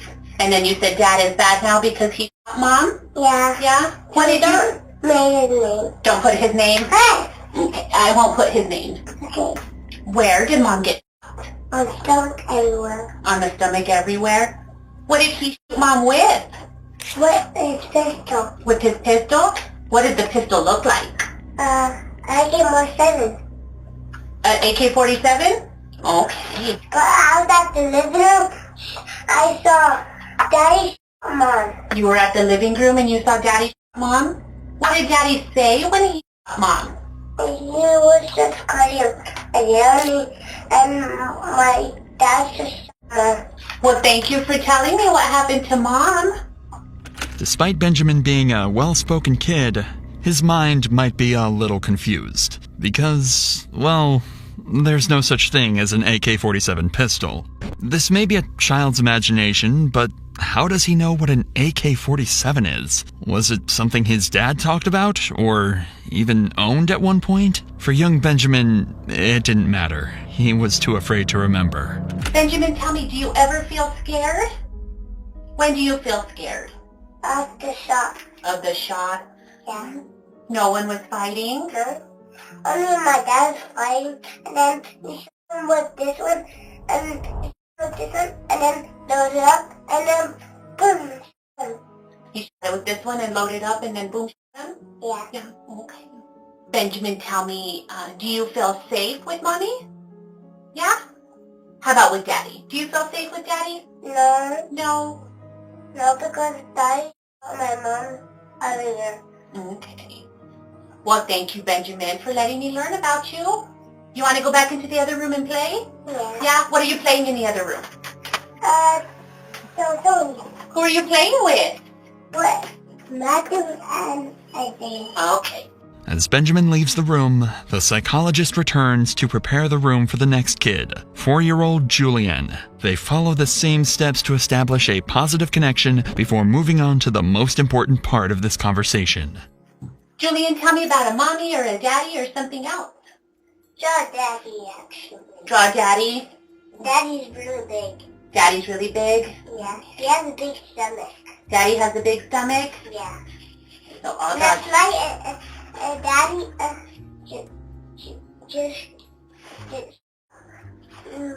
Mom was on the floor in the kitchen, and Daddy had a gun, and he shot Mom right here. So you said last night that Daddy shot Mom? Yeah, right here. And so he shot Mom right here, and right here, and right here? Yeah, and Mom's in the hospital now. And Mom's in the hospital now? Yeah. So far, Julian's story of what happened sounds similar to what his brother Benjamin told. Still, there is something Julian told so suddenly that it even surprised the psychologist. Dad comes and the cops come and there's 4 cops and there's the gangsters. There's the gangsters there? Yeah. Who are the gangsters? For shooting. Do you know the gangsters? Yeah. What are their names, the gangsters? Ryan and Saturday.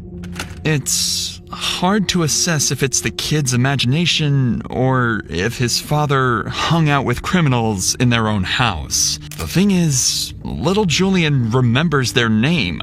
So it might be the case that those gangsters not only knew his father, but also provided him with the guns, including the AK and a shotgun. Now it's up to the psychologist to get to the bottom of this disturbing information. Tell me, what did Dad shoot Mom with? With the gun. With the gun? Mom was messing with Daddy. Mom was messing with Daddy? She was yelling at him, and now he's right here. What was she saying when she was yelling at him? She said, okay. You said that Dad shot Mom and that she was laying on the floor in the kitchen? And he shot her 4 times, 3 times. Okay. Is there anything else that you want to talk about today? Yeah. Yeah? Tell me. Me and Matthew were fighting. You and Matthew were fighting? Yeah. And then what happened? Ran to the TV and when there was playing Gossip Donald and the little TV. On the little TV? Yeah, I spawned it in the TV when Bear was playing Gossip Donald. There's Franklin and Trevor and Michael. Are they real people? Are they people in the game or something else? In the game. Okay.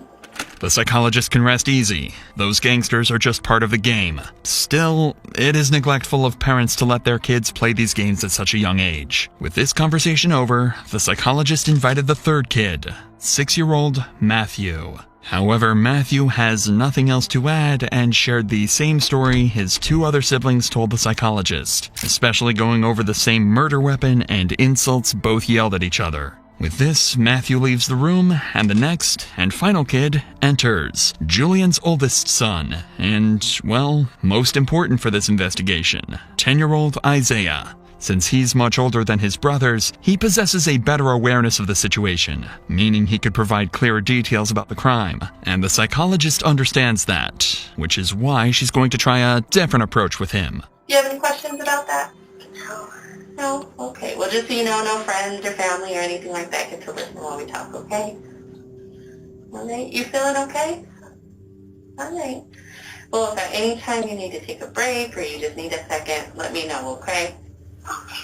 With this mature approach, Isaiah doesn't tell much to the psychologist, except one crucial detail. The shooting was a climax, and Isaiah saw the build-up to the shooting long before anyone else. Isaiah, have there been times when you heard fighting or arguing or something else at home? Tell me about that. She was just arguing about my mom. And then yesterday he pulled up on my mom's work and used to bottle on the floor in front of my mom's work. Is that something that you heard about or something you saw or something? I heard when she was on the phone telling someone. Okay. Isaiah, when was it that you hit your mom? Today. With Isaiah's last story shared, the interrogation can be wrapped up and summarized.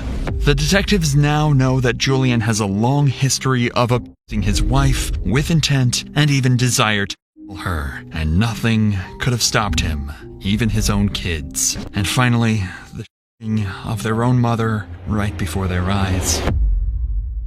Now the detective can use this information to corner Julian, confront him, and force him to make a confession. So they would bring him right back to the room where they started their discussions. You don't remember your wife?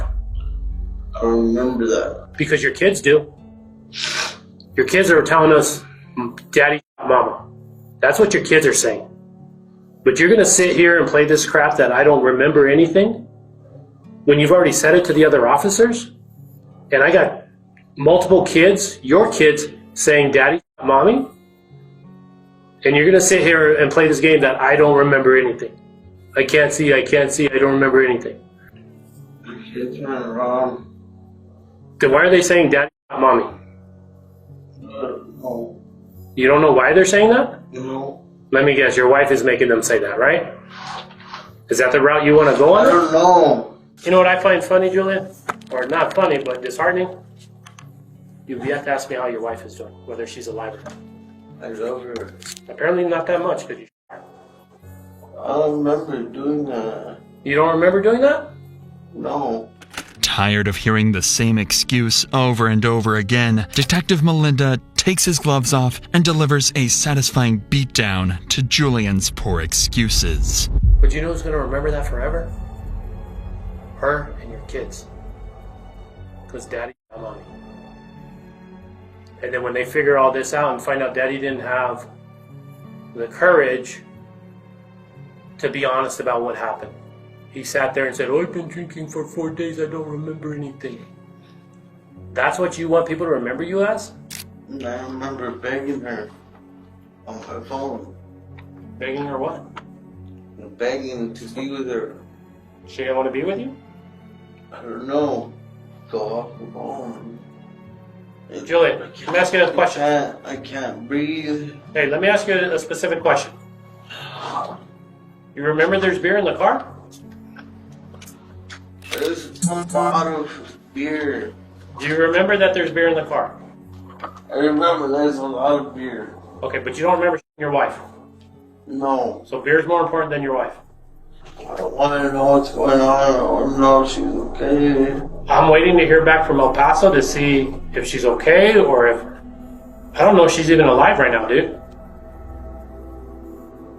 I'm trying to find all that out. But I can't even get you to tell me what happened. All I remember is going inside the house, and that was it. Okay. From there, everything's a blur. All drunk, and I'm still drunk. Hey, that's not what you said to the officers earlier. That's on That's camera. because I was drunk. And when you're drunk, you say stupid things. I wanted the cops to kill me. How? How is that going to happen? I wanted them to kill me. How? Why? I don't know. Cops don't just shoot people for no reason. Why would they have shot you? Did they shoot at you tonight? What do you think? I don't remember. You don't remember? After using his own words against him, getting verbally beaten down by the detective, and even bringing up his kids, Julian still refuses to remember anything prior to this interrogation. This makes things even worse for him.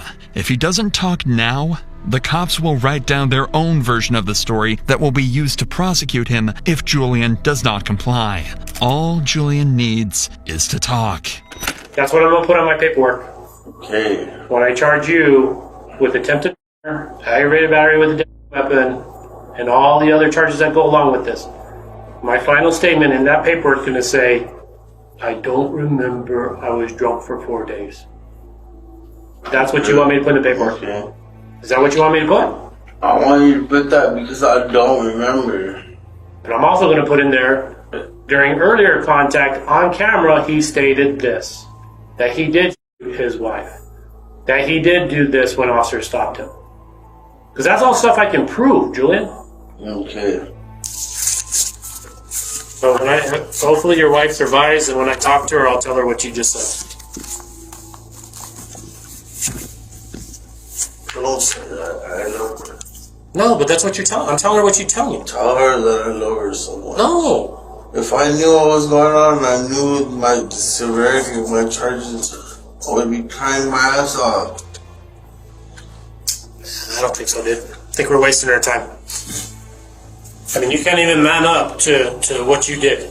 With this interrogation finally done, Julian is returned back to his cell, where he would spend hours wondering why he ultimately left all his 4 children without their mother. Little did he realize, Jasmine survived. 3 days after the shooting, Jasmine finally opened her eyes. She had gone through an operation that saved her life, and the officers made sure to visit immediately, not only to check on her, but also to finally hear her side of this twisted case. Okay, Jasmine, I'm Detective one of the detectives they know. We've been checking up on you. They told me that you're able to kind of talk what has happened. I was telling you that you and he walks right in the front. And who is he? And what is Julian to you? Kid's daughter. With this statement alone, it will be much easier for the cops to make Julian pay for his crimes. Even if Julian doesn't remember anything, Jasmine's phone recorded everything he had said to her. What do you think? What sparked? Because I didn't want to be in the Okay. Was that a verbal conversation you had, or what happened? He lied to me. Uh-huh. He said he was going to come home and actually. Uh-huh. So I waited for him. Okay. And your text messages with him, any threats or anything said over the phone? What were those? Not a lot of messages. Other than the text messages, was there any phone conversation? Yeah. What did that? Hoping you to do what you need to do. Did he threaten you on the phone before that? What did he say? What he needs to do is stop the way he needs to do it. What do you think that meant? Did he ever mention or threaten you before? Yeah. Every time I say I don't want to do things, to threaten me. Uh-huh. And then next thing you know, he's there at the house. Okay. And then you're in the kitchen. He walks in. Does he say anything to you? Says he think I'm playing. Mm-hmm. And what do you say? So what are you doing? Uh-huh. What are you doing? Okay, where are the kids at this time? They were in the room. In the room? When they heard the shot, they came running out to see if I was okay. Uh-huh. Had you ever seen him with a gun before? Yep. What type of gun? 380. One can only imagine what horrors Jasmine and her kids had to endure. But in the end, she can finally rest, knowing well that her abuser was finally arrested and will never be able to hurt her again. And what she would tell the officer now will make sure Julian will be gone for a long time. We did arrest him. He's in jail right now, and we're going to work to keep him. You want to press charges? Well, we're going for it. So I did, based on the information that we had, is essentially attempted murder on you. Because all the kids were there, I charged him as well. Obviously, he was drinking, so the DWI, the aggravated assault on the officer, and then the resist. He's had like 9 or 10 charges on him. This final statement from Jasmine will be the one to seal Julian's fate come court time. But before Julian's court trial, an internal investigation was conducted on Officer Dollar's decision to use a canine in the arrest. The witnesses were questioned, with Officer Dollar being interrogated separately. In the end, Officer Dollar was found guilty of using excessive force during the arrest. The city of Las Cruces had to pay Julian Valenzuela, the victim of canine mauling, $30,000. However, no money in the world could save Julian from the punishment for his crime. After viciously attempting to murder his wife and rob his kids of their mother, his trial date finally arrived, and he stood in court to answer for his crime. In November of 2022, Julian Valenzuela, a 34-year-old shooter, accepted a plea deal and was sentenced to a maximum sentence of 10 years, followed by 2 years of parole for shooting his wife and at police officers. The city of Las Cruces also paid him $30,000 after a canine mauled him during the arrest on March 4th. Is it going? Hey everybody, just figured I'd send a quick check. This is Paul Ferguson. Tragically, his brother Timothy passed away just prior to this live stream. For those of you who aren't aware, my little brother has passed away, and it's a lot to deal with, but we're fine. With such devastating news, viewers quickly showed him support during this terrible time. But unbeknownst to Paul's fans, this would be his last live stream ever, because as it turns out, Paul himself was behind the death of his younger brother.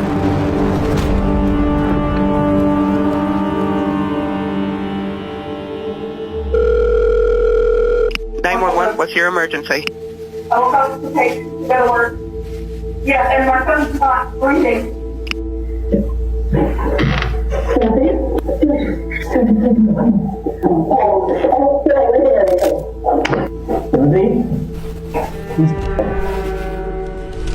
On the 6th of July 2022 at 6:37 p.m., police were called to assist with a medical emergency just outside of Grand Rapids in Michigan. The caller, Shonda Vander Ark, mother of Paul and Timothy, had told paramedics that Timothy wasn't breathing. Just 7 minutes after arriving on the scene, Timothy was pronounced dead.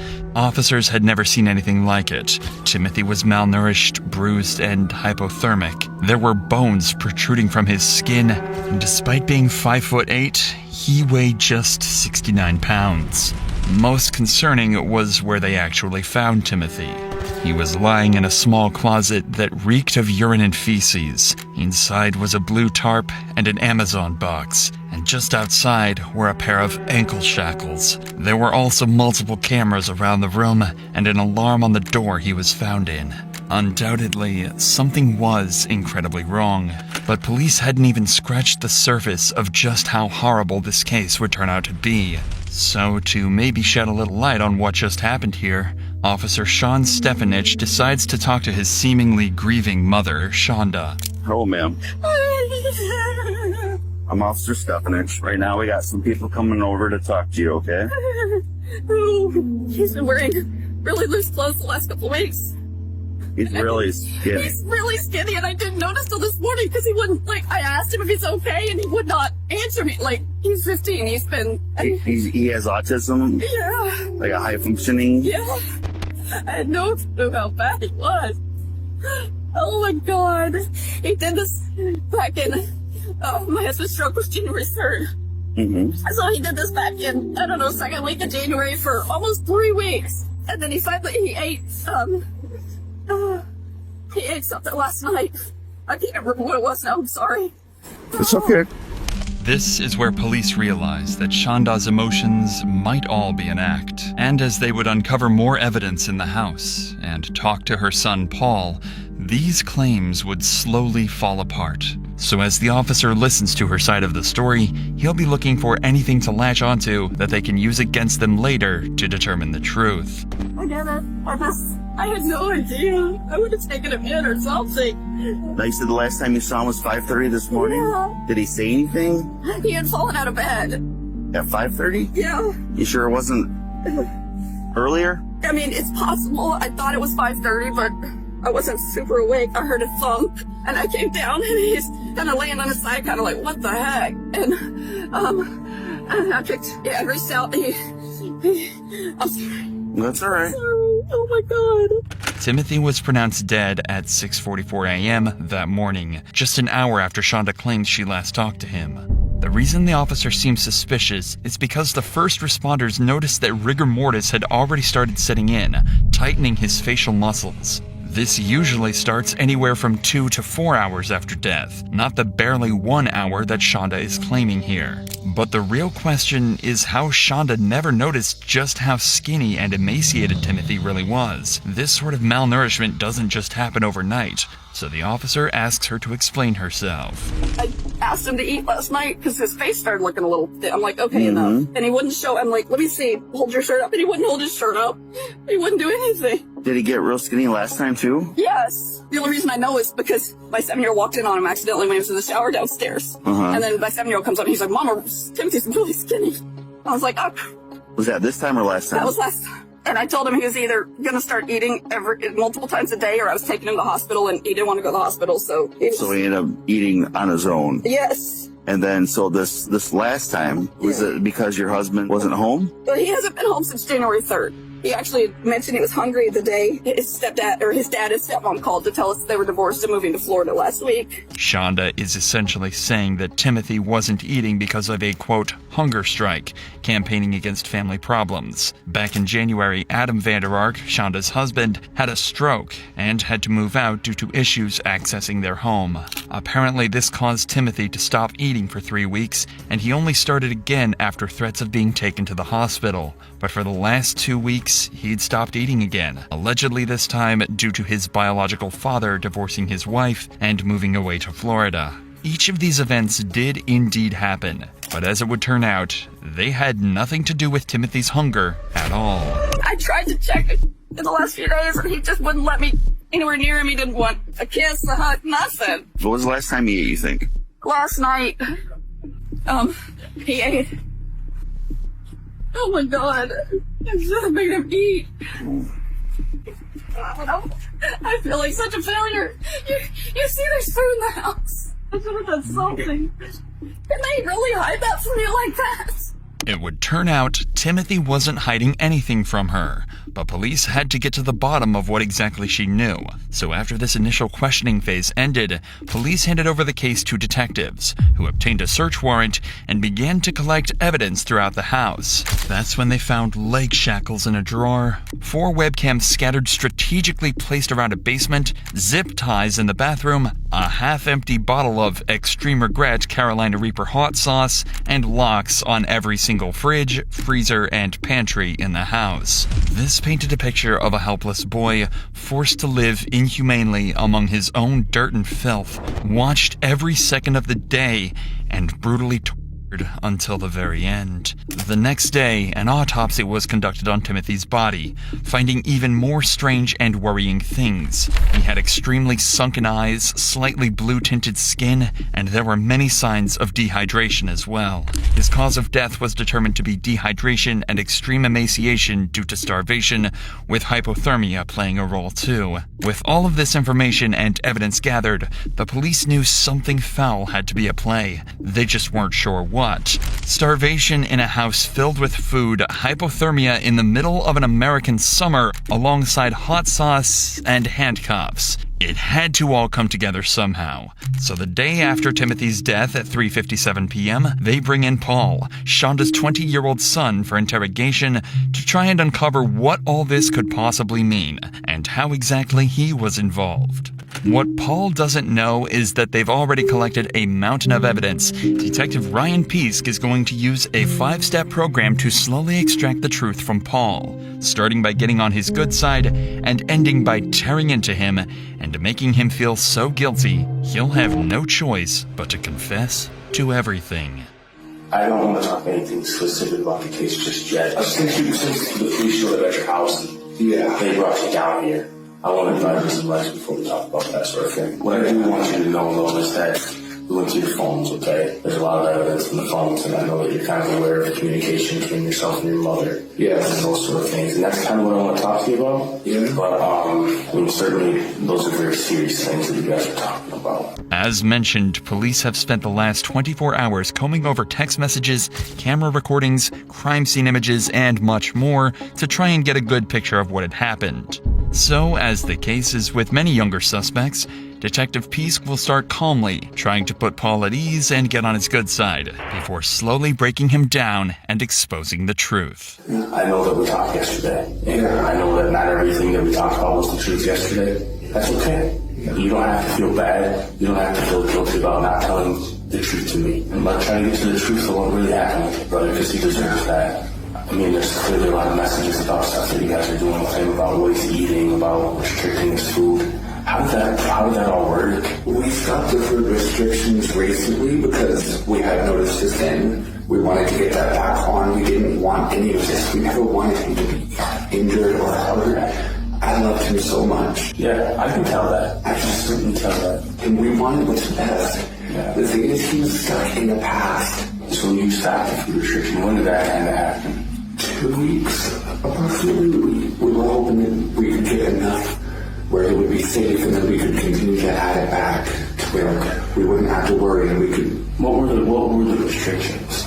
We made sure that it was still something that gave him enough calories and everything. It was rice or bread, and like I said last week, he got pizza. Throughout the thousands of texts detectives have between Paul and Shonda, there's a huge amount of talk about food restrictions. It doesn't take much to realize that this was why Timothy was thin as he was. Peask will focus more on this later. What's more interesting, though, is how Paul justified this. We loved him. We wanted what's best. We made sure that it was still something that gave him enough calories and everything. These aren't Paul's own thoughts. This is just what he's been told by his mother since the started. Over the course of several months, he's internalized it, and now seems to fully believe that what he's been doing to Timothy is for his own good. What were they place for, like, in the first place? Sneaking food over and over and over. We tried everything. We were nice. We tried different consequences, but I couldn't never listen. What were some of the other types of consequences? We did take away his devices. That was also because he wouldn't stay on his school sites and would just go and try and play games or watch YouTube. He should have been held back so much. Yeah. But he passed all of his final exams. And so I don't think it was my stepmother. My stepmother was amazing. Yeah. But I believe it was my father's too. Okay. But my dad's controllish, freaky nature was just, he didn't want her having any contact and screwing all of his control out. Okay. Note how the only consequence that Paul mentions here is the fact that they take away his phone occasionally, something fairly innocuous. It's also worth mentioning just how quickly he tries to put Timothy and his father down in exactly the same way his mother was known to do. But as Paul continues talking, it becomes clear exactly how much of a problem this has actually become, and that he might have actually been strongly manipulated by her to do all of this. It was the thing back in Oklahoma where I had problems emotional release. I was so terrified of him that I didn't ever want to release any of the negative emotions I ever had around him. There were times where I wanted to say no, but I was so terrified that I just couldn't. Here, I can release my anger, and I do it in the right ways. I never do it in any way that I'm not supposed to. She had her tubes undone for Gabriel. He was a blessing to this world. Yeah. You mocked him, okay? Certainly. He's a blessing. Of course. Yeah. She loves him so much. Before having her third son, Gabriel, Shonda had a procedure to restore her fertility. To her, having Gabriel was a miracle because she didn't know if this would work. That's likely why no evidence was ever found of her harming Gabriel, because he was by far and away her favorite child. That does, however, provide a harrowing reason for why she might have abused Timothy so much. He was her problem child, and she didn't like the fact he had so many mental health conditions, so she wanted to take her anger out on and deal with the problem directly. There would be any sort of consequence for your mom if you slipped up with her attitude, or how would that work? There were times when I would cop an attitude that was unnecessary, and she would have me get off devices for maybe 15 minutes, because usually that was what it was revolved around, because I'll be honest, I have an addiction to my devices. Okay. I never had not very much of that back in Oklahoma. Yeah. My dad was strict. He didn't even give me a phone. My sister and my stepsister had phones before I did. So now you're in work, and then you talked yesterday about how you're paying bills. Yeah, and like my father, she doesn't force me to give her half of my paycheck. He forces that on me. And I was working basically minimum wage at both. Yeah, that's tough. And the thing is that my mother can't even face my father right now. She doesn't want to call him, because the one thing that she and I both know is that he's going to hurl every ounce of blame that he can at her.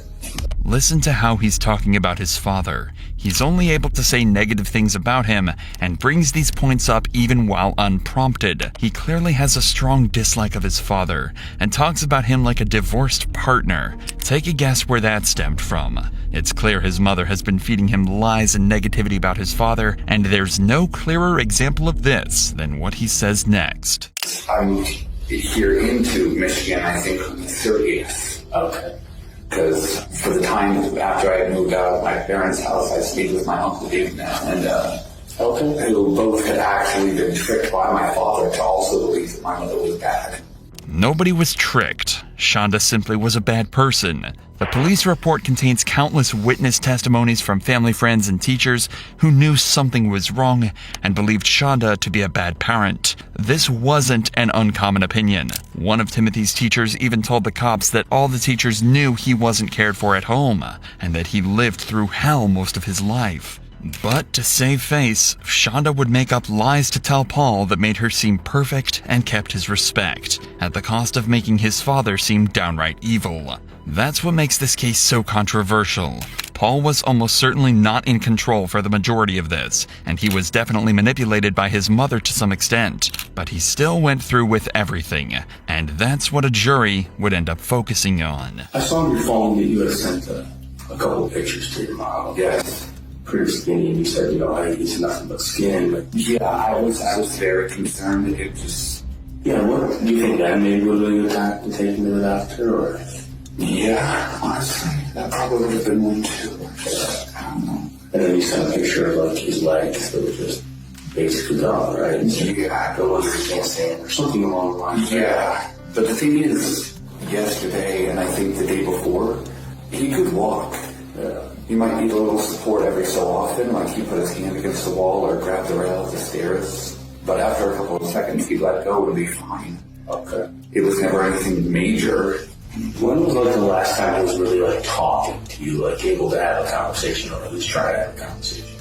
Last time he actually talked was 3 days ago, but the day before, or the day after that, the day before yesterday, he could talk. He talked a small amount in the morning, but then he just sort of was making groans and moans.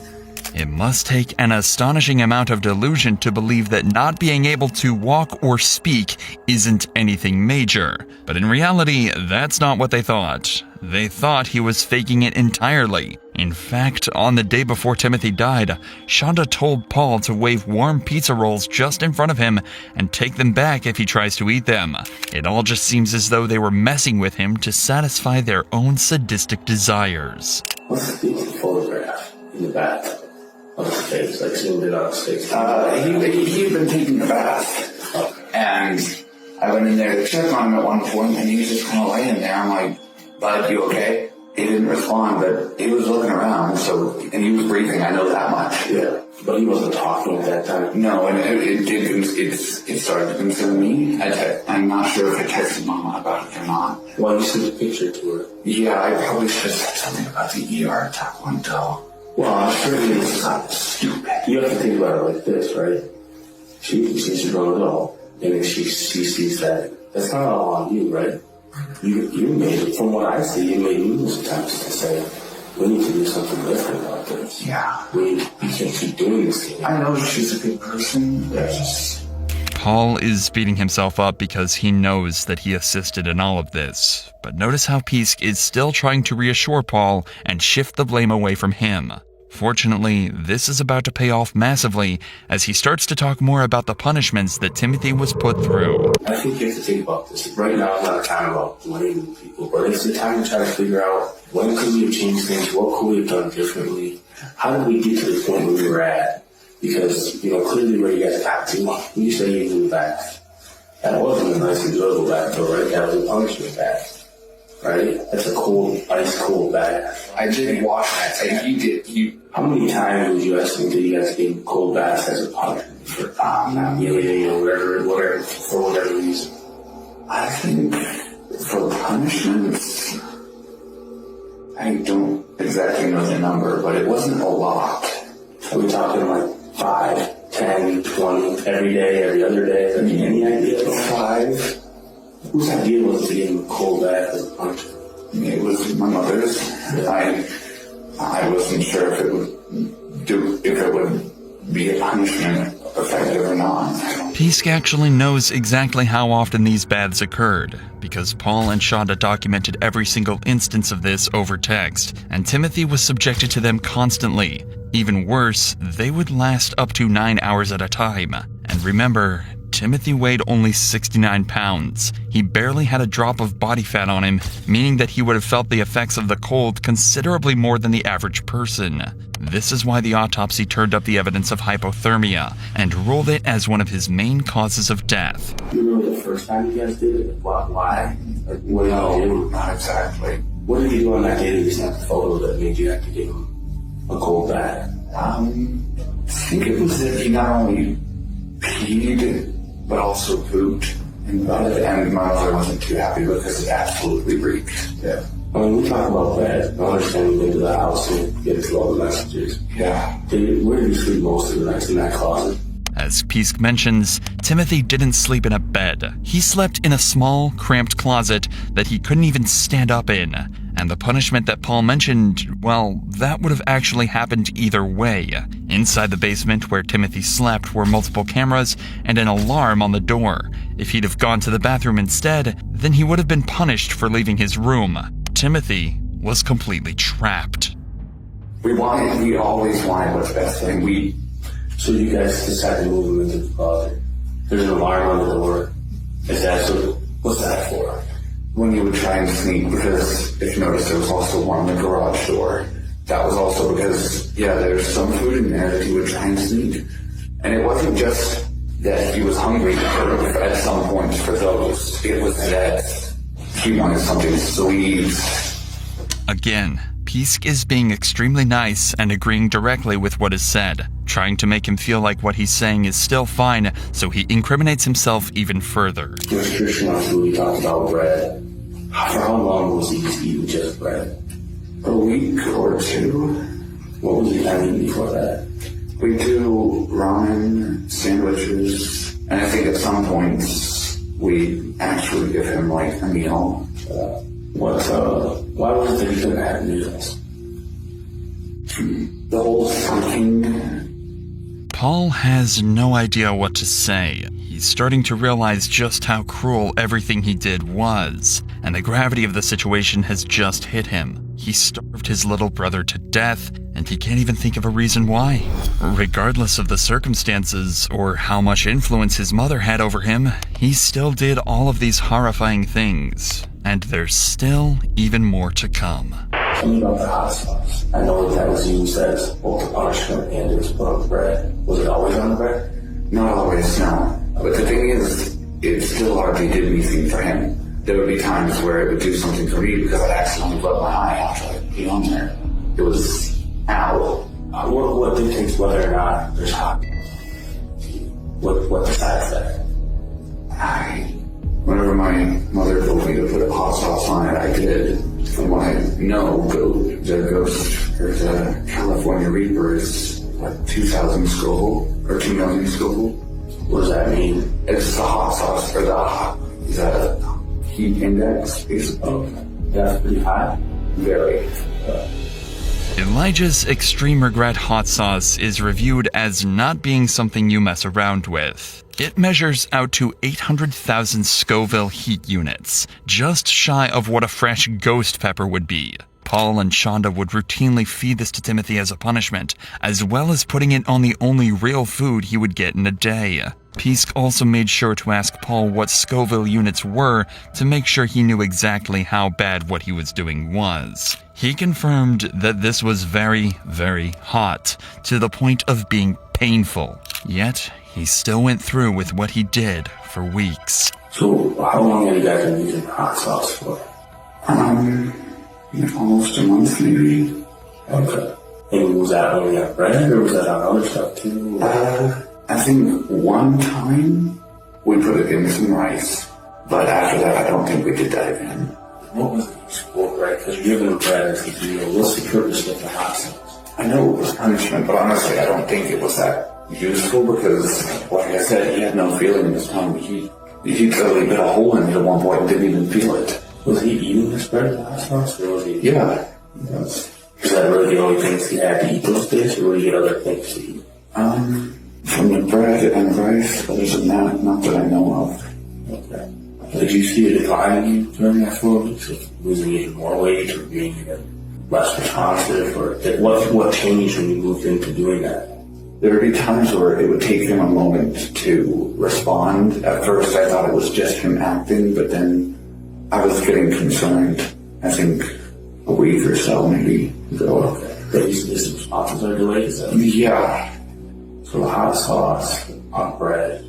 If you ever put hot sauce on bread, was it ever your own decision to put hot sauce on bread? No. Throughout this interrogation, Paul has been consistently using his mother as a scapegoat for everything he's done, that he was just following her orders. But at the same time, it's obvious that he knows his brother was suffering through all of this. Many people are familiar with the Stanford prison experiment. 24 male college students were split into either guards and prisoners, and for 2 weeks, they were supposed to simulate a prison. However, after just 6 days, the experiment had to be terminated due to extreme behavior. The guards quickly adapted to their position of power, and due to their role being enforced and validated by the event conductors, they began to abuse the prisoners to the point of emotional distress. That is to say, Paul was given the opportunity to be in control, and he took full advantage of it, abusing his position. At the same time, though, Paul is an adult, and at any point, he could have decided to stop or alert somebody about all of this, but he never did. Pisk is also starting to realize this, so from here on out, he's going to slowly put on the pressure that'll eventually break Paul and make him fully realize the gravity of what he's done. So, I know that when we talked yesterday, in front of your mom, she was lying about some stuff, right? I know that she's a good person. I'm not doubting that at all. Yeah, we never wanted any of this. But you also know this, like I don't know, that some of the things that she was talking was about the truth, right? About, she said she didn't know there was a camera in the bathroom. But the fact of the matter, she asked you, and she sent you a text message that says, make sure that the camera's in there and take the shower curtain down so I can see him. Didn't she ask you that the day before he passed away? Yeah. I know this pepper's for punishment. And what did she say? She said, I didn't know anything about that. Why did she doesn't want to appear like a bad person. She doesn't want to be the bad guy in this. We never wanted any of this. We want him to be healthy. I know that for a fact. I should have at least put my foot down on something. But it's not that I'm afraid of her. I can't fear her because she's not the type to instill fear. I don't know if that's also what caused him to sometimes lie about things as well. Was that he still had this fear of Dad, and then he thought she would be the same. She's nothing like him. That much I know. She's like, well, she knows that you shouldn't be using hot sauce as a punishment, right? She knows better than that. The pressure is already starting to cause Paul to resort to cathartic statements for him. Notice how as soon as Pisk says she was lying, he praises her and makes excuses for her, and then immediately puts his dad down, saying that she's nothing like him. He's scared, and he's trying to throw himself back into a world where he feels safe and comfortable. But that's not the world he lives in, and Pisk is about to expose that once and for all. So when you first talked to us and you talked to the police, you said he was on his bunk bed, right? Yeah. But that's not the truth. No. Okay. He was in that closet that's right there by the bunk bed? Yeah. You told us that you heard him snoring. Was that a lie?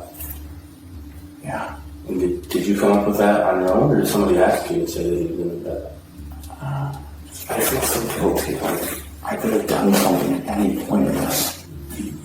You think that your mother's telling you to do what's best for him, right? That's what you've been talking to. Yeah. And I know she wants what's best for all of us. So, I'm back to my question. Did somebody ask you to say that he was in the bunk bed?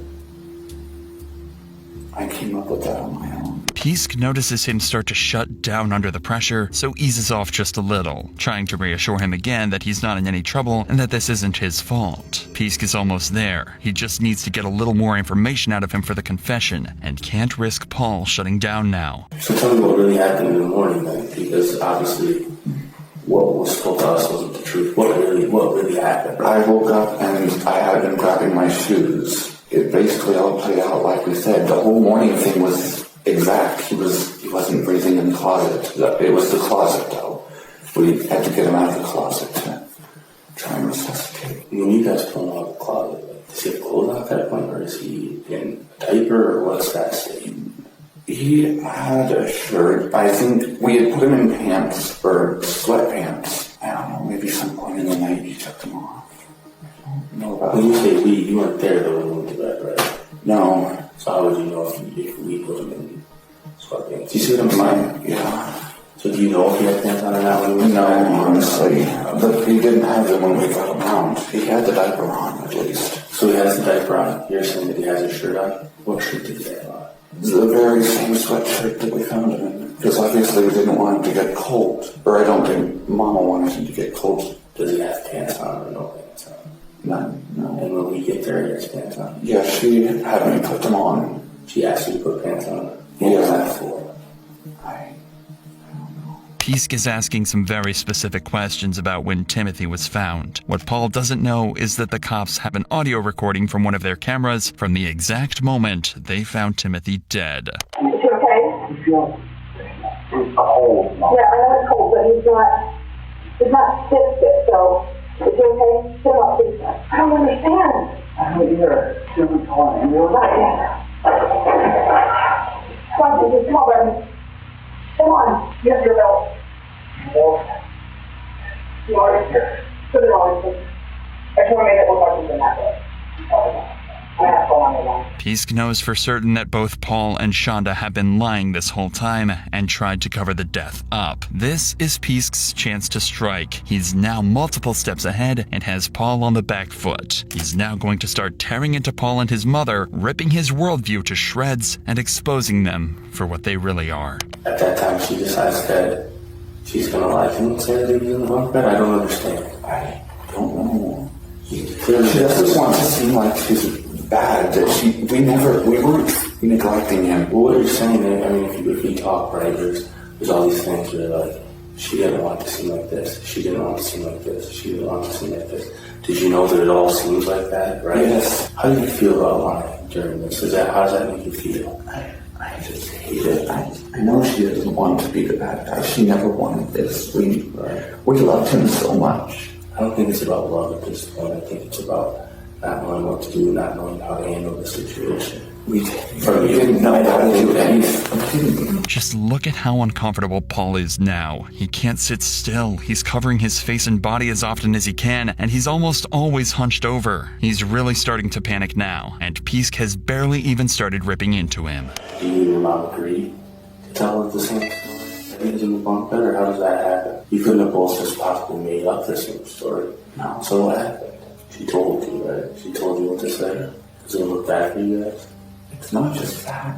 We loved him. Can I ask you this, like straight up? You keep saying love, love. Do you feel like this was love? That he's dead because he couldn't eat food? Does that feel like love to you? No. He's dead because he couldn't eat. And I don't know anybody that thinks that's love. What I think's happening is your mom convinced you that she's this perfect person, and she's asking you to do all these things that are literally killing your brother. I know she's not perfect. How is love ice baths? How is love handcuffing? And how is love restricting movement? And how is love hot sauce in the mouth and only eating bread? Like, what if you only got to eat bread? How would you feel?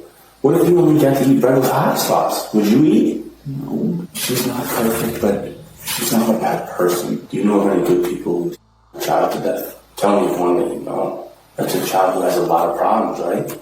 That's not a child that's taking care of themselves. How is that a loving person? How is that a loving mother? You know what that sounds like to me? And honestly, the worst mother I've ever met in my entire life. That's what it sounds like to me. Well, maybe he's taking food because he wants to live. Have you ever thought about that? Yes. Maybe he's stealing food so that he can survive. Paul has fully collapsed in on himself at this point. His worldview is starting to break into pieces. The person he looked up to, respected, and loved is now being painted as a monster that's going to prison for the rest of her life. The worst part, he hasn't even realized that he might be facing the exact same consequences. She puts you right in the middle of this where it looks like some of the stuff's your idea. And it actually looks like in some of these things, that you kind of enjoy it. That you kind of enjoy punishing him for doing the wrong things. Do you feel like you kind of enjoyed punishing him for that? No. Maybe not that he was in pain, but that you were in charge and you got to tell him, you can't do that. Go do this. This is your punishment. Did you like some of that stuff? No. How come you guys are laughing and joking about it sometimes? With smiley faces. There's no way that you can look at yourself and think, that's okay. Why couldn't it be a piece of chicken that's cooked? Why couldn't you eat that? Why does it have to be bread with hot sauce? I think that way more of it has to do with your mom than you. This is actually the defense that Paul would use in court, and the trial would turn out to be even more interesting than the interrogation. He will try to claim that he wasn't the one in control at all. He was just following his mother's orders, doing what she was telling him. But unfortunately for him, there were messages like these, along with much more evidence yet to be discovered, that made it hard to believe that this was the truth. I don't want to live a life where I regret the fact that I hid somehow, something, and I've told you everything I know. How do you feel about living a life where you hid that your brother wasn't eating from society, that you hid that your brother was dying? How do you feel about that? I hate myself, okay? Ice bath, she gave him ice bath on the day that he died, right? Leading up to it. And she wanted him to sleep in the tub, that's what I read. Did that happen? Did he sleep in the tub? No. He didn't. No. He didn't. That bathtub and you guys dragged him into that closet and waited for the morning to call the police? That's not what happened. No. Do you think that message is just a little bit suspicious? That she sends you at just about midnight that says, he's in the closet, I had to drag him in there. You don't think he was already dying or dead at that point? Doesn't it seem like maybe he was already dead? That she put him in there so that he could wake up and have died in his sleep? Because she can't call the police when he's in an ice bath. And he freezes and he dies. Whether this was true or not will remain a mystery for a while, but whatever the case, there was certainly a large attempted cover-up by both Shonda and Paul to try and make it seem like this was somehow, someway, natural causes. Timothy was treated like dirt until the very end, and Detective Peask has had enough. I can't even live with myself. But how do you feel about over and over and over again defending your mother about how good she is? Do you feel like that's the truth anymore? Because I'm quite disgusted by her. I'm disgusted by her. She never wanted this. Then how smart is your mother? She's incredibly intelligent. Yeah, cum laude, right? Have you ever thought, how can a woman that's this smart, this intelligent, graduate from law school, how could she not know what's happening? How could she think this is fake? How does she not know she's him? How does she not see that he's wasting away? And you here, you're telling me that you've got some mental health issues, but you graduated from high school, and it's very obvious to you that he's got malnutrition, right? It's very obvious to you. But your mom here's not seeing that, and she's a law school graduate, and she's very smart. Do you see what I'm looking at here? She's a liar. What did she think was going to happen? I don't know. Exactly what happened is what she thought was going to happen. She never wanted him dead. She loved him. That's love to you? Everything that we talked about is love?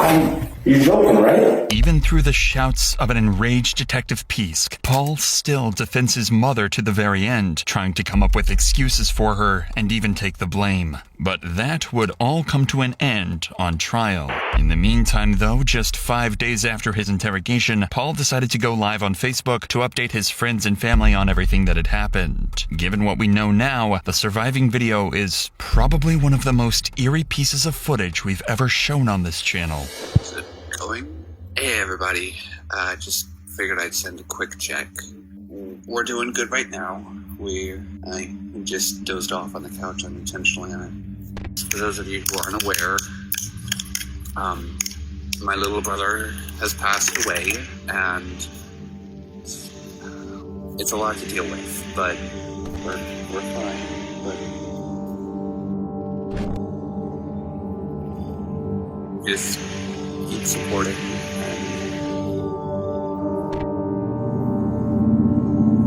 I guess I don't quite have much to say right now.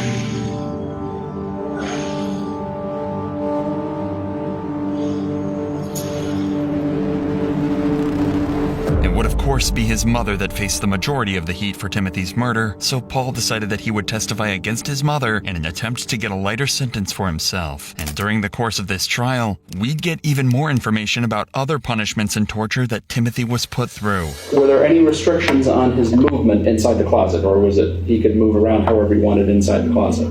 There were restrictions. What were the restrictions on his movement? Hands on his head, normally. Hands on his head, is that what you indicated? Yes. Is that some form of discipline for him? Yes, on his knees and against a corner of a wall. When we say hands on head, I'm going to demonstrate just putting my hands just over my head like this. Is that what he was required to do? Yes. He was required to be on his knees as well? Yes, sir. Was he monitored to make sure that he was doing those things? Yes, sir. For how long would he have to do these things?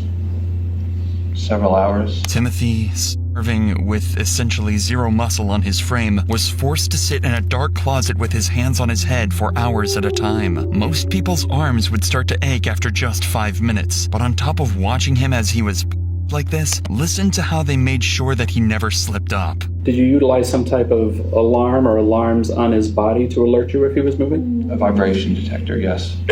Was there more than one that he was required to wear at times? At times, yes. Where were those devices located on his body? They were normally tied to the back loop of his belt. Was there something placed on his wrist as well at any point? Handcuffs, and before that, zip ties, zip cuffs. And those were designed to restrict what?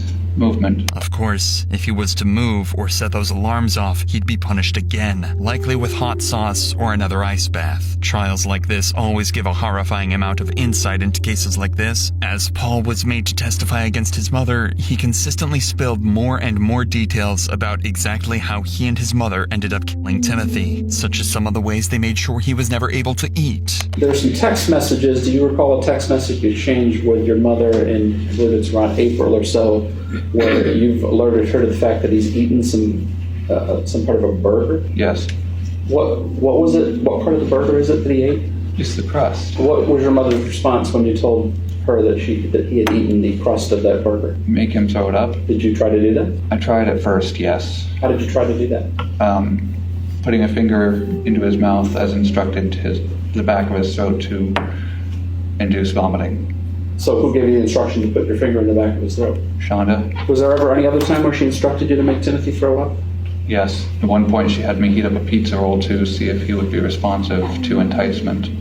Did you actually do that? Yes. I held it close, and when he responded, as per instruction, I was to pull it away from him. So we didn't get to eat the pizza roll? No. Paul is making an extreme effort to consistently say he was instructed to do everything. He's trying to throw as much blame off himself as possible, almost to the point where he's painting himself as a robot that simply followed what Shonda told him to do. The thing is, in a second interview conducted a week after the first, Paul was a lot more transparent. He admitted that he liked the praise from Shonda, that he liked having power and control over Timothy, that he felt good while doing it, and that he did everything willingly. Lastly, he said he felt that he he was as much a murderer as his mother. All of that made it incredibly difficult to believe Paul when he stated that everything was just done as per his mother's orders. At the end of the day, Paul's motives and precise involvement in Timothy's death will never be known. He did contribute to his death. In fact, he carried out and enforced the majority of punishments that caused his death, but whether he actually wanted to do any of this is a different story. The general consensus is that he was manipulated by his mother. She made him feel that what he was doing was the right thing, and it was all just to help him. That explains why Paul was parroting so many strange statements, held such hatred for his father, and started all of this. A jury would conclude that over time, it seems as though he grew to enjoy what he did and abuse his power, just as the guards did in the Stanford prison experiment. And that's the perspective a jury ended up taking. Before his sentencing, Paul was evaluated by multiple doctors and experts in different fields and was found not to have any intellectual issues nor mental disorders. Paul was of sound mind, and it was determined he had mental and physical control over everything he did. So with that in mind, it was time for his sentencing. But not before the judge was given the opportunity to finally speak his mind and tell Paul exactly how he feels about him. Mr. Ferguson is trying to shift blame from him to his mother, to say that somehow she's the one that did this. This has been a careful, manipulated story by Mr. Ferguson from the very beginning of this thing, that he's going to put the blame on his mom. In my opinion, Paul Ferguson was predisposed to abuse his brother, independent of his mother's present and active influence in his life. I think he's one step away from becoming a psychopath like his mother, and the court is concerned that he represents a danger to the public. Mr. Ferguson, I think you are a product of your environment, but I don't believe you that you're sorry. I don't think you have empathy. I don't think you have any emotion whatsoever, and that's what scares the court. Believe me, I've tried to sit here and try to think, well, maybe Mr. Ferguson's not as bad as Mom. I think you're just as bad, if not worse. Shonda Vander Ark was charged with first-degree murder and first-degree child abuse, and was sentenced to life in prison without the possibility of parole, plus 50 years for the child abuse charge. Her son, Paul Ferguson, was charged with first-degree child abuse, resulting in the death of his younger brother, Timothy Ferguson. This was his sentence and his reaction. You intentionally and systematically tortured this child. Based on all that, the sentence of the court, you serve 30 years to 100 years in the Michigan Department of Corrections.